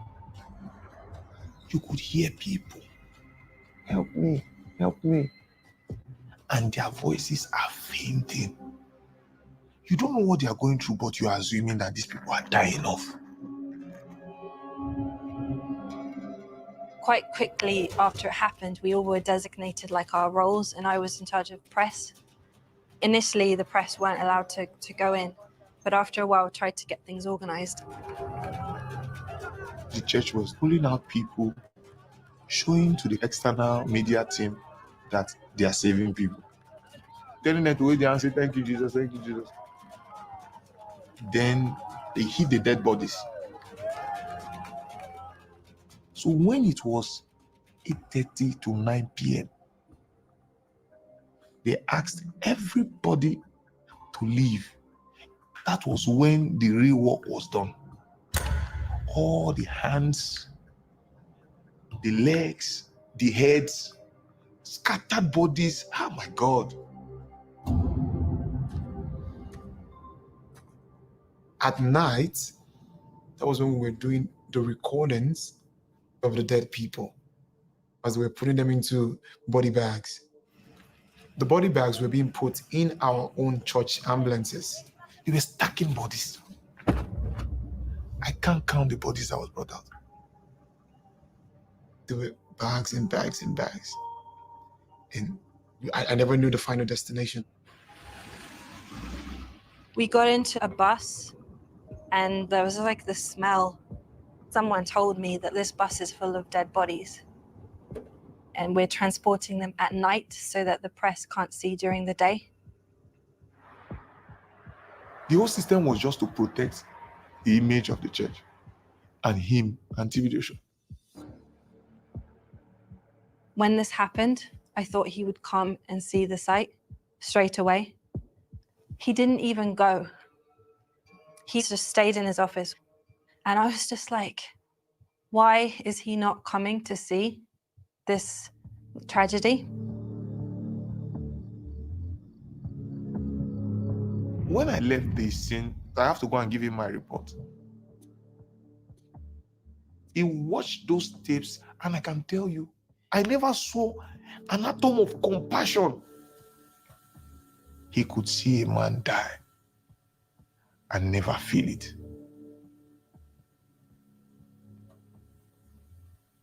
That same day, he still met one of those ladies. The same way it has always been. That was like, again.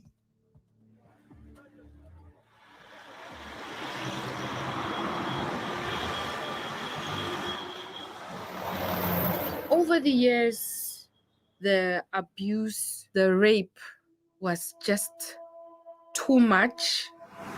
People tried to speak up to expose him, but nobody would listen. Had people listened, no one would have died.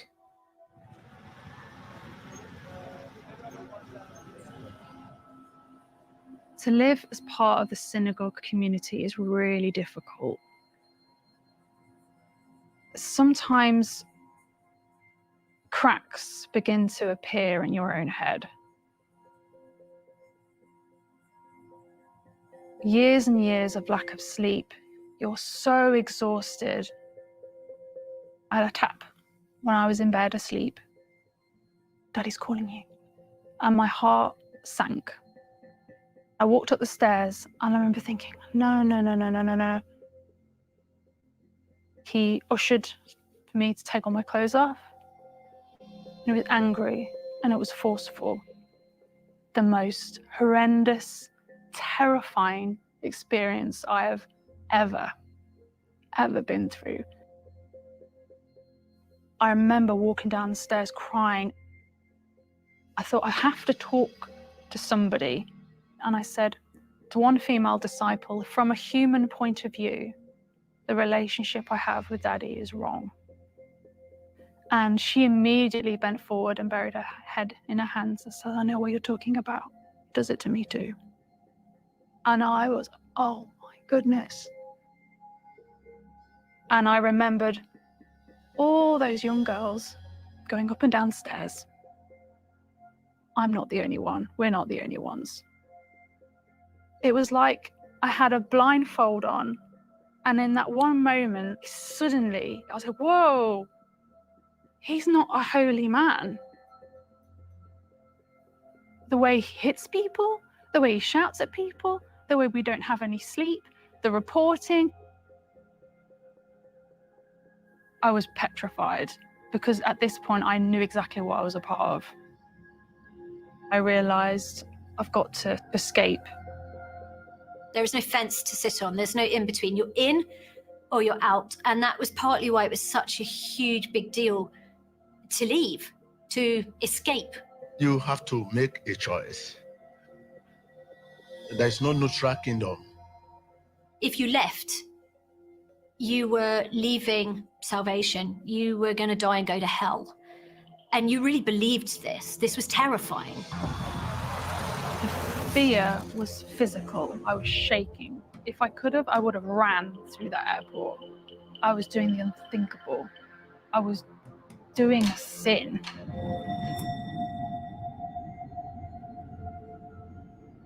When I saw the green fields of the UK, I thought, I've done it. I can't believe this has happened. I had to tell TB Joshua I wasn't coming back, because if I didn't, they would come after me. I said, Daddy, I believe the relationship I have with you is wrong, and I'm never coming back. And for those few seconds before I put the phone down, I heard panic in his voice.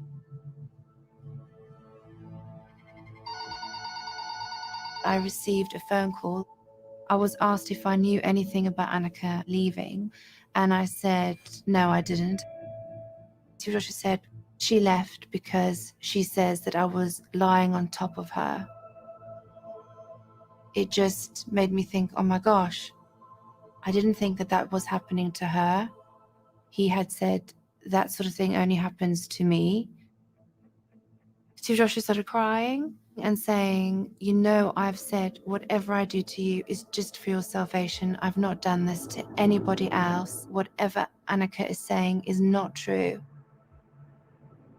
The next thing I know, I'm called in and some disciples' parents are there.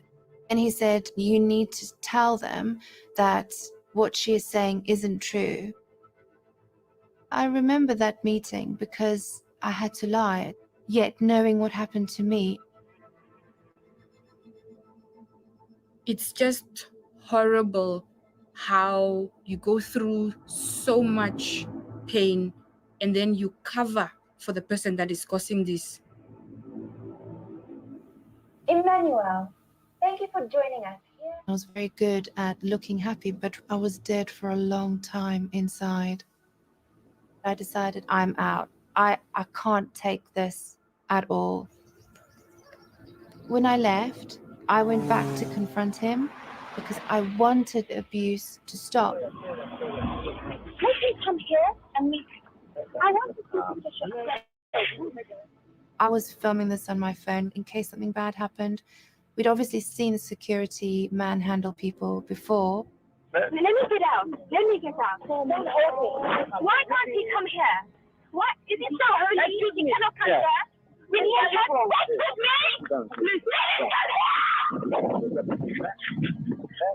There was just a panic out of nowhere that just grew in the office. TB Joshua didn't see it coming. He didn't expect Angie, you know, of all people, to confront him. So that day felt like his whole life was coming to an end. Everything that he had worked hard for was coming to an end.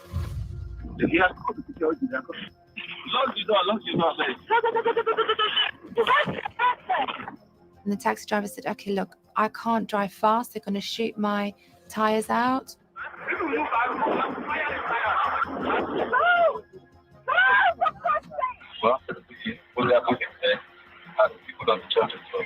I'd seen police on the gates beat people, beat disciples, beat followers. When we were working for Nigerian state, they were working for TB Joshua, who paid them huge sums of money.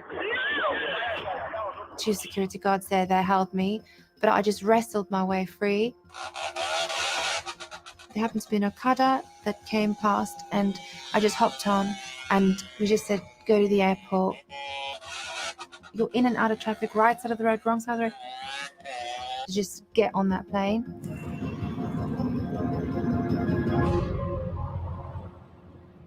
When we left, we wrote a letter that we sent to the church, itemizing the serious abuses that people were having to endure just being a disciple. The church knew. They didn't investigate. They did absolutely nothing. When I left, I told this police officer everything. And she said, because this happened in another country, all we can do is take your story, give it to Interpol. But I never heard anything. I watched that place like a hawk. All those brothers and sisters that I'd made, I knew they were trapped there, in their mind, and physically trapped there.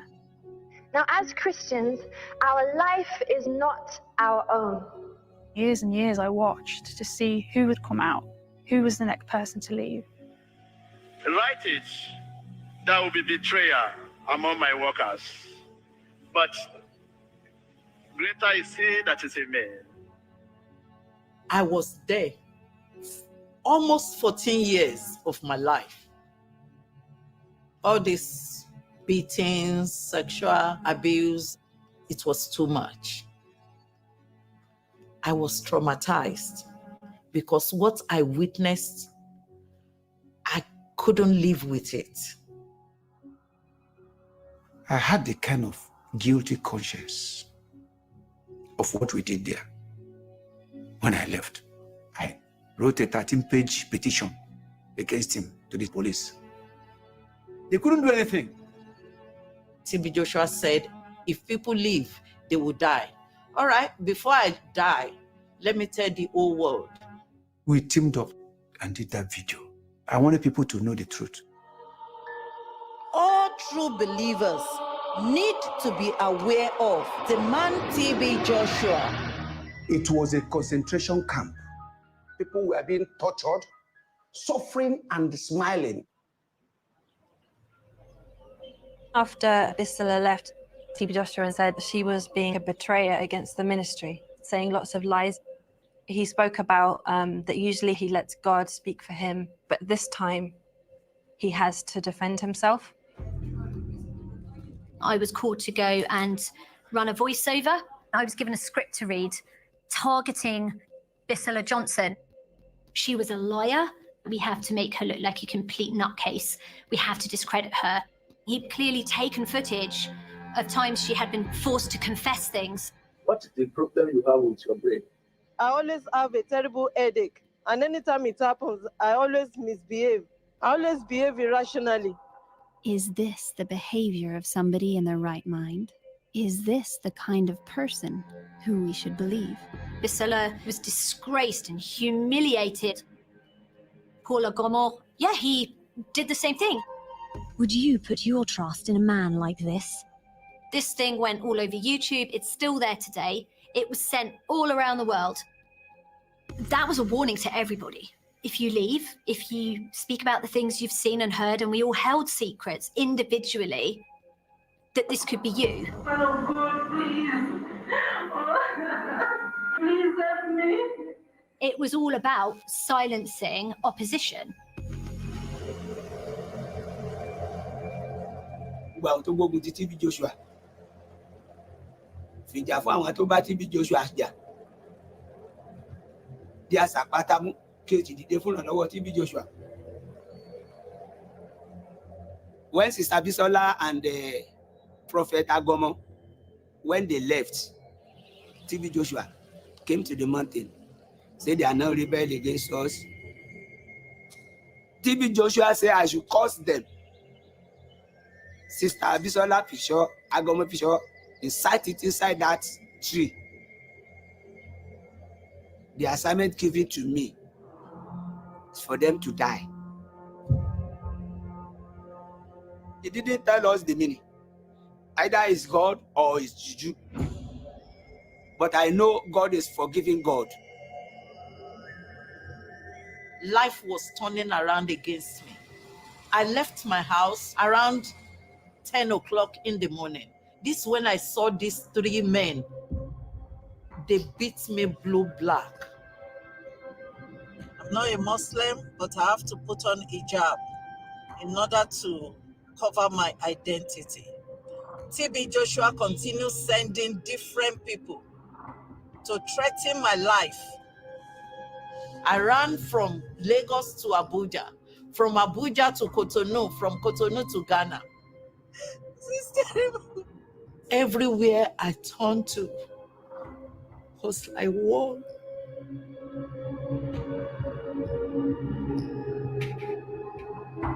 Joshua came after me. He sent people. I was driving. They shot at the back of the vehicle. Bah, bah, bah, bah, bah. He sent them to kill me. He knew I know so much about him. All the secret things he do, the manipulations. It is time for healing. In the name of Jesus Christ, be healed. In Jesus' name. The miracles he did, the whole thing is stage managed and faked. It's faked. You are healed. You are healed. I supervise everything for years. I know everything that happens. Come out if you're suffering from cancer of any part of the body. Body poison. It's a complicated system. We have the emergency section. Here is the emergency section of the Synagogue Church of All Nations. They are being trained by medical doctors. Any cancerous situation, they send them away. Then people that had ordinary wounds that can heal, will bring them in to present as cancer. By his wounds, she is healed. Those people are being fed medication. They give them drugs to get, speedy recovery. What you just see is the before and the finality. I know because I was synagogue chief video editor. You think that thing just happened the same day. Some of them took span of 1 year, 6 months. With her wound healed after just a few days, why should anyone question so much evidence?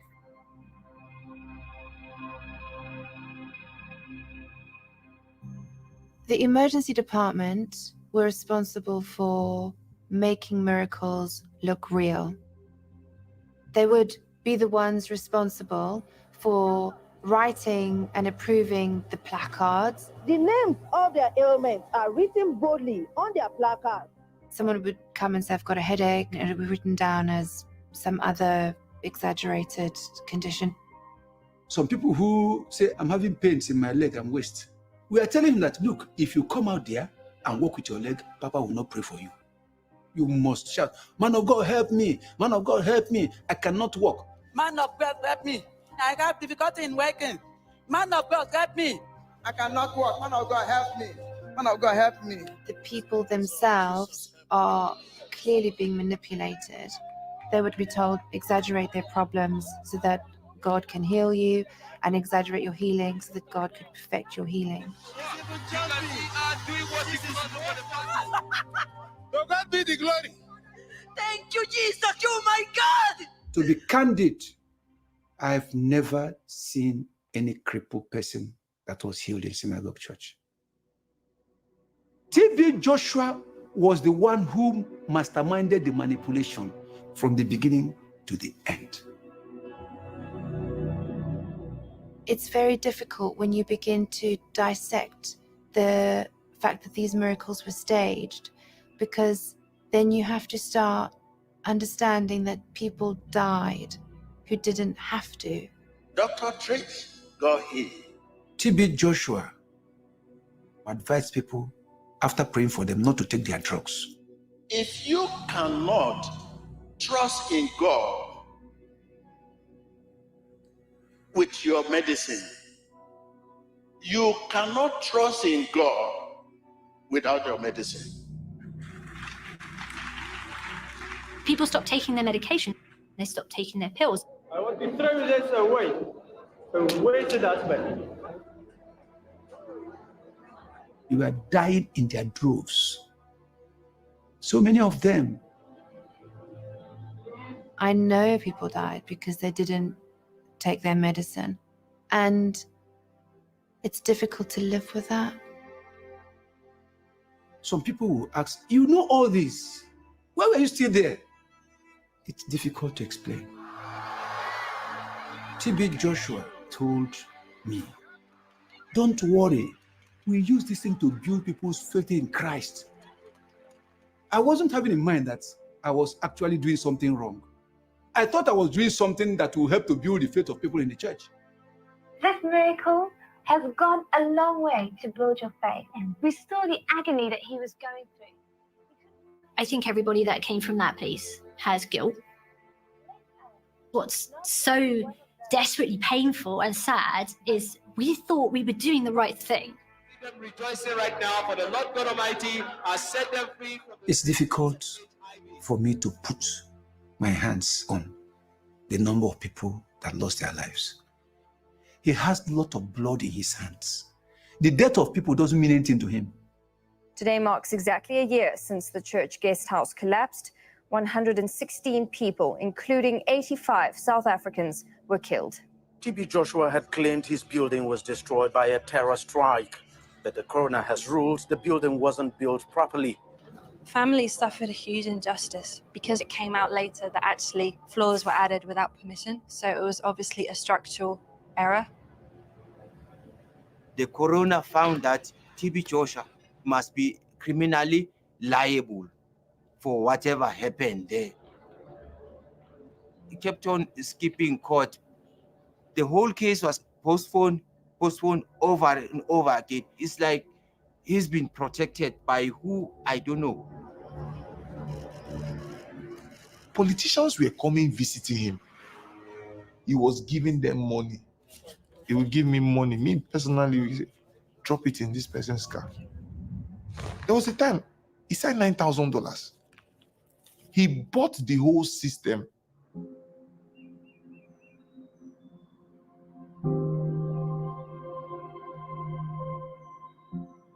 He never even set his foot in court to come and answer for what happened. No one has been arrested. All we hear is lies and more lies. My daughter was buried alive and helpless. The pain is too much. I'm still waiting for justice. We can't get over it because we have no closure. It's like a huge black albatross hanging around us. This pain, we are going to take it to our graves. I do tell God that I miss my daughter today. I know she's smiling in heaven. In a diary, she wrote for her wedding, these are the wedding song and all that, yeah. I miss her.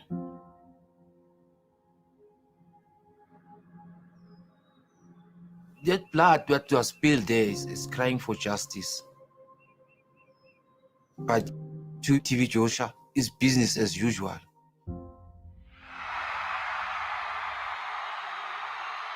Hallelujah! Hallelujah!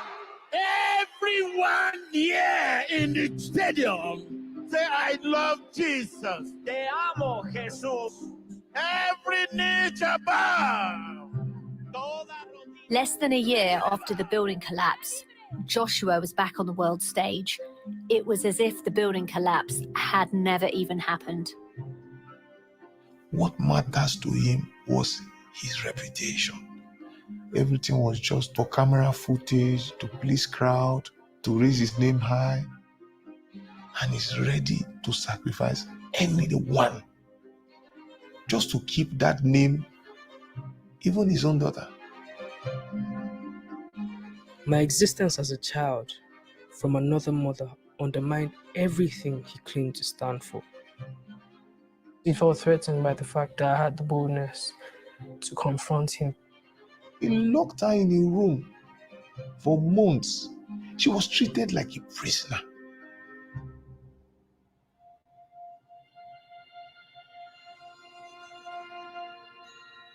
every day the beatings were not ceasing. Eventually, this disciple escorted me to the front of the church gate and then just left me there. I found myself homeless. The securities of the church, he has given them instruction. This girl should never come close to the gate. He doesn't want to even hear that she existed. I had nobody to reach out to. No one would believe me. Nothing prepared me for that life. She was sent on the street as a beggar. And her dad is a multi-millionaire.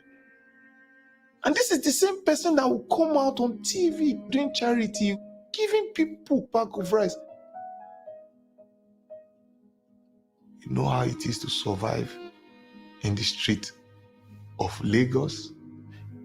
It was as good as she was given a death sentence.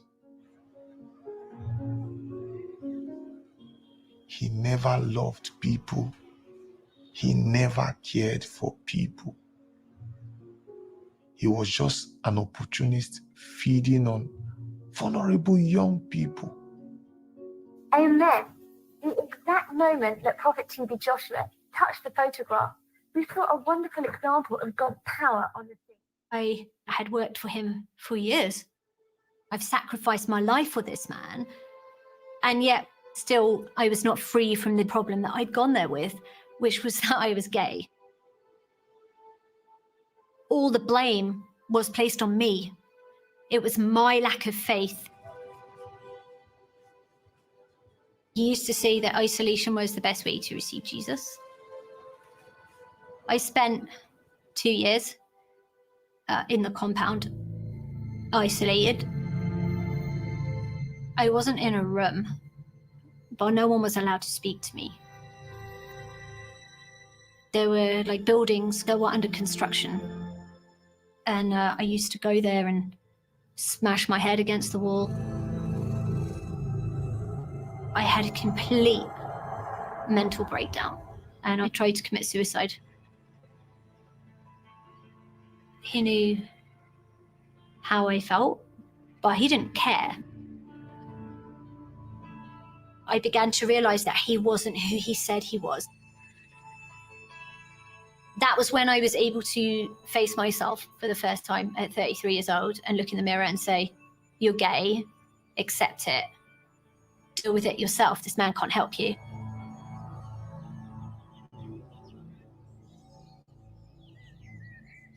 When I eventually got out, I started looking for people who over those 12, 13 years I had been with there. And I just went like down this rabbit hole of like one horror to another horror. People who were repeatedly raped, people who'd had abortions, some Nigerian, some Ghanaian, some South African, some Dutch, some from the UK, like some from the States. They're all coming back and saying, Ray, didn't you know? You know, you must have known. I'm like, I didn't know. Like, why am I going to stay there if I know this is happening to all these people? And it was horrifying. You've got this man who positioned himself as a father with many children and went on to rape, molest, and abuse all these people who held that bond sacred and called him daddy. How is somebody like that permitted to walk free?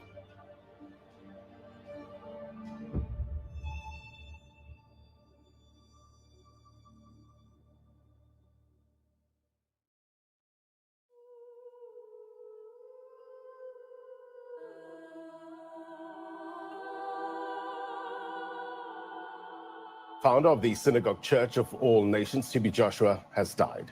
He was 57 years old. This is a big shock to millions of people around the world, and of course, many people in Nigeria who were directly following TB Joshua. There was no indication that the He was a god. Like, you never thought he would die. Gosh, that is why people went crazy.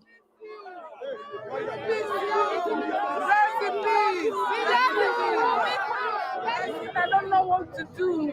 He just leave us like this. I cried when he died. I cried for an apology that I will never receive. The Nigerian Senate has held a minute's silence. The lawmakers eulogized Prophet TB Joshua, saying he epitomized. He is probably one of the greatest con men to ever exist, to con so many millions of people into believing that you are holy. He goes into glory where there's no more conflict, where there's no more strife. The bad guy won, and very powerful men propped him up. He had to have his enablers in the police service, in the government, different politicians in different countries. Nothing could bring him down.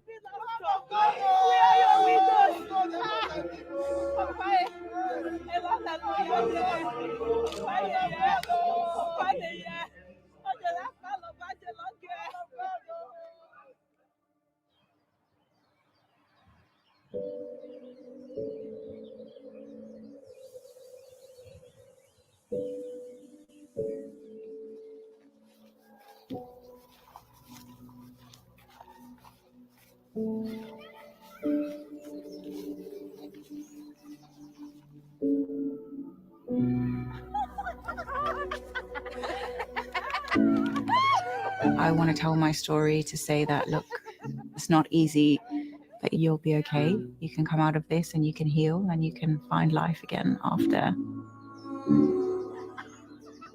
What kept me quiet was fear.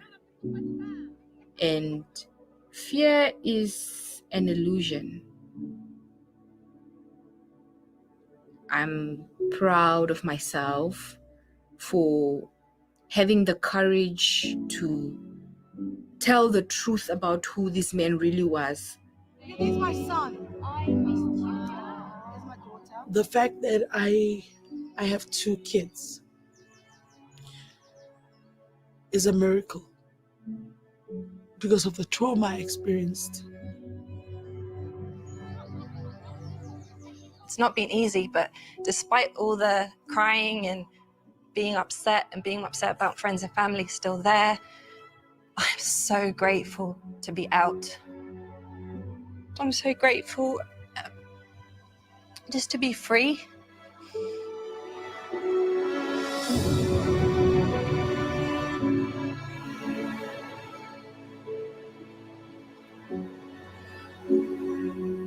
I go through my days where I'm at my lowest point, and honestly, I just want more peace, like tranquility, stability. I lost everything, my home, my family, but for me, it comes down to the truth. And for as long as there is breath in me, I'll defend that until the very end.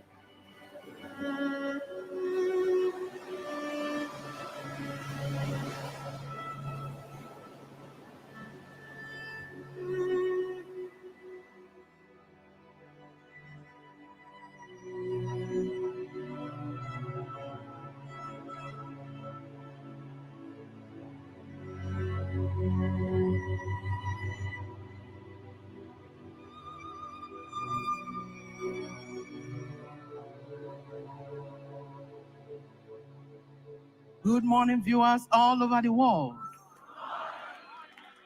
Good morning, church. It is a new day.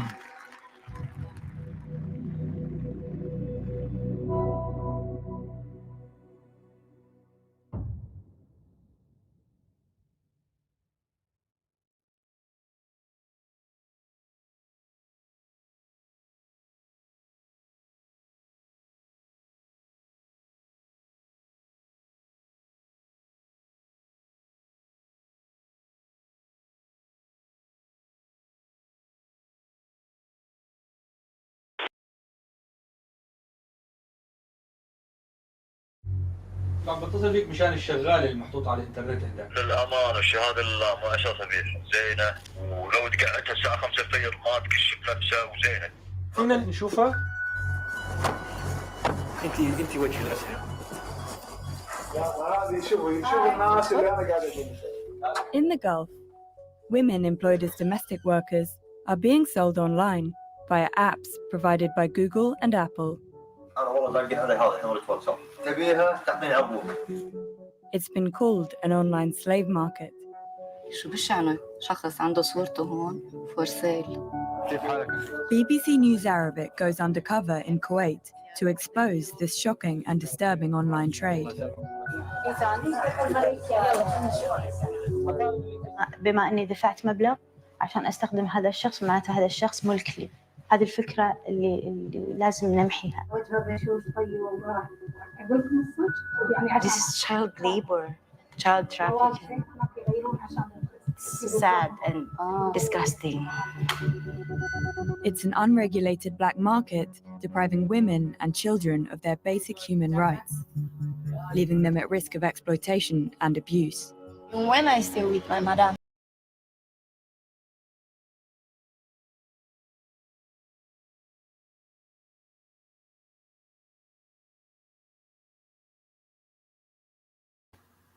Okay. I had never heard of that guy before either.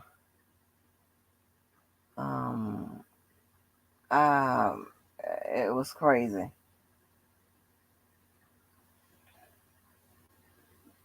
It was crazy. But anyway, I don't know, because I fell asleep, y'all. Y'all know I was asleep. But I don't know if they showed he died at a young age. And you just think this shit ain't not too long happen. Hey, little mama, wasn't that crazy? Wasn't that crazy? Girl, that was crazy, honey. I'm telling you. That was so weird.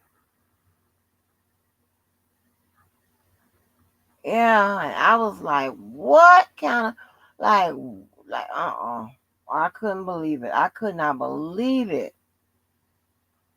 You know, I know a lot of people go to Africa and all want to visit and all that. You know, I don't want to do nothing over there. But no ma'am, not me. Let me see, who is this?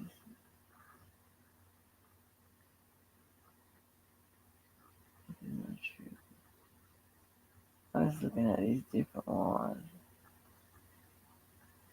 And I found the first part of it. If anybody interested, I'll run it. This is the first part of it. Sorry, it's not in order. You got parts 2 and 3. I would like to, if you want to know how this man came to be, honey. I had never heard of him. I had never heard of him.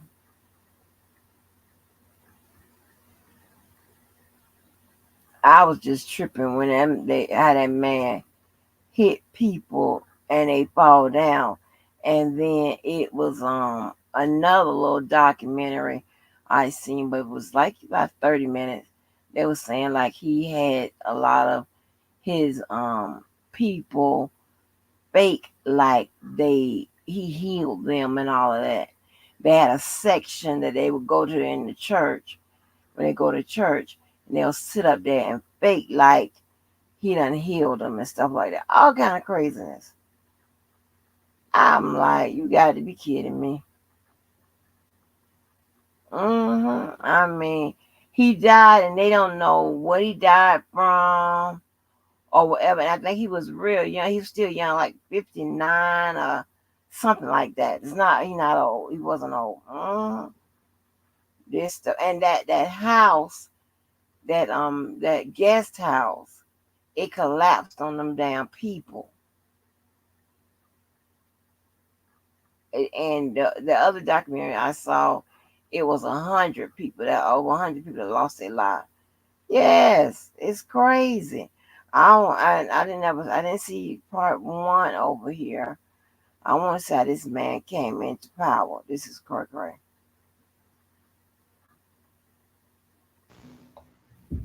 Greetings from the synagogue.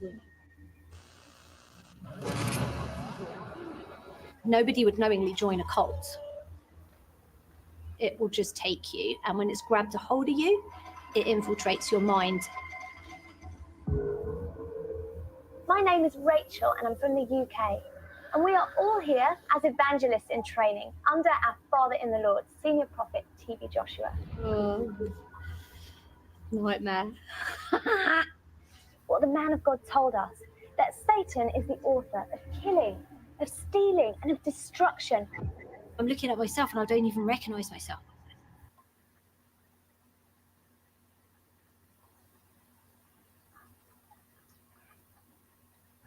I can't watch stuff. I just find it like very disturbing. I just went like down this rabbit hole of like one horror to another horror. Everyone here in the stadium, everywhere, yeah. Say Jesus! He wanted to be the biggest, best, the most important pastor in the world. This is the moment we have been waiting for. Prophet T.B. Joshua has arrived here. A man who has got a list of presidents in his pocket. Did you know that the prophet? That's the prophet for heaven. This is the first time that the truth is being heard from the heart of this organization. Some people, they are still living in fear for their lives, in fear for the retribution that will come if they do open their mouths. You are the one looking for men for sex. I had no idea he was a serial predator. One of the worst disasters ever to strike a place of worship. T.B. Joshua was perpetrating crimes on a global scale for 30 plus years. I am a serial killer. I think everybody that came from that place has guilt. This is terrible. He took people who were good, caring, kind, lovely people, and he turned them into monsters.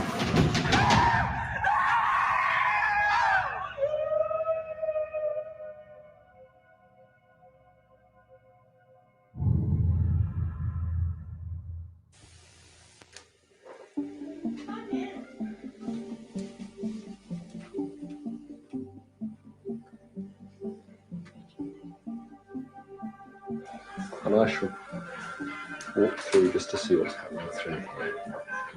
Well, that's a door. These two telly addicts, they've been watching telly all morning. Here you've got square eyes, Rachel Holmes. I grew up in a pretty happy family. I was lucky. My dad was a chartered accountant. He worked in London. We lived rurally. I would say I was quite privileged in that respect. If you told me that this would be my life story, I would have said, yeah, get out of it. No way. You know, I'm bright, I'm sharp, but it happened to me and to many of my friends across the world. I grew up generally in the Midlands, in the middle of the UK. I was from a working class family. My dad was a bus driver. My mum used to work in McDonald's. Both my parents were devout Christians, charismatic, evangelical. My whole upbringing was in the community of whatever church we were a part of.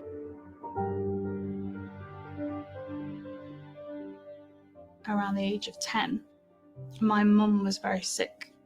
She passed away of breast cancer. So it was just me and my dad.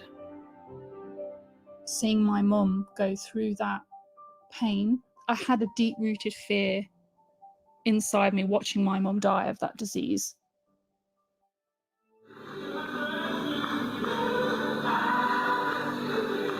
With the charismatic Christian movement, there is such desperation. We believe in miracles, we believe in healing, but then I'd ask myself, where are all these healings? You know, where are these miracles? Once again, I thank you. Once again.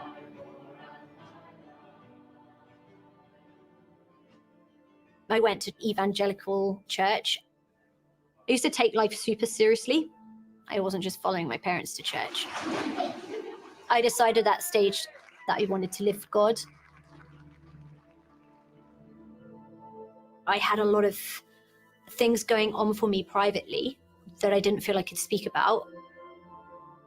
When I was 12, I realized I was gay, and it was like, oh my God, that can't be me. But this deep knowing that it was, and I just pushed it down so far. I was just terrified. Like, I can't have God if I'm gay, and I can't be gay because it's wrong. I think that's what made me start searching for a solution to that.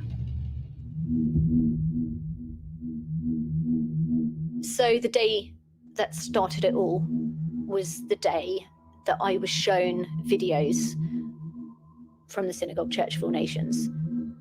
Nothing was ever the same again. We didn't quite know what we were going to see.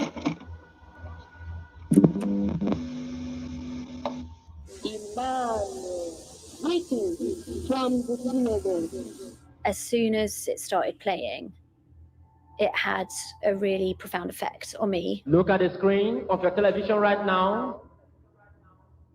It was an African church. And I was like, what am I seeing? What am I watching? They were quite graphic. There was no warning. It was private body parts that were swollen and kind of oozing with pus.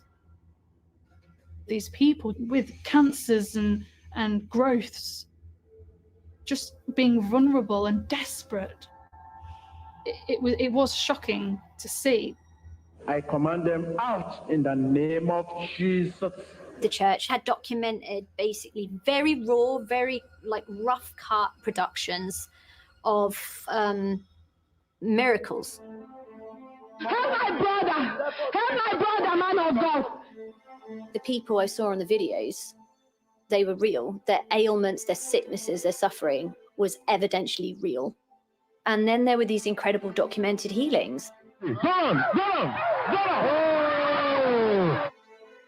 saw a lady with breast cancer. And then a few days later, the wound had healed. And everyone is just in awe. I was like, what? How is that? Here was somewhere where breast cancer wasn't a death sentence. Here was hope.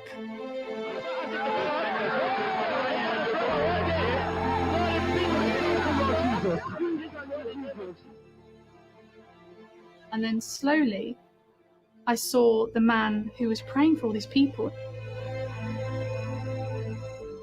This African man comes and reaches his arm out from a distance, and then they were being healed. This is what Jesus would have done. Who is this man? What church is this? Where is this place? What I saw wasn't something that you could forget. It just never left my mind. I thought, well, maybe this is the answer to my problems. Maybe this man can straighten me out. Like, if he prays for me, I won't be gay anymore, and then I can just give my life to God. And that started my pursuit to Nigeria. I booked a flight with a friend of mine. I was so excited. It was like I was going to go into a time machine and travel back to biblical times, and I was going to meet Jesus. I didn't get off a bus one day and decide to go to Lagos. I was already seeking something greater than what I'd seen.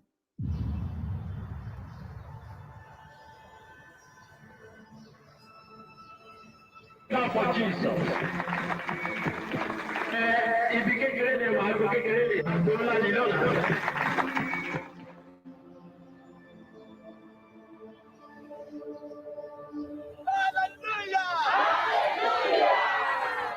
Now, today, we start synagogue here. Their huts built on top of swamp with wooden chairs everywhere, you know. What surprised me was his humility, the way he talked, his ministration, the way he was talking. I don't know where to start. I don't know where to start. He wasn't educated. He barely spoke English.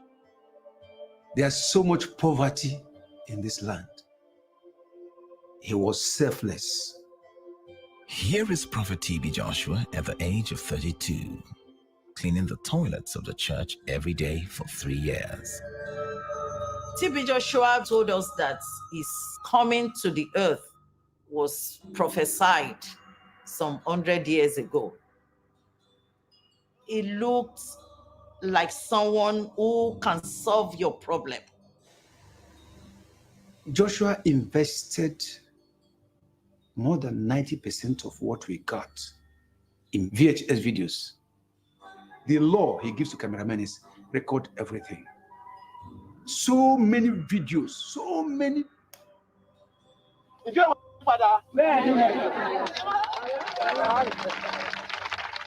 He came with something different, something unusual, something that was never in the Christendom. The whole world had never seen something like this. Who are you? Who are you?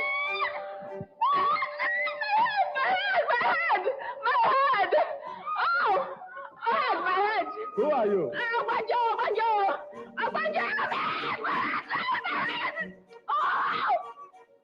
When he looked into my eyes, he pierced into my subconscious. His eyes were enchanting. I wanted to cry. Evil spirits, these are the people who are demonically possessed, and that's the people we are seeing on the screen of a television right now. Fire! Fire! All parts of your body, right now, in the name of Jesus. Right now, all your dress, your clothes, your dress, your shirt, every part of your body. You can imagine how powerful he was. There are some things I don't know how to explain. You can deliver somebody with evil spirit just with a single sentence. Why are you hiding? Can't look at your face. Who are you? Agent of Satan. Huh? Agent of Satan. Agent of Satan. Yes, sir. If people want to talk about him, they talk about him under their breath. They're afraid of his spiritual power. There is victory in his blood. In his blood. There is healing. There is healing. In his blood. In his blood. There is deliverance. There is deliverance. In his blood. In his blood. The spiritual power of TB Joshua hypnotizes people, affects people's mind. I thought it could be an angel or something. It was like something, there was an explosion in my head. Ooh! If you place God and place him, I will put both of them together. He was like a god to me. My name is Godwill Agomo Paul. I am from a very poor family. When you talk of loyalty, I gave him all. I loved him so much.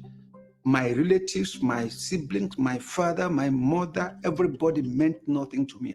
Today I am coming as a prodigal daughter so that God will forgive me. I needed spiritual guidance. He made me to feel that I'm important in the kingdom of God. I lived there as one of the closest disciples, a loyalist to the core. I was very close to him. I was just like the number 2 in the synagogue church of all nations. There are certain things he told me personally that I know many of the disciples never knew. He knows exactly what he wanted to achieve. He had special interest in the Oyibo, the whites. Are you surprised that God is using a black man to do all these things? Sorry, I'm sorry. I'm not surprised that God is using a black man. Never ever have I seen the power of God manifest like it's here. 1996, one of the major pastors came from South Africa. When they were leaving, he gave more than 200 VHS videos to take home to give to people. Videos of miracles, videos of confessions, videos that will fill their head. I said, this is so expensive. Bro. He laughed. You think I'm a fool? I know what I'm doing. A time will come. This synagogue church is going to shoot out from South Africa to the whole world. Believe you me, brothers and sisters, Nigeria was the last place on earth that I ever wanted to come to. They fraudsters, they money launderers, they drug peddlers. And I say, God, sorry. Yeah, he's a piece of heaven on earth. The greatest thing that pumped synagogue church was when the foreigners started coming. This was strategic, and it was planned. I just got a confession to make that I want the whole world to know. In the past, I've always hated blacks. I really hated them. When I got back over here, I saw the love that we received from black people. He used the white people to market his brand. Having white man or white woman around is like you have achieved. He just say, look at these people. They don't know where they are. Each one that goes home tries to contact his brothers, contact his friend in the US, contact those in the UK. What do you have to say? I never experienced anything like that before, but I will bring all of this back to my country. I will tell people. Things started changing fast, started moving on a fast lane. He knew there would be an explosion. You see long queues, hundreds of people. Visitors are coming, whites are coming. It's something huge. I want to see your excitement right now. Come on, let me see your excitement. Let me see your excitement. Why all this organization, video organization? Because Jesus was not recorded in the Bible. You will not believe that Jesus is the same yesterday, today, and forever. Those who came from UK for the first time, he paid their ticket. Those who came from America, he paid. Every part of the world, he was paying. God is alive, and he is in Lagos, Nigeria. Is it a local church, or are you connecting with other churches in other countries? It's all over the country. It's Church of All Nations. It's not local. That guy said, Janus, these things were not happening as a shock to him. Everything he does is planned. He planned it out. Oh, you are welcome. He was going somewhere, but where he was going to, the Westerners didn't know. For TB Joshua, it was a game and a trap that he set for the white people. So he called me, Sagomo, I need to make these white people my disciple.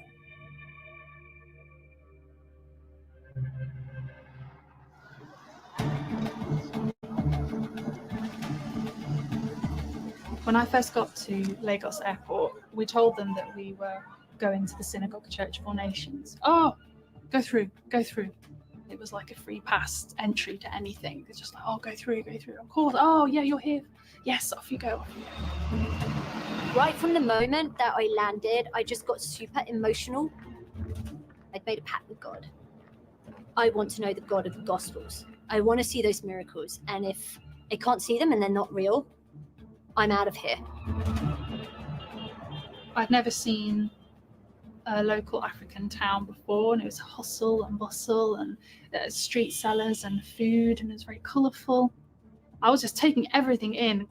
So you kind of went down a driveway in these vehicles that had other foreign visitors in. There were tour groups going up from South Africa in quite large numbers. I'm Angelique and I'm from South Africa.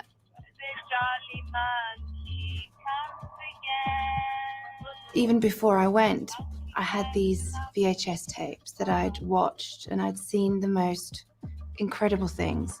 And I was so beyond excited to see this in real life.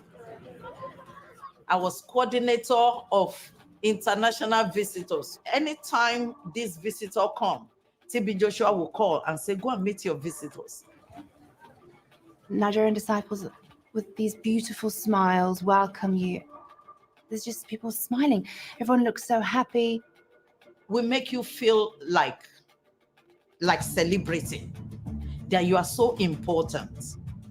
I was like surrounded by all these amazing African people who were so friendly and loving, kind of treating me like I was so super special. Like it was like an honor to have me. I recognized it immediately from the videos. And I remember turning and I looked into the church auditorium and it was a sea of wooden pews. It was corrugated iron roof with hundreds and hundreds of wooden posts, which all had televisions like attached to them. I've never seen so many TVs in my life, like rigged up. The very next day, you're shown video after video after video, miracle after miracle after miracle, pause for food, miracle after miracle after miracle. I remember sitting there for hours. It was this like insane euphoria. I was stepping into those videos. You know, the miracles, the praying, the crowds, the excitement, the Holy Spirit atmosphere. It's a great joy to be able to come back here today and testify. And by about the third day, we saw live testimonies. When I came here, I had been suffering from asthma. And after a short time of ministry from the prophet TB Joshua, I felt my breathing come totally clear. God had healed me. Sir, I see you've got a medical report here. Can you please just show the camera that? Praise be to God. Negative tested for HIV and HIV-2. We look at those negative HIV medical reports. There was medical evidence.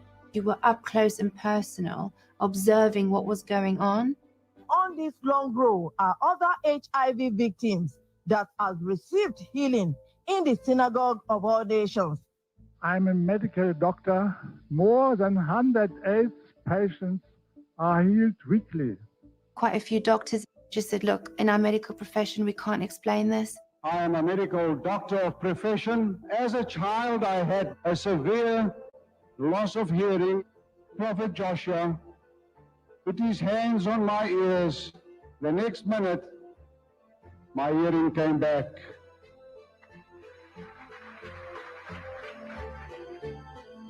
There were queues and queues and queues of people, like hundreds and hundreds of people queuing up with like various ailments.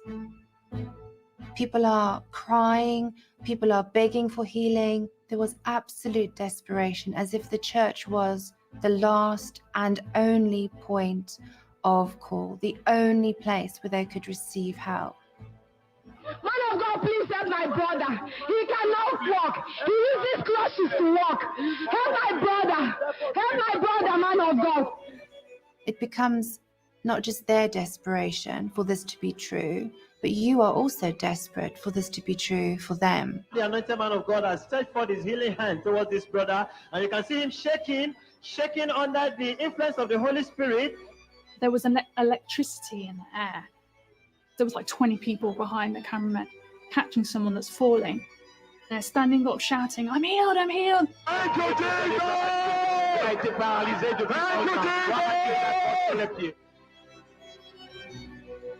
You don't have time to process anything. You have this figurehead almost floats through the crowds with the people behind him and people in front of him, and you're just swept along.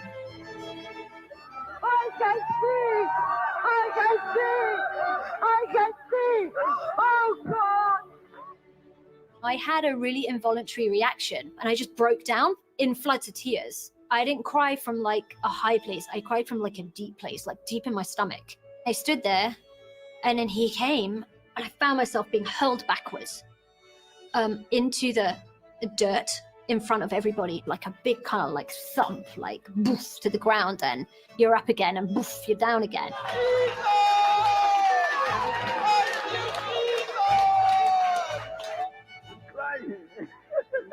Did you look at the prophet? And you say what? That's the prophet for heaven. This is what I've been looking for. This is what we've been praying for. I felt I'd seen the reality of this God I had been desperately seeking.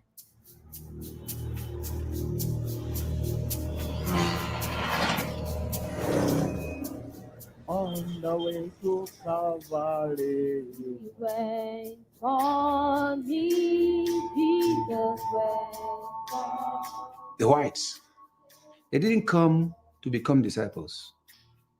It's when they got to the synagogue church, that's when the manipulation starts. We count ourselves so lucky to have found this little place of miracles, of wonder, in the middle of nowhere. Some intelligent disciples are being sent to stalk on the whites. It's not everybody that we approach. We look at you when we see the way you fall into what is happening in the synagogue church, we'll come after you. I just remember sitting there thinking to myself, this is incredible. I feel like I'm sitting in the Garden of Gethsemane under the olive trees with Jesus. They don't know we are picking them, but myself and TB Joshua, we know what we were doing. He loves young ones, right? He loves young ones, teenagers. We don't go for the old people. The young ones, they are very vulnerable and they are the easy people to manipulate, especially unmarried people, especially unmarried young people. I was 17 years old. I got my A-level results while I was in Nigeria, but I couldn't care less about them. I wanted to be like Jesus. I wanted to be like TB Joshua. I wish I could have that connection with God. I wanted to be like him. He said, tell them that they should be missionary for the synagogue. You stay here 3 months, you become like TB Joshua. Let me tell you, he's going to open branches in UK, in America, and everywhere. He's not going to send us to go there. You are the person that will go there. Make them begin to crave to be disciples, begin to surrender their lives to Joshua. When Rachel came, Rachel was behaving like a boy, walking like a boy. He said, that girl, why don't you ask her to stay here? She was happy. Bisola recruited me. My bags were pulled out of the truck. My friend was put on the plane. My parents collected her at Heathrow. She was basically crying like, Ray's not coming back. She's like stayed there. Nigerian sister came to me and said, TB Joshua wants to meet you. There was an urgency there. No, you have to come now. You have to come now. And when I entered, the Nigerian sister kind of pushed me to kneel down. And immediately TB Joshua said, God's told me you're going to stay. You're meant to be here. You're going to stay with me forever. Oh, they are well treated here, like kings and princes. Feeding is free. Accommodation is free. We were living on site in the church. When you live at the compound, you don't leave the compound. There's armed men at the gate with guns.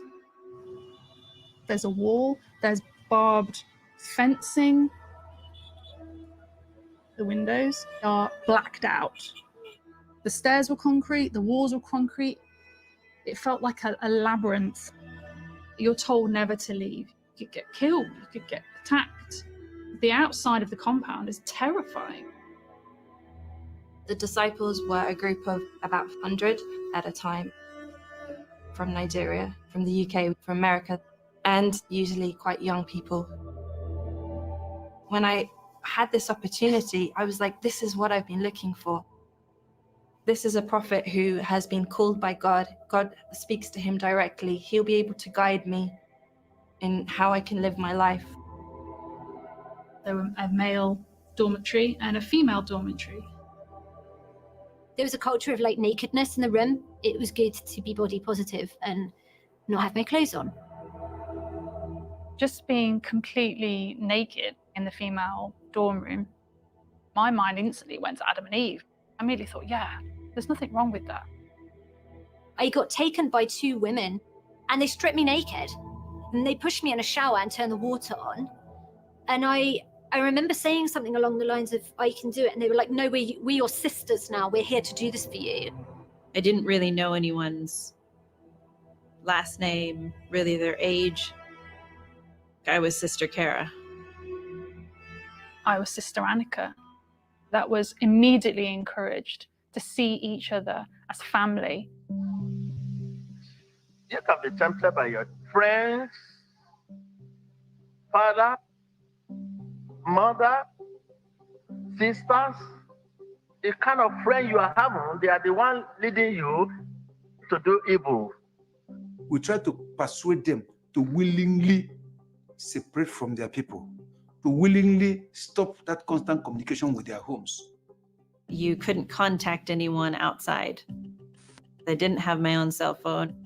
We didn't really access to our own personal email. We didn't have our passports. They held them for us. Say my past is over. Your past is over now.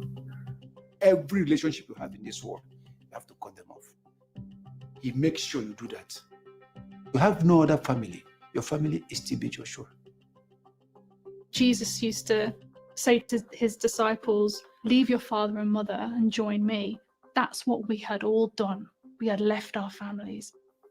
I suggest to any mums and dads out there who've got kids like mine, bring them to the Synagogue Church of All Nations and let the Lord move in them. When I first arrived, it was only a couple of days that I started hearing disciples calling him Daddy. We all called him Daddy. Everybody called him Daddy. He tried to like look after us and, you know, we would all call him Daddy. I thought it was a bit odd, but I brushed it aside. You know, I dismissed it. I can't really look back and say that my childhood was really happy. And he seemed to be really caring towards me and different, like a really warm and friendly guy. He had like this office which had a cupboard in it, but I had a whole bunch of like imported sweets. And he kind of used these as like little treats for people, almost like we were kids. He'd always sit on a swivel chair and sometimes he'd push off the wall and go, wee! And everyone would go, oh, he's so silly. We'd revel in that, oh, silly Daddy. It's like you're in this kind of perpetual childhood state because he also treats you like a child and he calls you a child. There was this kind of like regression that took place. Just like giggle like a kid and stuff. It was so strange. I want to be just like Prophet Joshua. Oh, you say you want to be just like Prophet Joshua. Glory be to Jesus. Hallelujah. I was 17, but I felt like a 12-year-old, like I was very young in terms of understanding of the world. I remember just feeling like I feel at home. Like I felt these kind of warm sensations. It's just manipulation, just trying to manipulate them. And that's exactly the way Joshua does. Brainwash them with good words, you know, with love. Imam, greetings from the synagogue. Experience a new level in life. My name is Rachel and I'm from the UK. And we are all here living in the Synagogue Church of All Nations as evangelists in training under our Father in the Lord, Senior Prophet TB Joshua. He was really keen to use us on the videos to endorse him and to get the endorsement of the Western world. And you are joining us here at a Synagogue Church for Nations after a wonderful Sunday service. I felt like we all had this truth. We felt the world needed TB Joshua. Please tell us, what is your opinion of the man of God, Prophet TB Joshua? Have you We'll push them to go and interview so that people outside will see that, oh, synagogue is doing something new. TB Joshua, he was happy. He was really happy. Never doubt it. He is the man of God. He was just like a puppeteer, and all the whole disciples were puppets. He had the strings. What can you tell us about your experience here? My experience has been awesome. At the beginning, we all look really bad and like malnourished. Visitors started asking questions. So then it was like, well, you guys have to dress really well. We had to do all our makeup. We had to look good. We know that you've just had the wonderful privilege to join us here at the Synagogue Church of All Nations on our Sunday service. Whatever you know, whatever you think you are, no matter the degree you have, we have a system that will break you down. Being a disciple, you lived under a really strict set of rules. Lord Jesus, tell me what I should do. Give me your order. If you came into any room and you didn't stand up, that would be considered an offense. We weren't allowed to read anything. We weren't allowed to watch movies. You know, he would say what you should wear, what you shouldn't. There was a law in the studio. If you want to go and pee, you have to stop by his office. I promise to submit myself to all that you desire of me. One of my jobs was writing articles for the church. He called me in and he said, "Where's the article? Have you not published it yet?"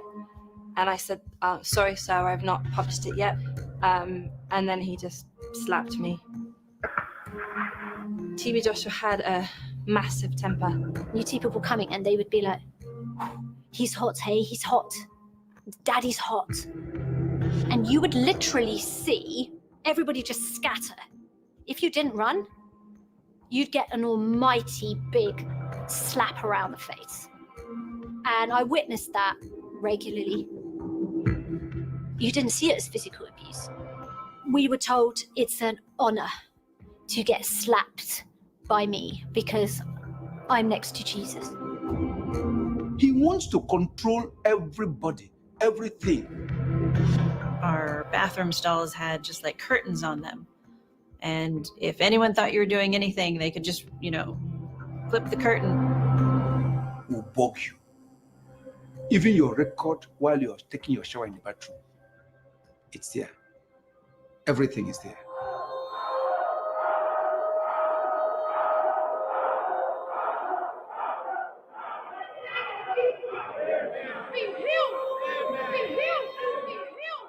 I saw myself as a servant, as a vessel of utter surrender to God. I can't describe how tired you were, constantly exhausted, absolutely exhausted, because you've had 2 hours sleep and you never have more than 4 hours sleep, ever. It is non-stop. It's not uncommon to wake up at 4 very early in the morning to prepare those that are coming for healing. If you have HIV/AIDS, please come out right now with your family and your medical report. We were basically working almost 24 hours. Disciples weren't paid. You didn't have any free time. Sitting around too much, reading too much, sleeping too much was seen as a no-no. Tests and trials are meant for your belief. Sleep was seen as like basically the greatest enemy to the work of God. He used to tell us things like, you have to pray against it, you have to battle it.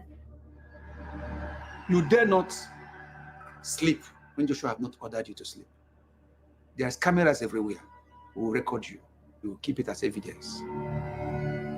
There was these pads of white, small, like notepaper called disciple paper, and that's what he used to give permission for things. You'd have to go to the office, say, "Sir, I'm sorry, I really need to have a quick sleep." And he'd sign a pass for you, because if you didn't have a pass, you'd get reported for sleeping. At that time, when they see anybody sleeping, that person will be in trouble. There would be times that I'd be falling asleep like this, and he would say, "Stand up." And you literally have to stand up, and then at times I would fall asleep while standing. Somebody was so tired, he slept, opened his mouth. TB Joshua led 4 boys. They pee inside his mouth. We weren't allowed to wear watches, so our time was controlled. We had to go by God's time, so I didn't know what day, month, year it was. The time goes by so quickly because every day is so similar to the last. You wake up and it's like, oh, it's 2 years later, oh, it's 3 years later. Before you know it, your brain doesn't think like it used to think. His major thing is struggling to control the mind of the people. Indoctrination.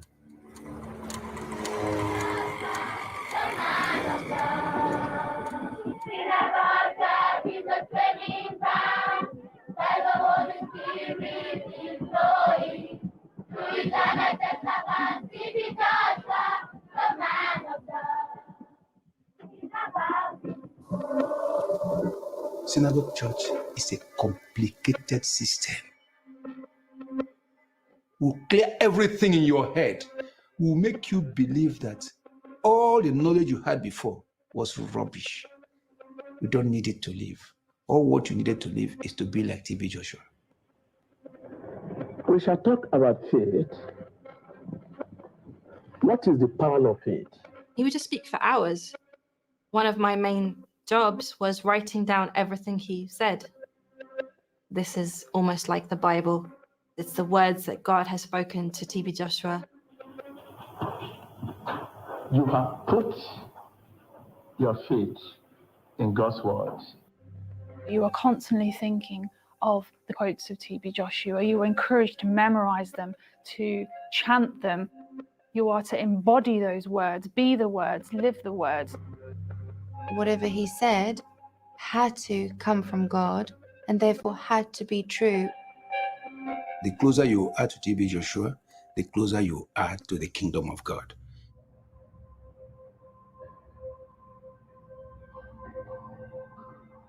Lack of sleep, cut off from your family, living communally, not allowed to marry, not allowed to date.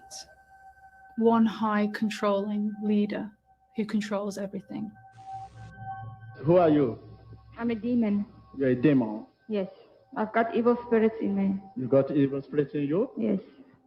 To be brainwashed, it doesn't feel like brainwashing. It's like your brain has been completely rewired. It's like you've took a drug almost.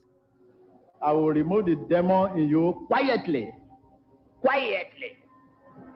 Quietly. Amen. Amen. My mind was like it'd been shaken. There was no cognitive clarity at all. It was like all churned up. Nothing made sense. Reality was just skewed completely. I am a serial killer. Okay, what are the evil you have done to your fellow human being? I used to destroy a lot of women with this power in my penis. Power goes again. Even when something was clearly off, we couldn't see it. Because you also don't sleep much, you don't really have like the cognitive ability to even begin to question things. Huh? Who are you? Fasting and lack of sleep took place before disciples' deliverances, psychologically destroying us to the point that I will do whatever you say. You become almost like a zombie. I had oral sex with an animal. I was forced to have sex with a young woman, and the witch doctor and everybody was chanting outside. My mind wasn't there. I just wasn't there. It was like I was living, but my head was just somewhere else. He could just manipulate you. He would make you do whatever he wanted you to do. People who know how to manipulate the mind of another person, it's dangerous. It is so dangerous. Hello, my name is Angelique and I come from South Africa. My name is Rachel and I'm from the UK. Hi, my name is Annika and I'm from Great Britain. Hi, my name is Kara and I'm an American. To know Jesus Christ is to know his power. Therefore, whatever you speak to in his name, he will see to it that it is done. This goes to show that all your complaints are the fruit of sin. You need to keep yourself safe from sin. You need to divorce from unrighteousness and you need to embrace righteousness. If you're born again genuinely, then Satan has to listen. Now that implies that your problem. You can see that these people are trapped in another world, just completely detached from what we consider the real world. All of your crises and complaints will be kicked out. When I came here, I realized that time is nothing at all. It's not how long you live, but how you live your life that counts. So to me, time, that God doesn't look at time. I don't recognize myself at all. I don't talk like a normal person. It's like I'm watching someone else. You are no longer yourself when you're there. I was no longer Annika. I was a disciple of Prophet TB Joshua. Some visitors who came more than once, who observed disciples, did say, sometimes you guys behave like a cult, and I didn't know what a cult was. I didn't think I was in a cult. No one joins a cult. I'd never have joined a cult. I'm mad. I didn't know I was joining a cult. I thought I was joining a church. All of us are so innocent in how we went into this thing. And when I look at what he turned us into, I wish it had never happened. I wish I'd never gone there. I wish those things had never happened. And not just to me, to everybody. To move forward, to discover new oceans, I have to leave the shore. I want to jump into the TV screen and say, you're in danger. You're in danger and you don't know it. I lost my sense of reality. I became TB Joshua's puppet. He pulled all the strings and I just danced to his tune. He was the architect. He was the God at the center of the whole thing. He was building the church itself. In these constructions were going on fast. It's like his dream. Something that can beat the Gothic temples in Europe. Everybody worked to build this massive structure. TB Joshua was trying to create his own empire. Behind the scenes, you've got a workforce with no pay. We were a machine around him. He wouldn't have been able to do it without all the disciples. But we did the actual work, you know? He had a grand plan. Not all disciples knew what was happening. It was a secret. He told me personally, when he remembered what these white people did to our forefathers, that it hurt him. That whatever it will take him, he said the whites, that he will bring them here. He will make sure that he will enslave them, that they will serve him. I was there in that meeting. He wants to use white people to be his slaves. Westerners, they enslaved his forefathers. So he himself now will enslave them. He said it loud and clear. That was one of the motivation factors in him. He said, Agomo, that's, I will teach them lesson. I will show them. TB Joshua wanted to write history for himself. He wanted them to serve him. He wanted to rule over them. And my brother, he did it. A disciple of TB Joshua is a slave to TB Joshua. I was a disciple of TB Joshua for 10 years, from 2001 to 2010. I stayed in that place till 2013. So what's that, 12, 13 years that I was there, yeah, in Lagos. I was 16 or maybe even 15 when I first visited, and then I stayed for 14 years. It was a psychological prison. We all thought we were in heaven, but we were in hell, and in hell, terrible things happen. Our black disciples, they suffer so much. He beat you without mercy. You thought you were in the safest place in the world, and you were in the most dangerous. It is time for healing. Either is Satan or is God. I am the Supreme Commander. The whole thing is fake. Totally faked. Urge. Yes. No man can satisfy you. It's true, men of God. TB Joshua asked me to find virgins for him. Each time they would say, Daddy's calling you. The bottom line is you'd have to go there. I thought I will take what he did to me to the grave. Just drive now. Go. Lock the door.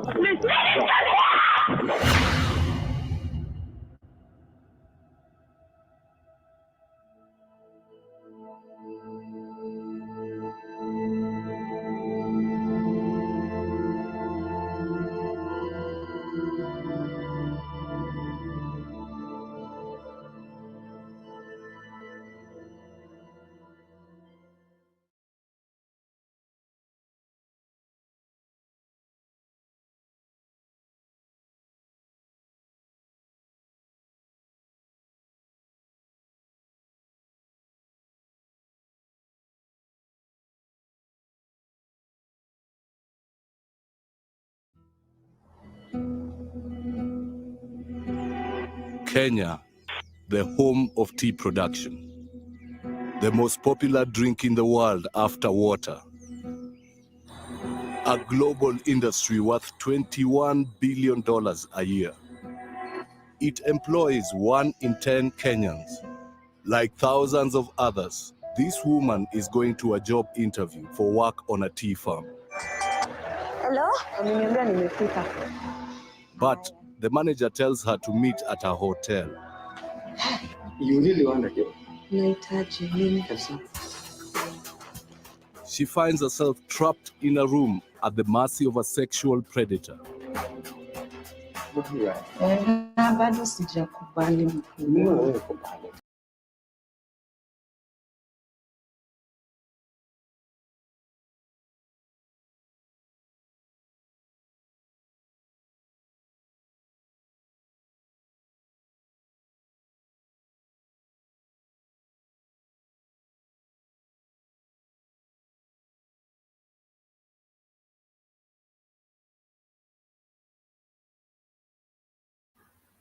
All the talk I'm doing, y'all ain't heard shit. What I was saying is that I didn't know nothing about this man or anything like that. I was looking at something, and then while it came from my feed, and then it made me go, so let's find out if there's anything else on this crazy ass shit. And then I ran to those documentaries. You know, what I was saying is, I don't understand how these people get caught up with these cults and things of that nature. And I'm not going to bash them. I'm not going to talk about them. I understand that sometimes when you talk about yourself, you are talking about others, even though you don't say their name or anything like that. Okay? And, you know, so who puts the regulations on that? Anyway. Like I said, I'm going to go and get up out here. I appreciate everybody just be saying I was hoping that. You know, I'm always appreciative of all of you guys because you could been doing something else. The people on Twitter, y'all gonna have to learn how to come around here to YouTube. Okay, because all the time on Twitter, my stuff don't be working, honey.